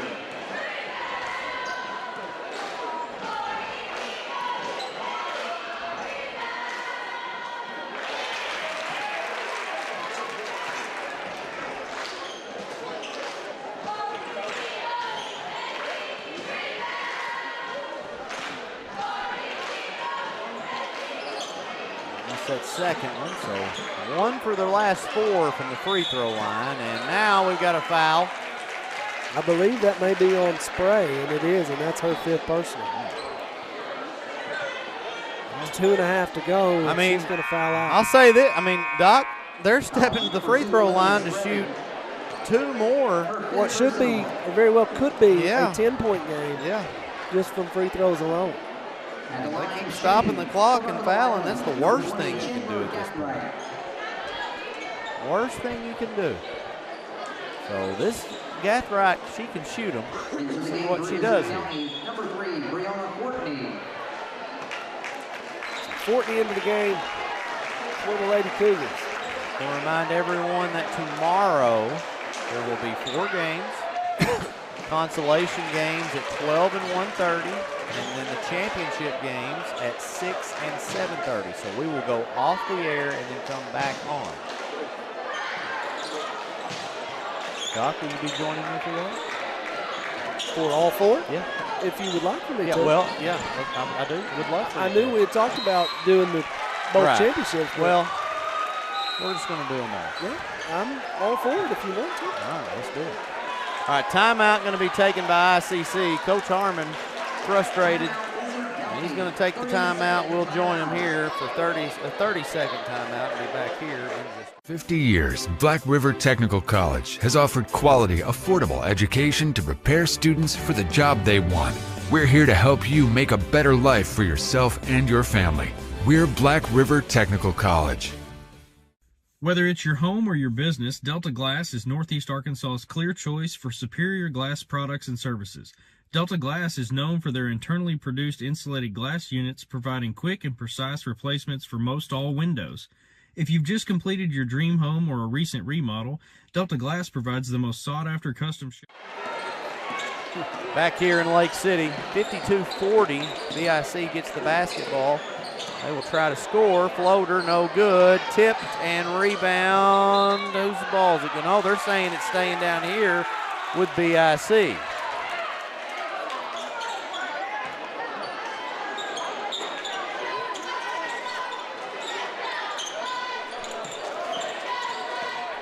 Drive by Gathright, shot going in. That's a big shot. Cuts it to 10. 2 minutes to go. So not a lot of time, not a lot of room for error here. Lady Mustangs need to stop. They're going to have to start fouling soon, but not quite yet. They need a turnover. They need a rebound. They need something good and a bucket. Well, they don't have to foul yet, and they don't need to foul right now, especially down to 12 on the shot clock at 10, down to 9. They've got to go. Can they get one up? That should have been tied up for a jump ball, and it is. It's going to belong to the Lady Mustangs, I believe. Yep, you're right. So great defense there by the Lady Mustangs. With a minute 27 down 10, they need to score here on this possession. And only 2 fouls right now, so still 3 to give before the Cougars go to the free throw line. So that's a nice move there. It was. Just unable to finish. Yeah, that was a really good move, though. And the IC, full court press, and they've got to hurry. Where's the 10-second? 10 seconds, there it is. 10-second call. Coach Harmon not happy. He's wanting a foul, and I think he's got an argument. There was some definitive contact. That pass going to go in. Now Cagle will drive. She kicks out, and what do we got here? They're going to wave off. Foul on Quinn Johnson, I believe. Yeah. So need these 2 free throws. Cagle.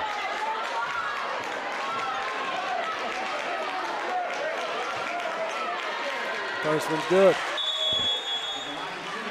And now bench warning going to go to Coach Harmon. I do like that they do that. It gives them that chance and that warning. Now, sometimes the coaches will adhere to it, and other times not so much, but it gives them a chance, especially in postseason. And now there's a quick foul call. Not a bad foul. So here's the thing, go for the ball. You got a couple fouls still to give, so you got to go for the ball. Try to force a turnover potentially. If you get a foul, you still have another one that you got to give before they can get to the free throw line. So you're selling out here trying to get the steal.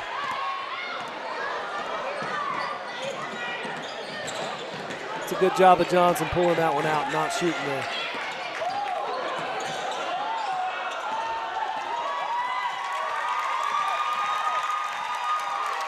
Well, it's a great job of handling the basketball and the pressure right there by Johnson. There's a foul with 41.2 seconds left. And now you have to foul right away. Yep. Shot clock reset, so gonna have to foul immediately here. Go for the steal, but it's an immediate foul if you don't get it right here.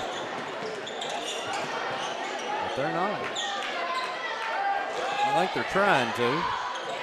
Well, Coach Matheny is telling them to foul. They're going to run the clock out. Now down to 25. And they will get the foul call now with 21.9 seconds left. He was begging his girls to foul, but they weren't doing it. Yeah, they needed to foul sooner than that. Too many seconds ticked off. 9-point game. Well, I think it's pretty safe to say at this point, BIC made a little run there towards the end of the game. ICC got a little too comfortable, and but they are on top by 9 here with 21.9 seconds left, and they are going to meet Riverside in what I think could be a very good little regional final here in Lake City tomorrow night. Be a nice matchup. I'm just proud the Riverside Lady Rebels aren't having to play another 4 o'clock game. I'm sure they are too. Goodness. Primetime game tomorrow. That's right. That's right. 17.2 seconds left. And back to the free throw line goes Gathright. I know one thing, if I'm Coach Harmon in the locker room after this game, discussing some situational stuff, why in the world do we keep fouling them and stopping the clock? Yeah, that's something that definitely will be discussed. There's a quick foul, 16.6 seconds left. Now ICC's going to shoot free throws. It is a 8-point basketball game. Just a little too late, I'm afraid, for the DIC fan.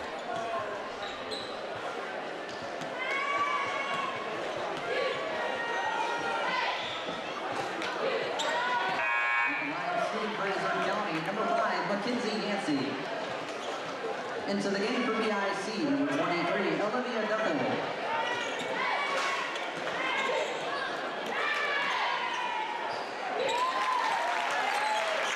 Puts it to 9, and oh, see, that's what I'm talking about. Why? Just let the clock run. Yeah, that was a foul on Gathrock. Oh, my bad. I thought it was a foul on. I thought they called the foul on Yancey.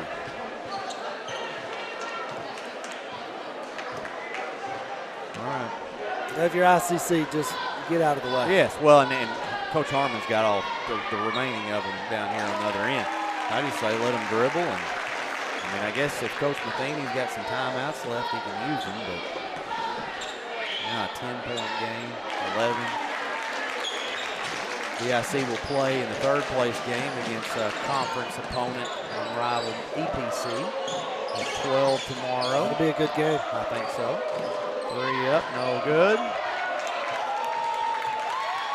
And final score here in game number 3 of the semifinal night is ICC 56, BIC 45, and both the ICC boys and girls will be all in on a championship night tomorrow night. So congrats to them.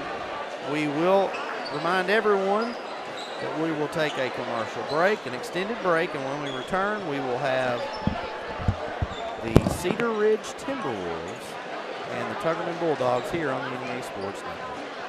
Empower, NEA Sports, and KJNB are gearing up to bring you the 2025 Northeast Arkansas Baseball and Softball Media Day. Wednesday, March 12th. Boys and girls high school baseball and softball teams from across the area will be on hand for interviews and to talk about the upcoming season. Wednesday, March 12th, go to KJNBTV.com to watch this important event live. KJNB, this is home. Located in Lake City, Arkansas, Dixon Insurance Services is owned and operated by Northeast Arkansas locals Angie and Perry Dixon. They're an independent insurance agency which allows them to truly work for their clients to provide multiple competitive insurance solutions from many of the top insurance companies in the industry. From individual to commercial insurance, the ultimate goal for Dixon Insurance is to provide clients with the best service and the best coverage possible.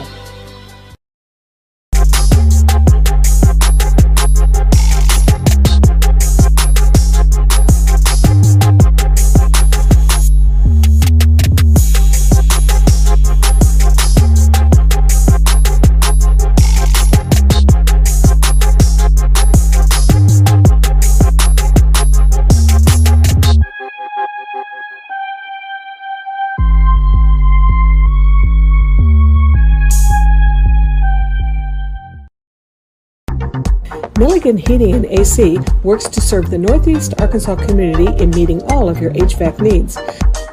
Give Justin Milligan a call at 870-243-2820.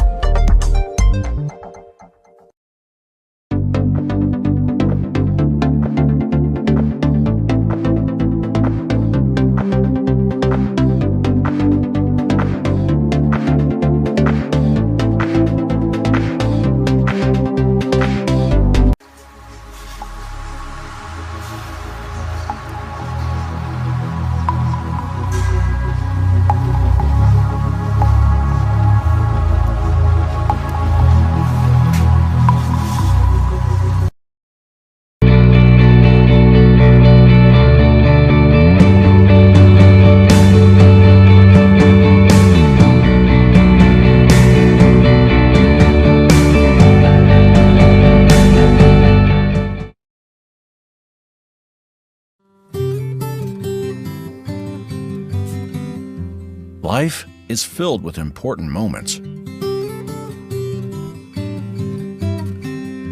Let Farm Bureau be with you during all of them. Our team is part of your community. Because at Farm Bureau Insurance of Arkansas, we will be there when it matters.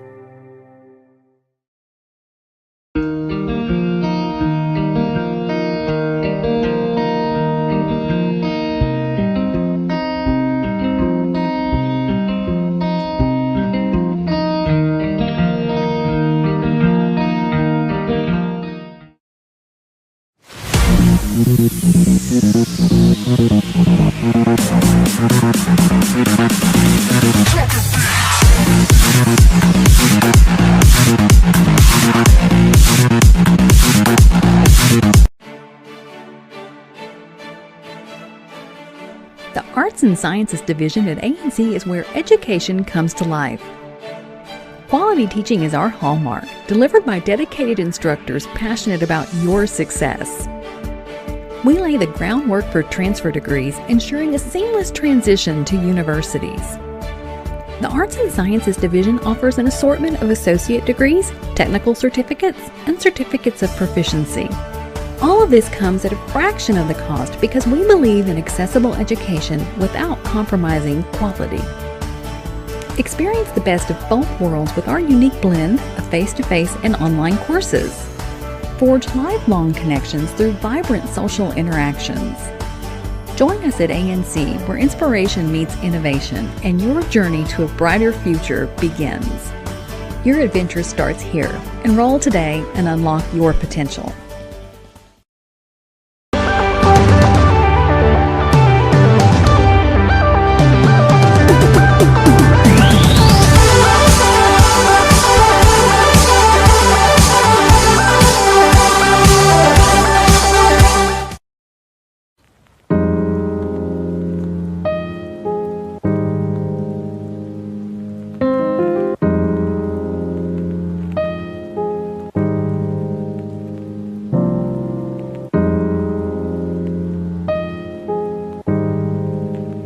For 50 years, Black River Technical College has offered quality, affordable education to prepare students for the job they want. We're here to help you make a better life for yourself and your family. We're Black River Technical College. Whether it's your home or your business, Delta Glass is Northeast Arkansas's clear choice for superior glass products and services. Delta Glass is known for their internally produced insulated glass units, providing quick and precise replacements for most all windows. If you've just completed your dream home or a recent remodel, Delta Glass provides the most sought-after custom shower enclosures and mirrors in the industry. Storefront glazing can create an inviting professional atmosphere for any business facility. Delta Glass specializes in custom design and fabricated storefront systems for all sizes and styles. If you're in need of superior glass products and services that are second to none in the region, call Delta Glass today at 870-520-6290 or visit them on Dan Avenue in Jonesboro.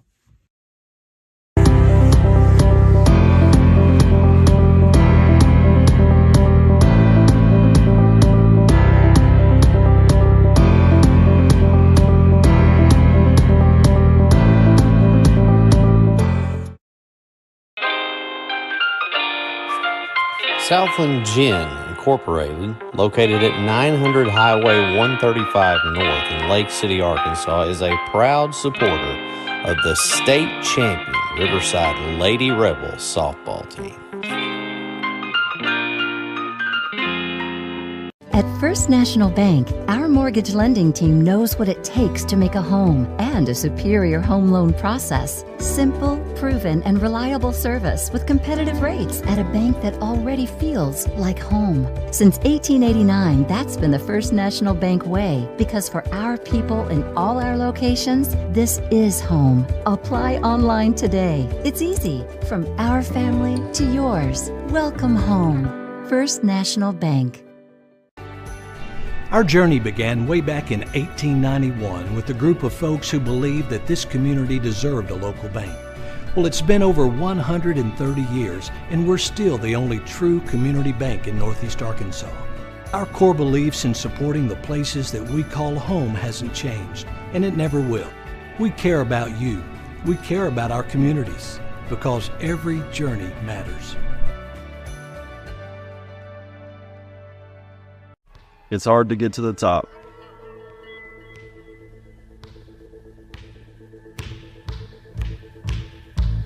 But how do you stay at the top?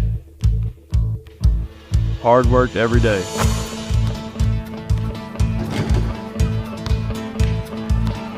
Central Dealership has the same philosophy. I'm Austin Reeves, and I'm proud to be a part of the Central team. We are Straister Brothers Construction in Blytheville, and we build industry. We're one of Middle America's top providers of construction, engineering, and design services since 1980. We are a debt-free company, own our own equipment, and complete projects on time and on budget. So from conception to completion, Straister Brothers offers all the services needed for your next industrial build. Straister Brothers Construction, we build industry. For more info, visit StraisterBrothers.com. A Ritter Go-Getter gets everything done, and Ritter Gig Internet can handle a ton. You'll create art for the whole world to see, find new ways to support all your teams, and arrange new arrangements for arranging your screens. You'll game, you'll stream, you'll bike till you can't, create filtered water for you and your plants, or watch video instructions for hemming your pants. With Ritter Internet, look at all you'll accomplish, connect all your devices, and, schmabomplish? With Wi-Fi this fast, there can be none better. So get in touch and be a Ritter Go-Getter. Thank you. Thank you for letting us be a part of your family and for trusting us with the ones you love the most. Thank you for allowing us to be a part of those lifelong memories. Thank you for taking us on the job and for putting us to work. Thank you for choosing us for your first vehicle and for every vehicle after. Thank you for trusting us for 70 years. R&J Farms is a proud supporter of the Riverside Rebels and wants to wish the best of luck to both the boys and girls basketball teams this season. Go Rebels!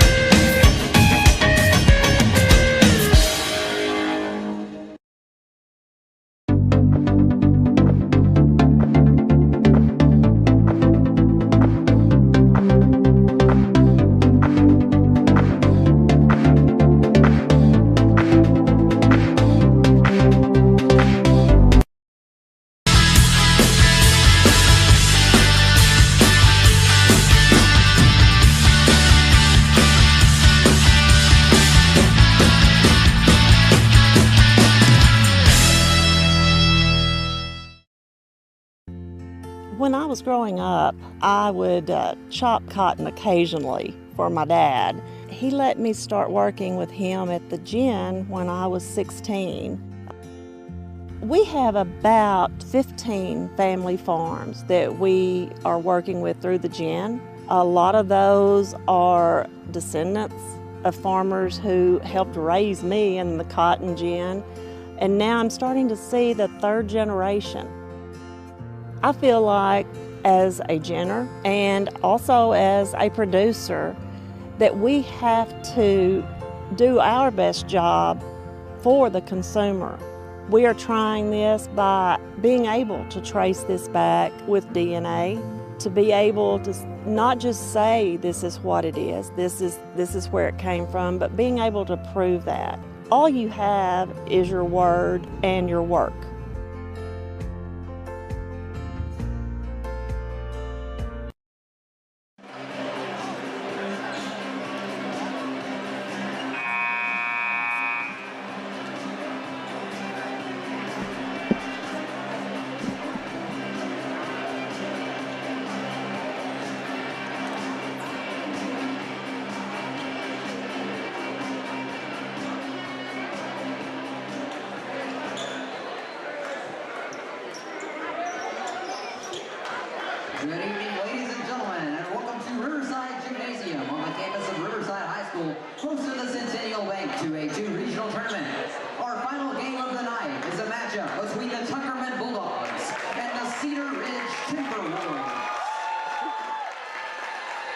of the goals in high school athletics is learning lifetime values. Sportsmanship is one such value that makes these games an educational experience. Remember, be a good sport. And now, ladies and gentlemen, the introduction of tonight's starting lineups. The visitors on the scoreboard, the Tuckerman Bulldogs. All right, Doc, we have returned here to Lake City, Arkansas. And for tonight's final game between the Tuckerman Bulldogs and the Cedar Ridge Timberwolves. Looking forward to this one. No doubt about it. I mean, be a high-energy game for sure. Will be. These two teams very familiar with one another. And starting lineup, let me go ahead and do those real quick. Starting lineup for the Tuckerman Bulldogs will be the visiting team on the scoreboard and wearing red trimmed in black and gray. Number 1, Jordan Watson. Number 2, Amari Neal. Number 3, Zeke Church. Number 4, Andrew King. And number 11, Braylon Odom. They start 3 seniors and 2 sophomores. Head coach Josh Longino. Starting lineup for the Cedar Ridge Timberwolves. Number 3, Kyle Province. Number 21, Lawson Bruce. Number 5, Ryan Barber. Number 23, Easton Griffin. And number 35, Rylan Brown. You know what I have noticed, and it really has stood out to me about Cedar Ridge, a lot of things did the other night, but just before we do this pregame, they got a young man that I'm going to say takes care of some books and that sort of thing for him. Dresses in a suit. He's dressed in a suit last two games in a row for this regional. He's outdressed Coach Cornett and Coach Smith. Yeah, well, it's not hard to outdress Coach Smith. But here we go. We are underway, and straight to the rack is an attempt by Province. Drawing a blank on his name for whatever reason. Province up for 3. No good. Chases down his own rebound. Kid plays hard. I'm telling you. Oh, yeah. There will not be a player play harder than him on the floor tonight. No, he's fun to watch, and he sure can shoot the ball. Of course, everybody's got their eyes on big number 35 and Rylan Brown. Going to go down low to Brown, and he gets it, and he'll go to the free throw line. And, you know, it's especially for Tuckerman, such a tough matchup because Tuckerman's small. I mean, they're not got a lot of size. They do not have a lot of size. They're athletic. They just don't have a lot of size. They are very fast. They're very athletic. There's not a lot of size there. Of course, they've dealt with that all year. Braylon Odom, the biggest player out there on the floor, and, you know, he's kind of more of a swing man. So, but then you got number 2, Amari Neal, who can flat out shoot it himself. Very athletic. He's got a quick shot, and he's being guarded right now by Province. 3 going up. No good. Watson, I thought, was going to come away with a rebound, but instead it's Barber for Cedar Ridge. Barber looks to drive. He'll kick to the corner. 3-pointer going up. It's good. That one by Lawson Bruce, and here we go. 6-0. They just have so many weapons. Yep. And they play so well together. They absolutely do. They absolutely do. A lot of fun to watch. 3-pointer. That one's off the mark and it's going to go out of bounds. It'll be Timberwolves basketball. So, yeah, they're fun to watch, and what I think really stands out about this team is as you say, they play well together, but I think guys really understand their roles. They understand who needs to get the ball majority of the time. And when you do that, and when you get that understanding, that makes all the difference in the world. Jordan Watson, I'll tell you this too, I really, really have enjoyed watching Jordan Watson play. When we did the NEA Sports Tip-Off Classic at Nettleton, Tuckerman and Brooklyn played, and Jordan didn't start. He was coming off the bench as a sophomore, and he had a great effort and a great night that day against Brooklyn. But he's a hustler. Oh, yeah. You got a lot of kids on the floor going to play with high energy tonight. No doubt. Foul on Amari Neal. It's his first. He got in foul trouble last night and had to come out for a little bit. That cannot happen tonight. Nope. That helped bring Rector back in the game for just a minute. Oh, steal by King, and now Odom recovers. That's how they're going to have to win, with their speed, quickness, get some steals. Church now dribbles. Odom, kick to the corner, three going up. Watson, he knew it was off. He went after it, but it's Brown pulling it down. Province. Three-pointer going up. It's no good. Rebound Brown. Stick back no good. He'll get another rebound. It won't fall. He gets it again. My goodness. Finally, Jordan Watson's the guy that comes away with it. He draws contact and he makes it. Look at that intensity. Fired up, son. I'm telling you, he's fun to watch. We did that day, we would interview a player of the game, and he and I believe Amari were co-players of the game that game. It's the only time we did a co-player of the game.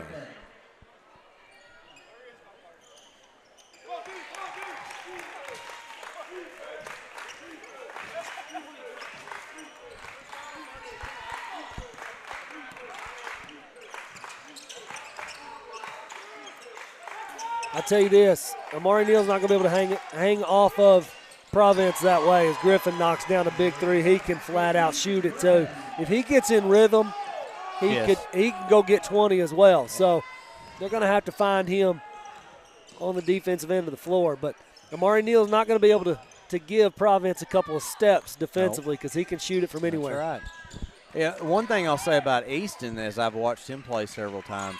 If he will just let the game kind of come to him, sometimes he tries to do a little bit too much and force some shots. But you're right, he can shoot it when he gets going. Oh, man, Watson nearly got that one to fall.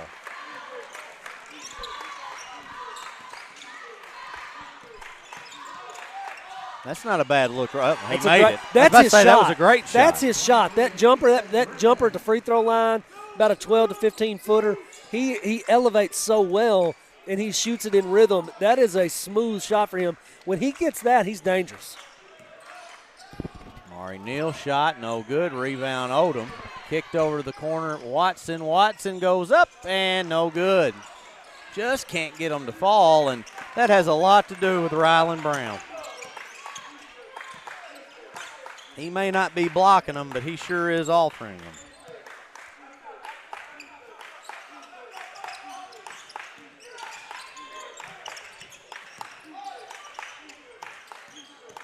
Kim, I'm not sure what you're referring to, but thank you for that.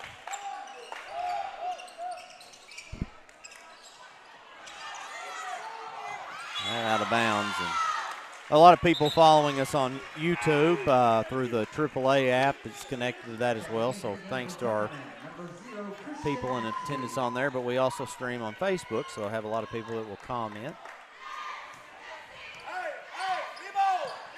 We appreciate all those as the night goes on.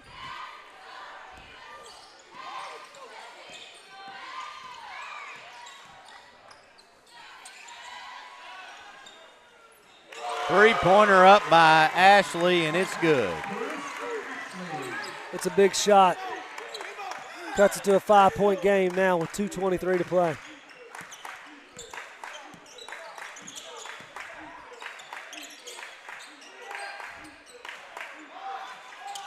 Griffin short on that one, but it hustles after it, gets the rebound, and that time will miss. And an 11-6 game. Neal hoping to get some points on the board here for the Bulldogs. Church going to dribble drive to the rack, and no call. I think if he pulls up and shoots a jumper there, he's got a good look from about 8 feet.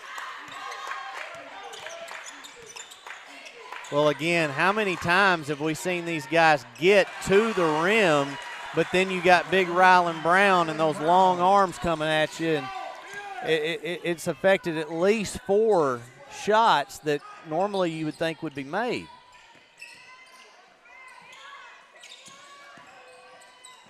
Watson for three, no good.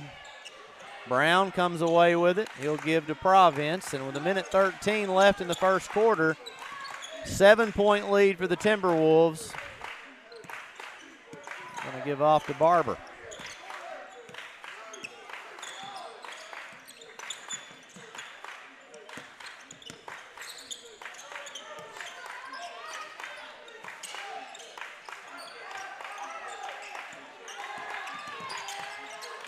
Down to 7 on the shot clock. They've got to go. Barber over to the corner. Three-pointer going up by Bruce. It's short. Rebound for Tuckerman.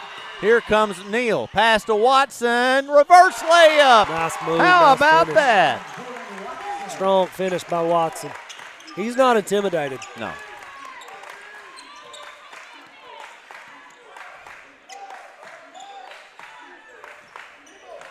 I'm just a big fan of rooting for guys. Watson, not a big guy at all, and when you're shorter, especially in the game of basketball, and oftentimes in many sports, you got to work extra hard, and I like seeing that. I like rooting for the underdog. Shot no good, and Neal's going to fire it away, and that is the end of the first quarter. It is Cedar Ridge leading this basketball game 13-8 here on the NEA Sports Network.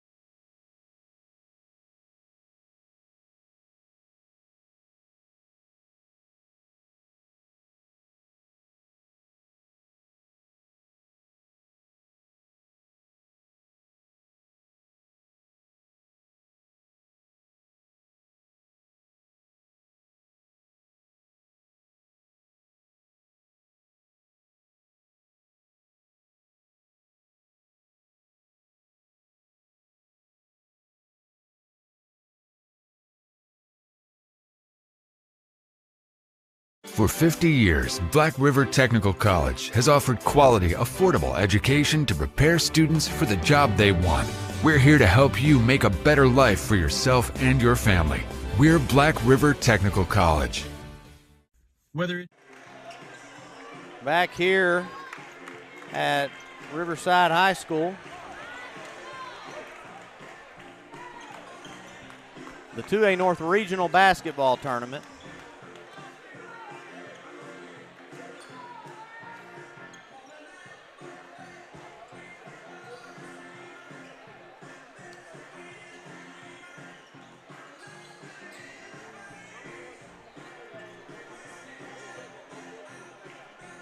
What we're conversing about, we got maybe just double checking scorebooks and everything. I think everybody's good.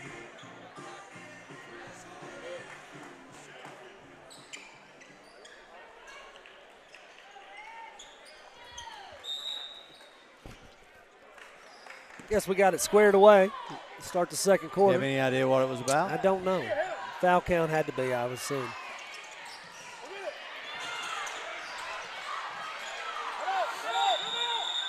There's a jump ball.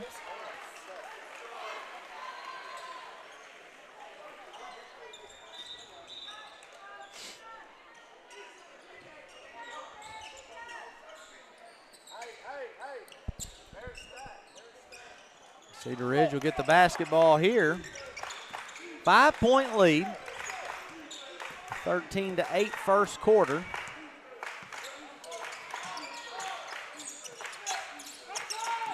Province drives. Nice job right there. That was a good job, yeah. Kind of how that play works. A lot of times you see it kick to the corner, but then it at times can open up in the middle. It's well done. Neal now to King. King runs into trouble. Neal pull up jumper from the baseline. Doesn't fall. Province. And he's going to be, they're going to get Watson with a foul. And I really thought. Well, I know what you're thinking. He did extend, but I think the bump came first. Okay. which caused everybody, the contact came initially, and then he extended. Okay. I think if they fair. had missed that part of it, he definitely extended his arm after the fact. And Ashley stepped out of bounds, and it's going to be Cedar Ridge basketball.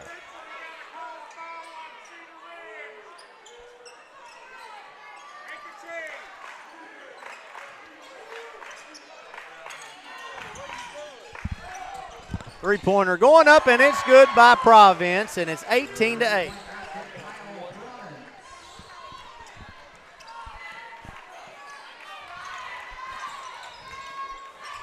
Neal gives off to Watson. They need some points here, Doc. Cedar Ridge can get you in a hurry. Ashley for three. It's short. King's going to come away with an offensive board, though. Back out to Watson. Watson dribbles. He kicks it to the corner. King for three. They just can't buy a three right now. And Brown blocking out. It's going to go out of bounds and be Timberwolves basketball. 6:23 to go here in the second quarter. And back into the game for Tuckerman is Braylon Odom. Good job of blocking out there by Brown. They just can't get a three to fall right now. They can't. And they're good looks. I Yeah. mean, they're getting good looks, just unable to convert.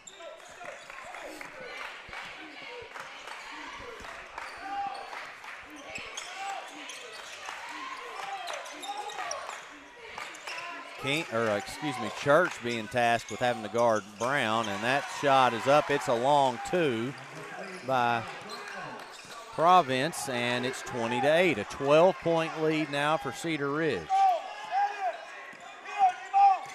Drive, kick to the corner. Watson back to Watson for three from the wing. It's no good. And yet again, a battle for the ball. Church up with it, and he got it. Church is an impressive player. He certainly is. Only a sophomore, right? That's right. They've got some youth on this team, too. I mean, Neal, Watson and Church, I think, are both their Watson and sophomores. Church, yep. Shot up for three, and Kyle Province. He shoots so well on the move. Yep. Fading, 1 foot, it doesn't matter. He shoots so well on the move. It's just smooth no matter what. Well, I don't know if I'm sure you will remember when I bring this up, but Coach Smith, assistant for Cedar Ridge, made the comment to us that Kyle reminded him of a mix between Colton Watson and Tyler Pritchett. I could see it. And that is a huge thing for him to say, and a huge compliment. I was like, I thought, there's no way. And then he reminded me of that comment the other night. He said, I just didn't say that to say it. And he does it again. Yes, he really does. Timeout, a 16-point lead now for the Timberwolves. We will take a break and be back here. Internally produced insulated glass units providing quick and precise replacements for most all windows. If you've just completed your dream home or a recent remodel, Delta Glass provides the most sought-after custom shower enclosures and mirrors in the industry. Storefront glazing can create an inviting professional atmosphere for any business facility. Delta Glass specializes in custom design and fabricated storefront systems for all sizes and styles. If you're in need of superior glass products and services that are second to none in the region, call Delta Glass today at 870-520-6290 or visit them on Dan Avenue in Jonesboro.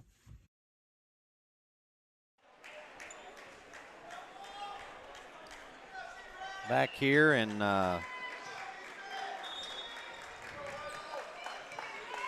Lake City, 26-10. Cedar Ridge is up. Neal to the bucket, kicked over, three-pointer going up. It's no good. Watson. Backdoor, Odom got it. That's a big-time bucket. They needed that. You need to see something good go in right there. You're right, and showing some power, Odom did. Wasn't afraid, maybe. You're going to get your shot blocked sometimes by him, by Brown, but he went up strong. Three by Province, no good. Tip, and Neal comes away with it. Pushed ahead to Watson. Watson, pull-up floater is no good. It's going to be Cedar Ridge basketball. Yeah. That's 26-10 is what it shows on the scoreboard, but it's supposed to be 26-12.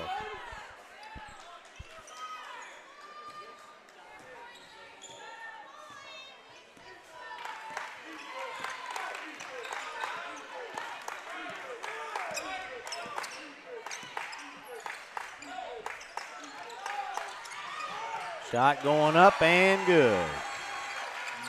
28-12 Cedar Ridge. 3:22 to go in the half.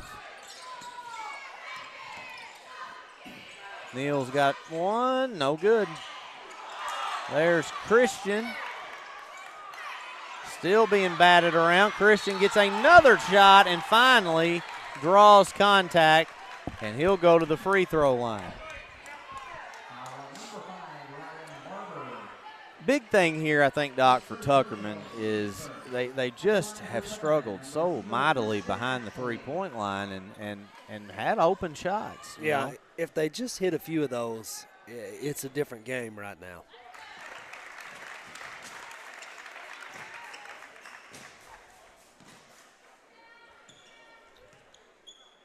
Winner plays ICC in the final tomorrow night at 7:30. Loser will play at 1:30 tomorrow afternoon against East Poinsett County.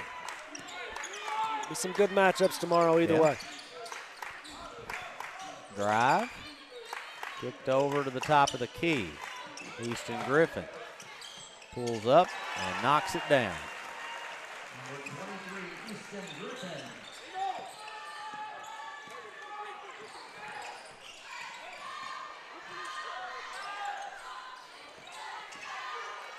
And Odom's going to get called for a walk. He just kind of lost his balance there.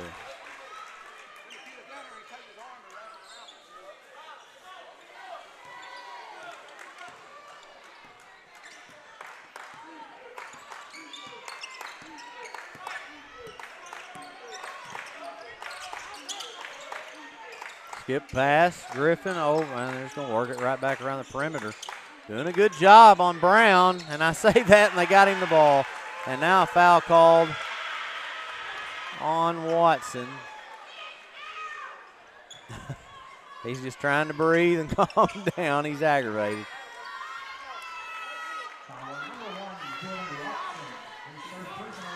That's his third, so he's going to have to come out.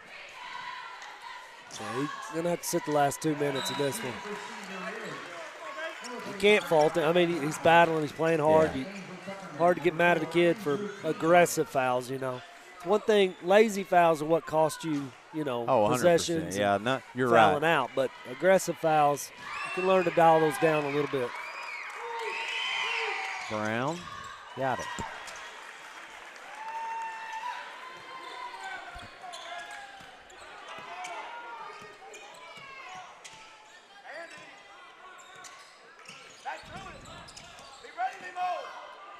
Pull up jumper, no good. Rebound by King. King gonna battle to go back up, and he got hit pretty hard on that one. They can't get anything to fall. No, they can't. I mean, it's just tough right now going. Here's the thing. He blocked the shot, but his body came, I think, and got him pretty hard. Yeah. Now into Brown. Look at Brown go. He gets his shot blocked from behind, and it'll stay in possession of Cedar Ridge. The minute 34 in the half, up 18, 23 on the shot clock on the inbound pass.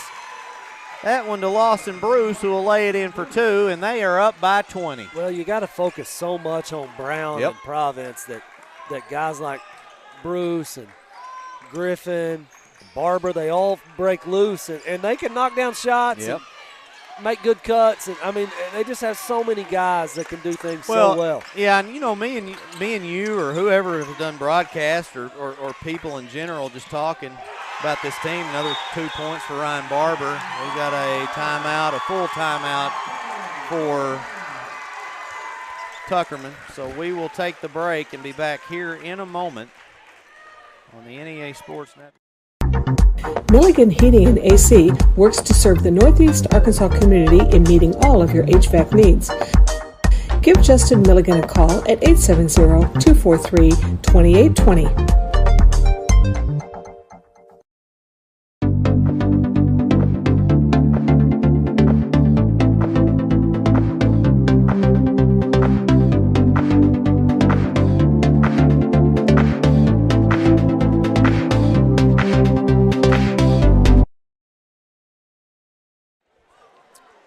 We are back, and Doc, as I was saying, we're going to the break, and now Cedar Ridge up by 22 points in this basketball game.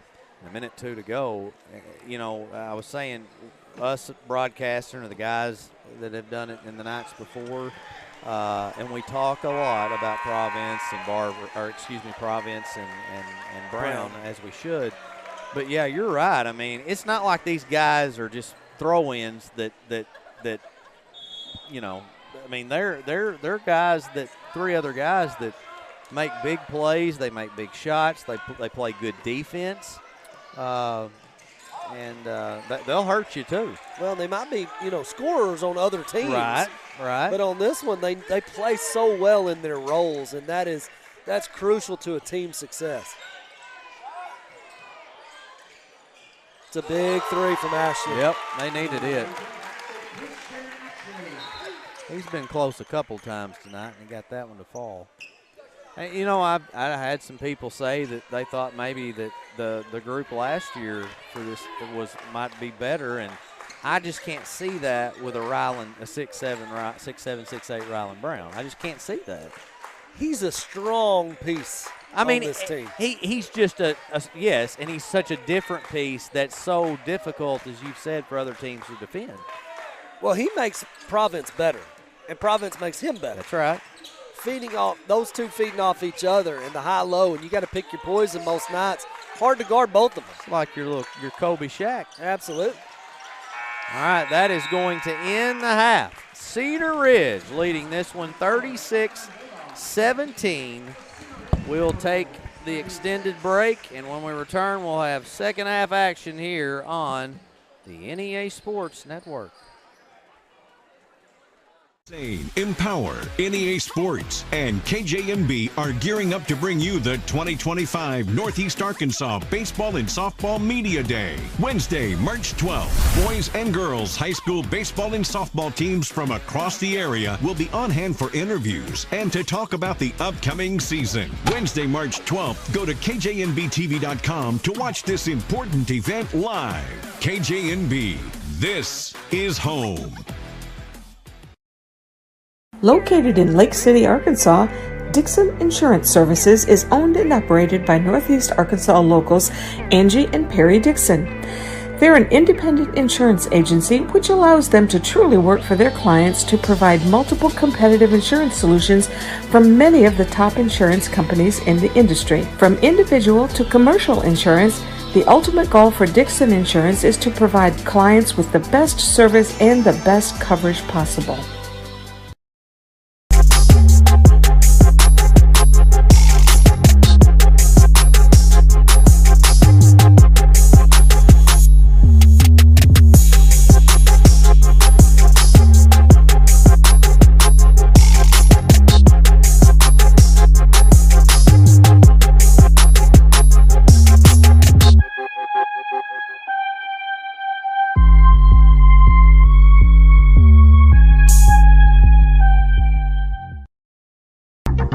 Milligan Heating and AC works to serve the Northeast Arkansas community in meeting all of your HVAC needs.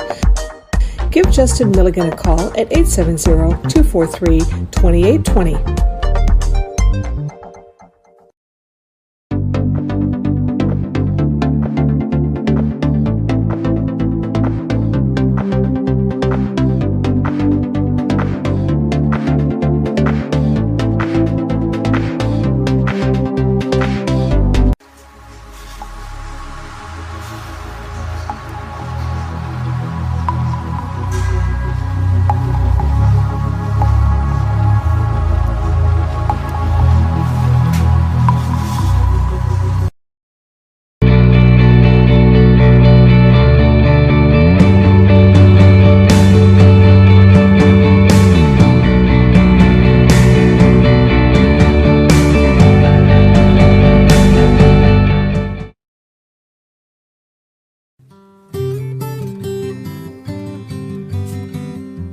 Life is filled with important moments. Let Farm Bureau be with you during all of them. Our team is part of your community. Because at Farm Bureau Insurance of Arkansas, we will be there when it matters.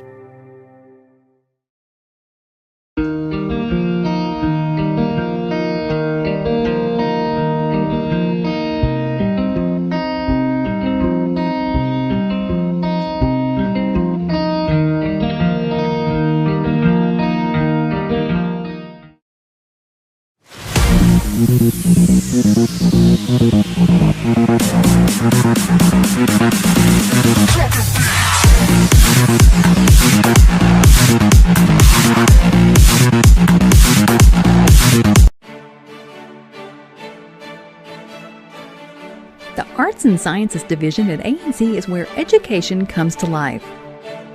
Quality teaching is our hallmark, delivered by dedicated instructors passionate about your success. We lay the groundwork for transfer degrees, ensuring a seamless transition to universities. The Arts and Sciences Division offers an assortment of associate degrees, technical certificates, and certificates of proficiency. All of this comes at a fraction of the cost because we believe in accessible education without compromising quality. Experience the best of both worlds with our unique blend of face-to-face and online courses. Forge lifelong connections through vibrant social interactions. Join us at A&C, where inspiration meets innovation and your journey to a brighter future begins. Your adventure starts here. Enroll today and unlock your potential.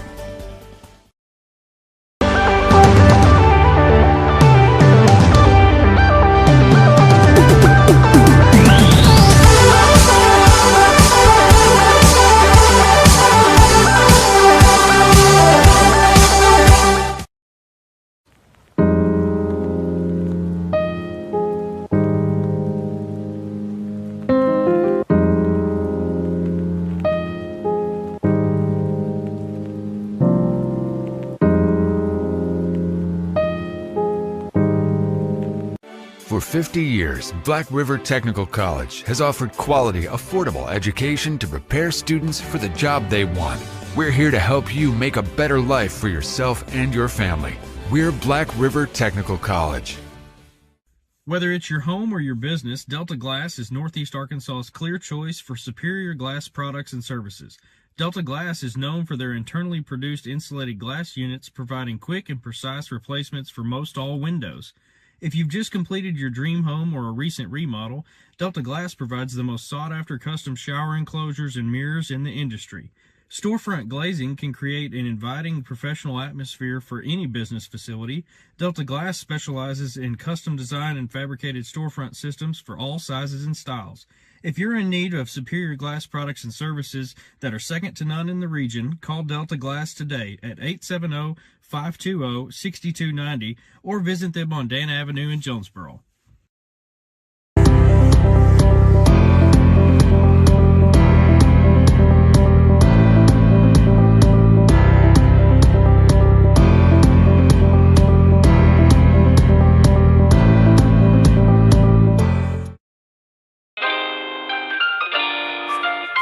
Southland Gin Incorporated, located at 900 Highway 135 North in Lake City, Arkansas, is a proud supporter of the state champion Riverside Lady Rebels softball team.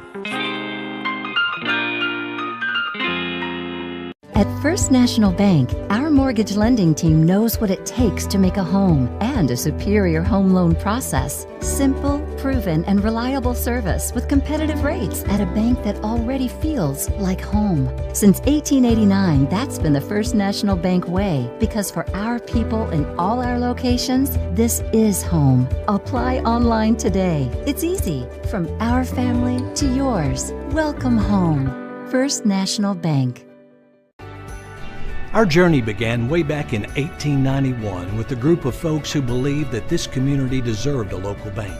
Well, it's been over 130 years, and we're still the only true community bank in Northeast Arkansas. Our core beliefs in supporting the places that we call home hasn't changed, and it never will. We care about you. We care about our communities, because every journey matters. It's hard to get to the top.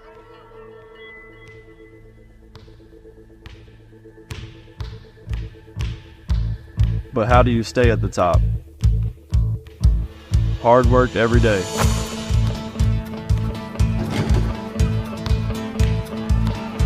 Central Dealership has the same philosophy. I'm Austin Reeves, and I'm proud to be a part of the Central team. We are Straister Brothers Construction in Blytheville, and we build industry. We're one of Middle America's top providers of construction, engineering, and design services since 1980. We are a debt-free company, own our own equipment, and complete projects on time and on budget. So from conception to completion, Straister Brothers offers all the services needed for your next industrial build. Straister Brothers Construction, we build industry. For more info, visit StraisterBrothers.com. A Ritter Go-Getter gets everything done, and Ritter Gig Internet can handle a ton. You'll create art for the whole world to see, find new ways to support all your teams, and arrange new arrangements for arranging your screens. You'll game, you'll stream, you'll bike till you can't, create filtered water for you and your plants, or watch video instructions for hemming your pants. With Ritter Internet, look at all you'll accomplish, connect all your devices, and, schmabomplish? With Wi-Fi this fast, there can be none better. So get in touch and be a Ritter Go-Getter. Thank you. Thank you for letting us be a part of your family and for trusting us with the ones you love the most. Thank you for allowing us to be a part of those lifelong memories. Thank you for taking us on the job and for putting us to work. Thank you for choosing us for your first vehicle and for every vehicle after. Thank you for trusting us for 70 years. R&J Farms is a proud supporter of the Riverside Rebels and wants to wish the best of luck to both the boys and girls basketball teams this season. We have returned here to Lake City as we prepare for this final half of the night. And Doc, Cedar Ridge just keeps rolling right along. Well, they found their rhythm. They've just, the last few weeks and into this postseason, they've just found the rhythm. It's a great time to find it right now. Yeah, too, this right? is when you want to be playing your best, and they certainly are. See if Tuckerman can maybe get a little hot here in this second half. They really struggled shooting in the first half.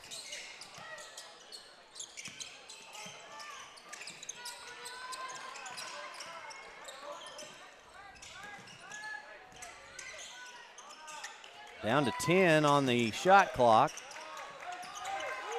Down to 7. They got to go. Going to get it up and no good. And here comes Province. He will look to make something happen, and he does. He is, gosh, right. Yep, I know. Had two guys on him right there. He only has 13, but it feels like 25. I know. You're right. You're 100% right. Still got a third of their points, though. Bruce goes to Griffin. Griffin's going to pull up for two. Rims out. Going out of bounds. It is. They're going to call a foul. Okay. On Rylan Brown, I believe. Yep, that's right. That is. No, it's his first, so. It's a wonder I can still think as cold as I am in here. It is cold. I mean, I'm not going to lie. It's very cold. I feel like we're broadcasting outside. Well, it just makes you wonder in the Rebel administration who is hot-natured. Is it Mr. Priest or Mr. Ziegler or Jason Durham? Somebody that has no desire to get hot. I can tell you that right now. I wanted to make sure it didn't get too warm. Which, you know what? Outside here in the last few days, it's been nice and you know, warm for this time of year. Watson reverse, and I'm telling you, everybody, it seems like for the Bulldogs, is just just a little bit off from getting those shots to drop. Well, if some of those had rolled in at this point, it'd be about a 9 or 10 point game. Yeah. Offensive board for Brown, and Cedar Ridge gets another chance. Now a foul called inside. That one's going to be called on Andrew King with the hold. Again, a reminder, we will be live tomorrow for the, and it's broken up into two segments. Consolation games at 12 and 1:30. We will have that. And then the finals tomorrow night at three-pointer going up, no good, at 6 and 7:30.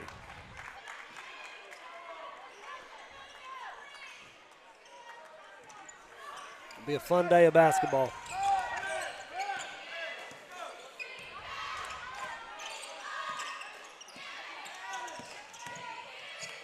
No doubt.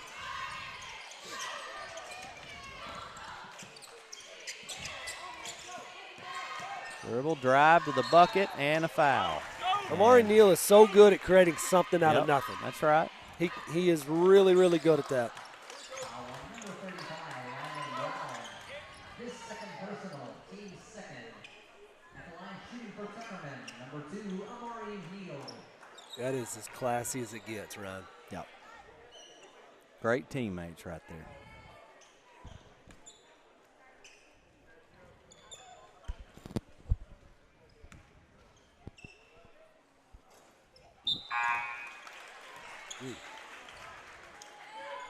Checking in for Tuckerman is Christian Ashley.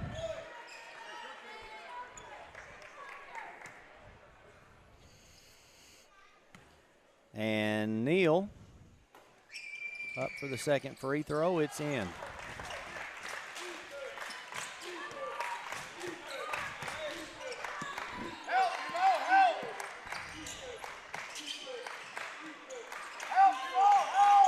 Three-pointer going up and buried by Griffin. He's been hot tonight. Yeah, that's a big shot for him. That gives him 10. He's in double figures now. To me, I feel like he should have more than that. Right. Odom's been a bright spot for Tuckerman tonight. He's found a way to the bucket. It's only his 4th point, but it feels like he's had an effect on the game at times.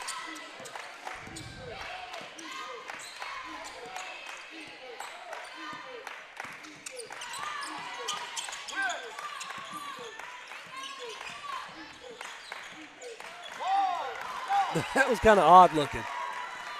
Kind of turned every which way. Lost the handle. Shot going up, no good. Ashley comes away with it. By the way, we're talking about some of the youth. That's another guy that they'll have back for a little while is Christian Ashley. I believe he's a junior. Yeah, he's a junior. Watson on the floater. Got that one to fall. Just trying to garner any kind of momentum they can get. Coach Longino just coaching his butt off over here too.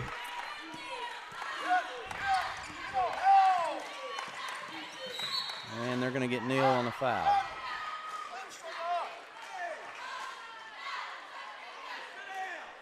Number 2, Amari Neal. His second personal, team second.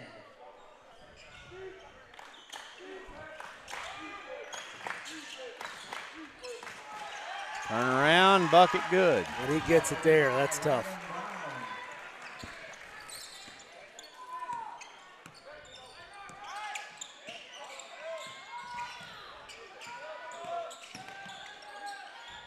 Nice move. Yes, sir. It's a nice move. Very, very nice. Back to 19, 43-24, 2:55 to go in the third quarter.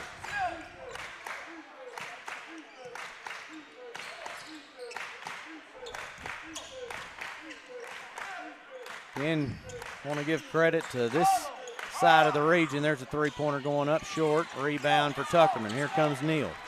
Neal going to go. Now passes off to Watson. Watson lays it in. 43-26.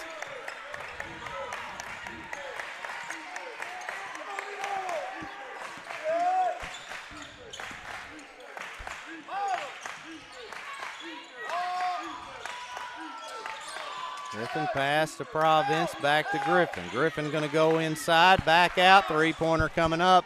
No good, and loose ball. Neal comes away with it. They've got a fast break. Neal's going to pull up and almost walked. Odom for three. It's going to be short.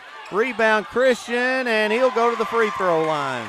I don't really know what happened right there with Amari. I don't know if he tripped up or what. I think he just kind of lost his footing maybe a little bit. Well, and here's the deal. He almost walked, so you got to credit him for still maintaining possession and keeping the play alive. He's agile. Mm-hmm.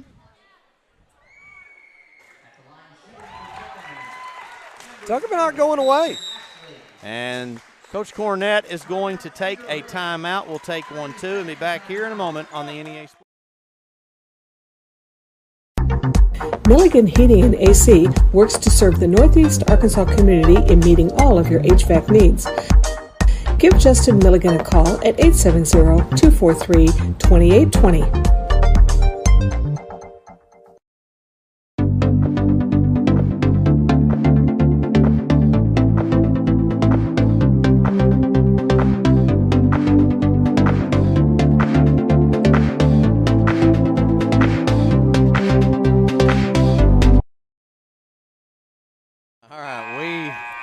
Back here in Lake City, 1:56 to go in the third quarter, and Tuckerman, who found themselves down by 21, was that the high? I believe it. Close.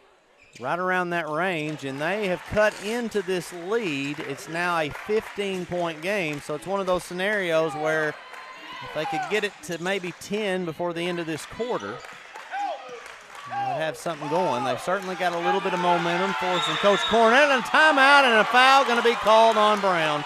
And Coach Cornett looked right at him and said, yes, you did. Can't get away with that one.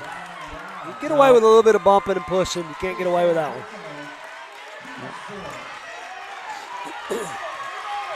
And now you got the Tuckerman fan base fired up. Christian for three, no good. And Brown rebounds. I don't know, somebody hit the backboard and it's rocking. Well, they needed a bucket right there. Neal almost with a pick. Now Province going to the rack, and look at him go. The control, the body control there, the strength to contort, to twist, to square himself up to get a good look off the glass. That's impressive. Well, and it's a rally killer is what it is. He just calm. He never panicked. Church going up, no call. Coach Longino wanting a foul. He's not going to get it. You know, it's almost, Doc, you know, Cedar is going through a little mini slide right there, and it's kind of like a baseball pitching rotation. And then you get Clayton Kershaw on the fifth day, and he shuts the losing streak down. Yeah. And he shut the drought down. Province has a way of doing that.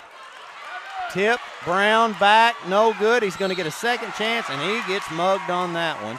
He will go to the free throw line. He's taking a beating inside, too. He has. He is tough. I understand his frustration. Yeah. I do. But earlier, you just have to control that as much as you can and just channel that into something positive. And that's what he did right there. He battled, kept battling, he got the call. Yep.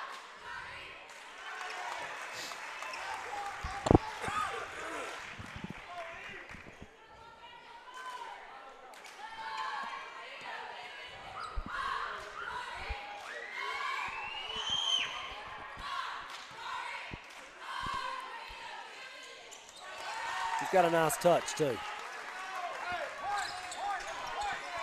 No doubt. He is a fine, fine player. And it is back to a 19-point game. Down to the final 20 seconds of this third quarter.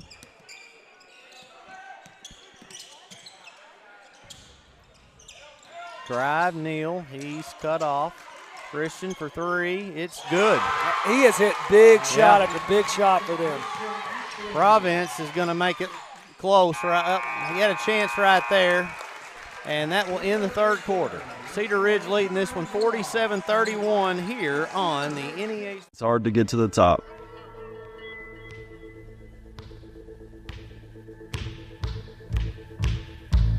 But how do you stay at the top? Hard work every day.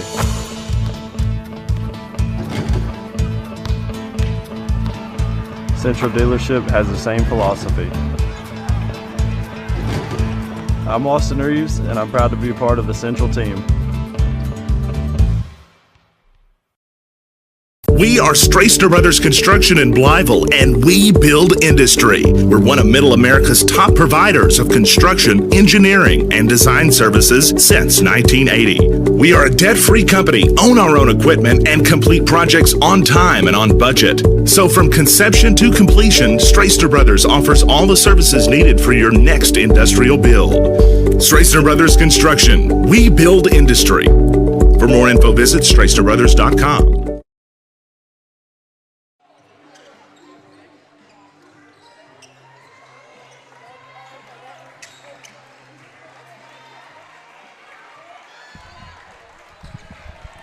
Back here for the final quarter of action and of the night. Semifinals are all done with the exception, I should say, of this one. Cedar Ridge leading at 47-31, and here to start the fourth. Down to Brown. Brown is going to stick it in for two. That's tough. Yep. I mean, he's got 2 or 3 guys on him, and he's just so strong.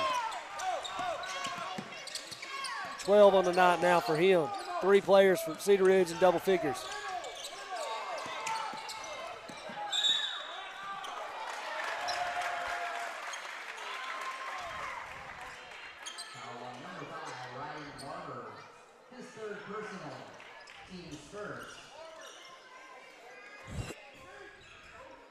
Of course, next week, Cedar Ridge will be hosting the 2A state basketball tournament. They have a phenomenal facility.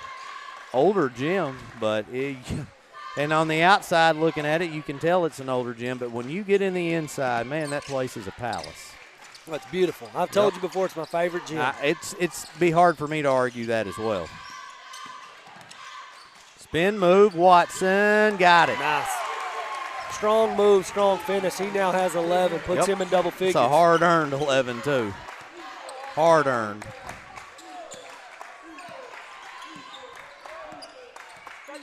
Let me tell you the difference in this basketball game. What's that? Amari Neal has 1 point. That's a good point. And, you know, he's gotten some shots off tonight, but very much have been contested. And, you know, some nights things just don't fall, and that's been that way, I feel like, for a lot of these guys. Odom for 3. Got it. They're starting to make some shots now.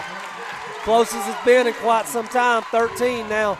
Question is it too little too late? There's still plenty of time left, though. But I tell you what, I'm either getting it to Brown or letting Providence go to work here. Try to cut that rally down again. They're going to milk some time off the clock, and rightfully so. And I think you're going to see some penetration here by Providence. Try to get the ball inside to Brown. If not, he's going to take a short little mid-range jumper, I feel like. Nearly a loose ball. Now they'll get it to Brown. He's away from the bucket. Turnaround jumper. No good. And Neal comes away with it. Corner. Watson drives. Watson dishes out to Christian Ashley. Now top of the key for Church. It's short. That looked good. I thought it was too. So Cedar Ridge will slow it back down again. And now Coach Cornett's going to take a 30-second timeout. Let's take one, too, here on the NEA Sports.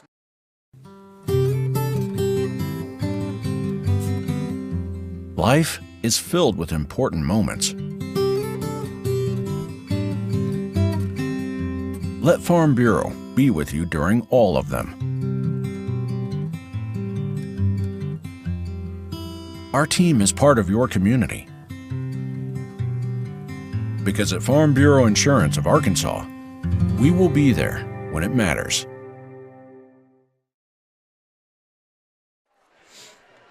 Back here in Lake City, 49-36, Tuckerman trying to claw their way back into this one. I think on that last possession, Doc, they tried to get it to Brown, but he probably a little bit too far away from the basket. Still made it a good attempt to almost score. Yeah, probably a little further out than what he would have wanted, what they would have wanted. But they got it to him. He had a chance. Just missed the turnaround jumper.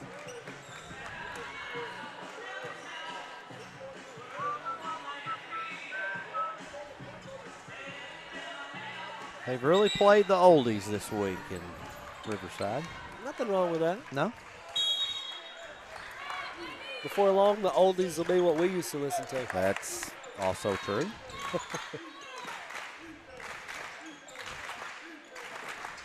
Now it'll be the really oldies. That one is going to stay in possession of Cedar Ridge. 13 seconds on the shot clock. So still time, but Providence brings it out. Now down to 10 on the shot clock. Providence looks to drive. Watson cuts him off. He'll hand off to Barber. Barber floats one up, and he got it.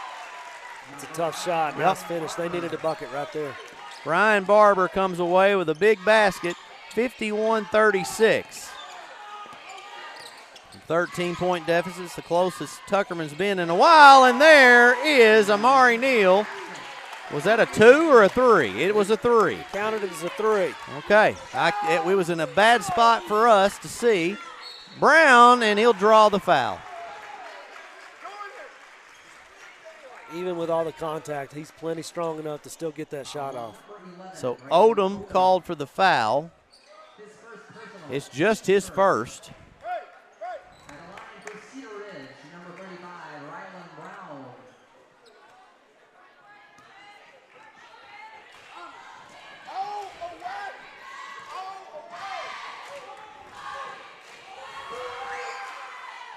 And he nets it. You know, sometimes those big guys are known for not being able to shoot the ball, but I don't think that's the case for Ryland Brown. That makes him an even better. That's what makes him an even better player is he steps in the line in these moments and hit these. I hope, you know, he's just a sophomore. I hope he grows some more, and that can make the difference in playing some small college basketball to some big-time college basketball. He has all the tools. Yep, and he knocks both those free throws down. 53-39, 14-point lead for the Timberwolves.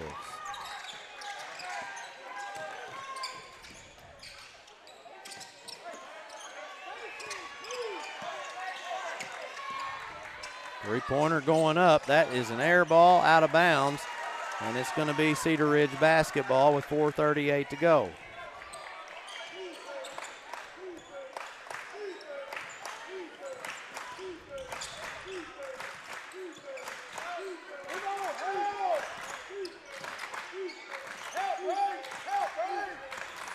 A little more methodical now on this end of the floor for Cedar Ridge.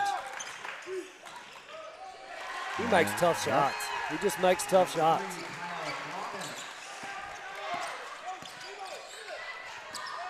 Drive, baseline, kick to the corner. Church now dishes back out to the corner. Watson on a floater. It's no good. Tipped, and Barber comes away with it.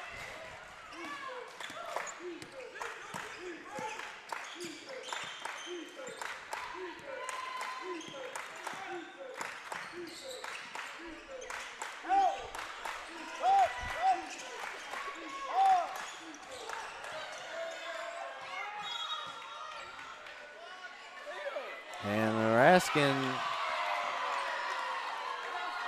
for a call, and official down on the baseline.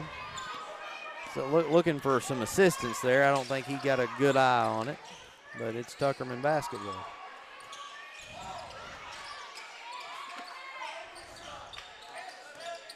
Drive, going to put it back out. Watson. Neal. Drives, dishes off to Ashley. He gets his shot blocked by Providence. Good defense there by Providence. Yep. And look at him go. He'll score it again. Strong finishes. He's got 19 now. He's got 19. Griffin with 10. Brown with 13. And Bruce has got 9. Church goes back up, and he got it. Nice play.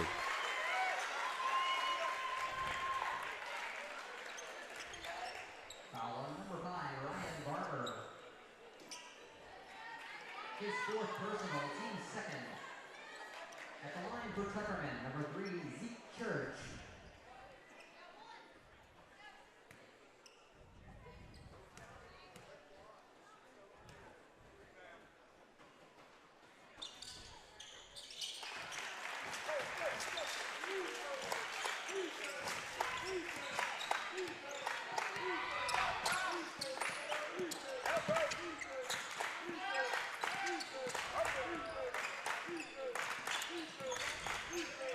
Shot going up, it's no good. Maybe a little soon on that shot, but And Brown there.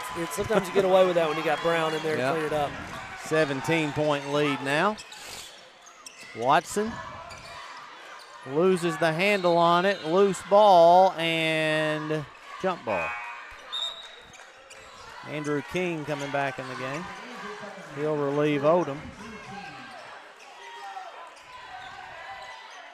So with 2 minutes, 26 seconds left, a 17-point lead for Cedar Ridge, and it is looking more and more like we are going to see matchups that will see two teams that have faced each other quite a bit this year in ICC and Cedar Ridge on a neutral site. There it inbounds to Christian. King gets a shot block, and that is Providence for the second defensive possession in a row with a block shot.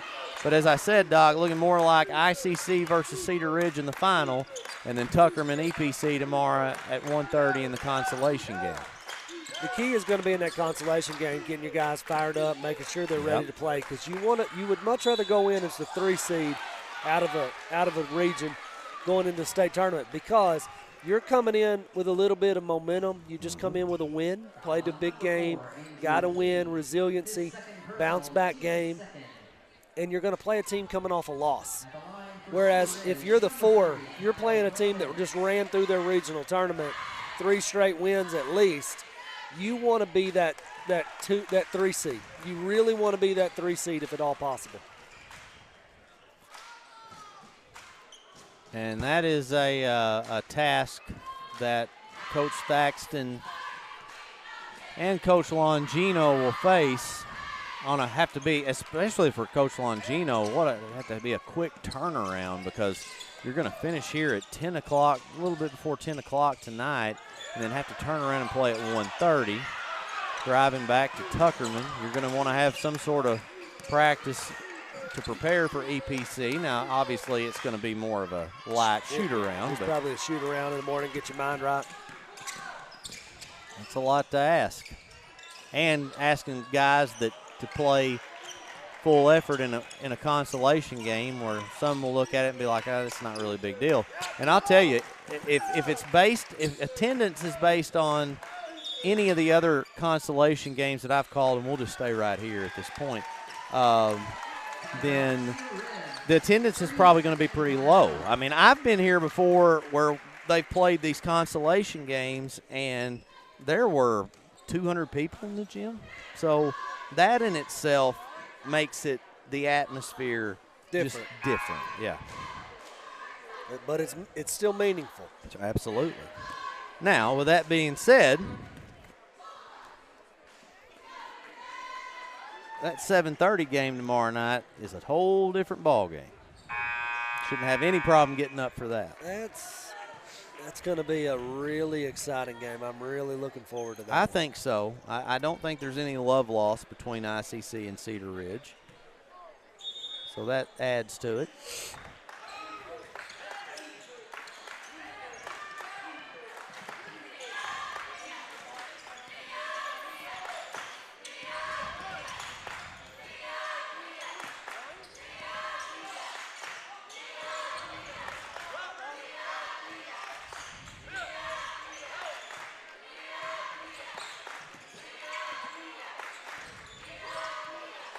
Cedar Ridge just going to dribble this clock down as far as they can. They have not quit. Away. They have absolutely not quit. No. Well, and what does that tell you? I think that tells you they'll be ready to play tomorrow. I don't have any doubt about that. I think Coach Thaxton has more of a challenge in regard to that, because – I mean, you're talking about a team that's coming off a state championship, and they're looking at a consolation like, you know. I just think that could be, and it may not. I may be totally wrong, because I don't know those guys. He does very well. I can tell you this: if I had to face him, I'd play hard as I could for him. And they're just going to. I don't think I've ever seen that. Just dribble the clock out. No? Shot clock violation. Oh, okay. I see. My bad. Yeah, so now they'll run the clock out. And it does. Final score here, Cedar Ridge 60, Tuckerman 44. Doc, we've explained all the scenarios.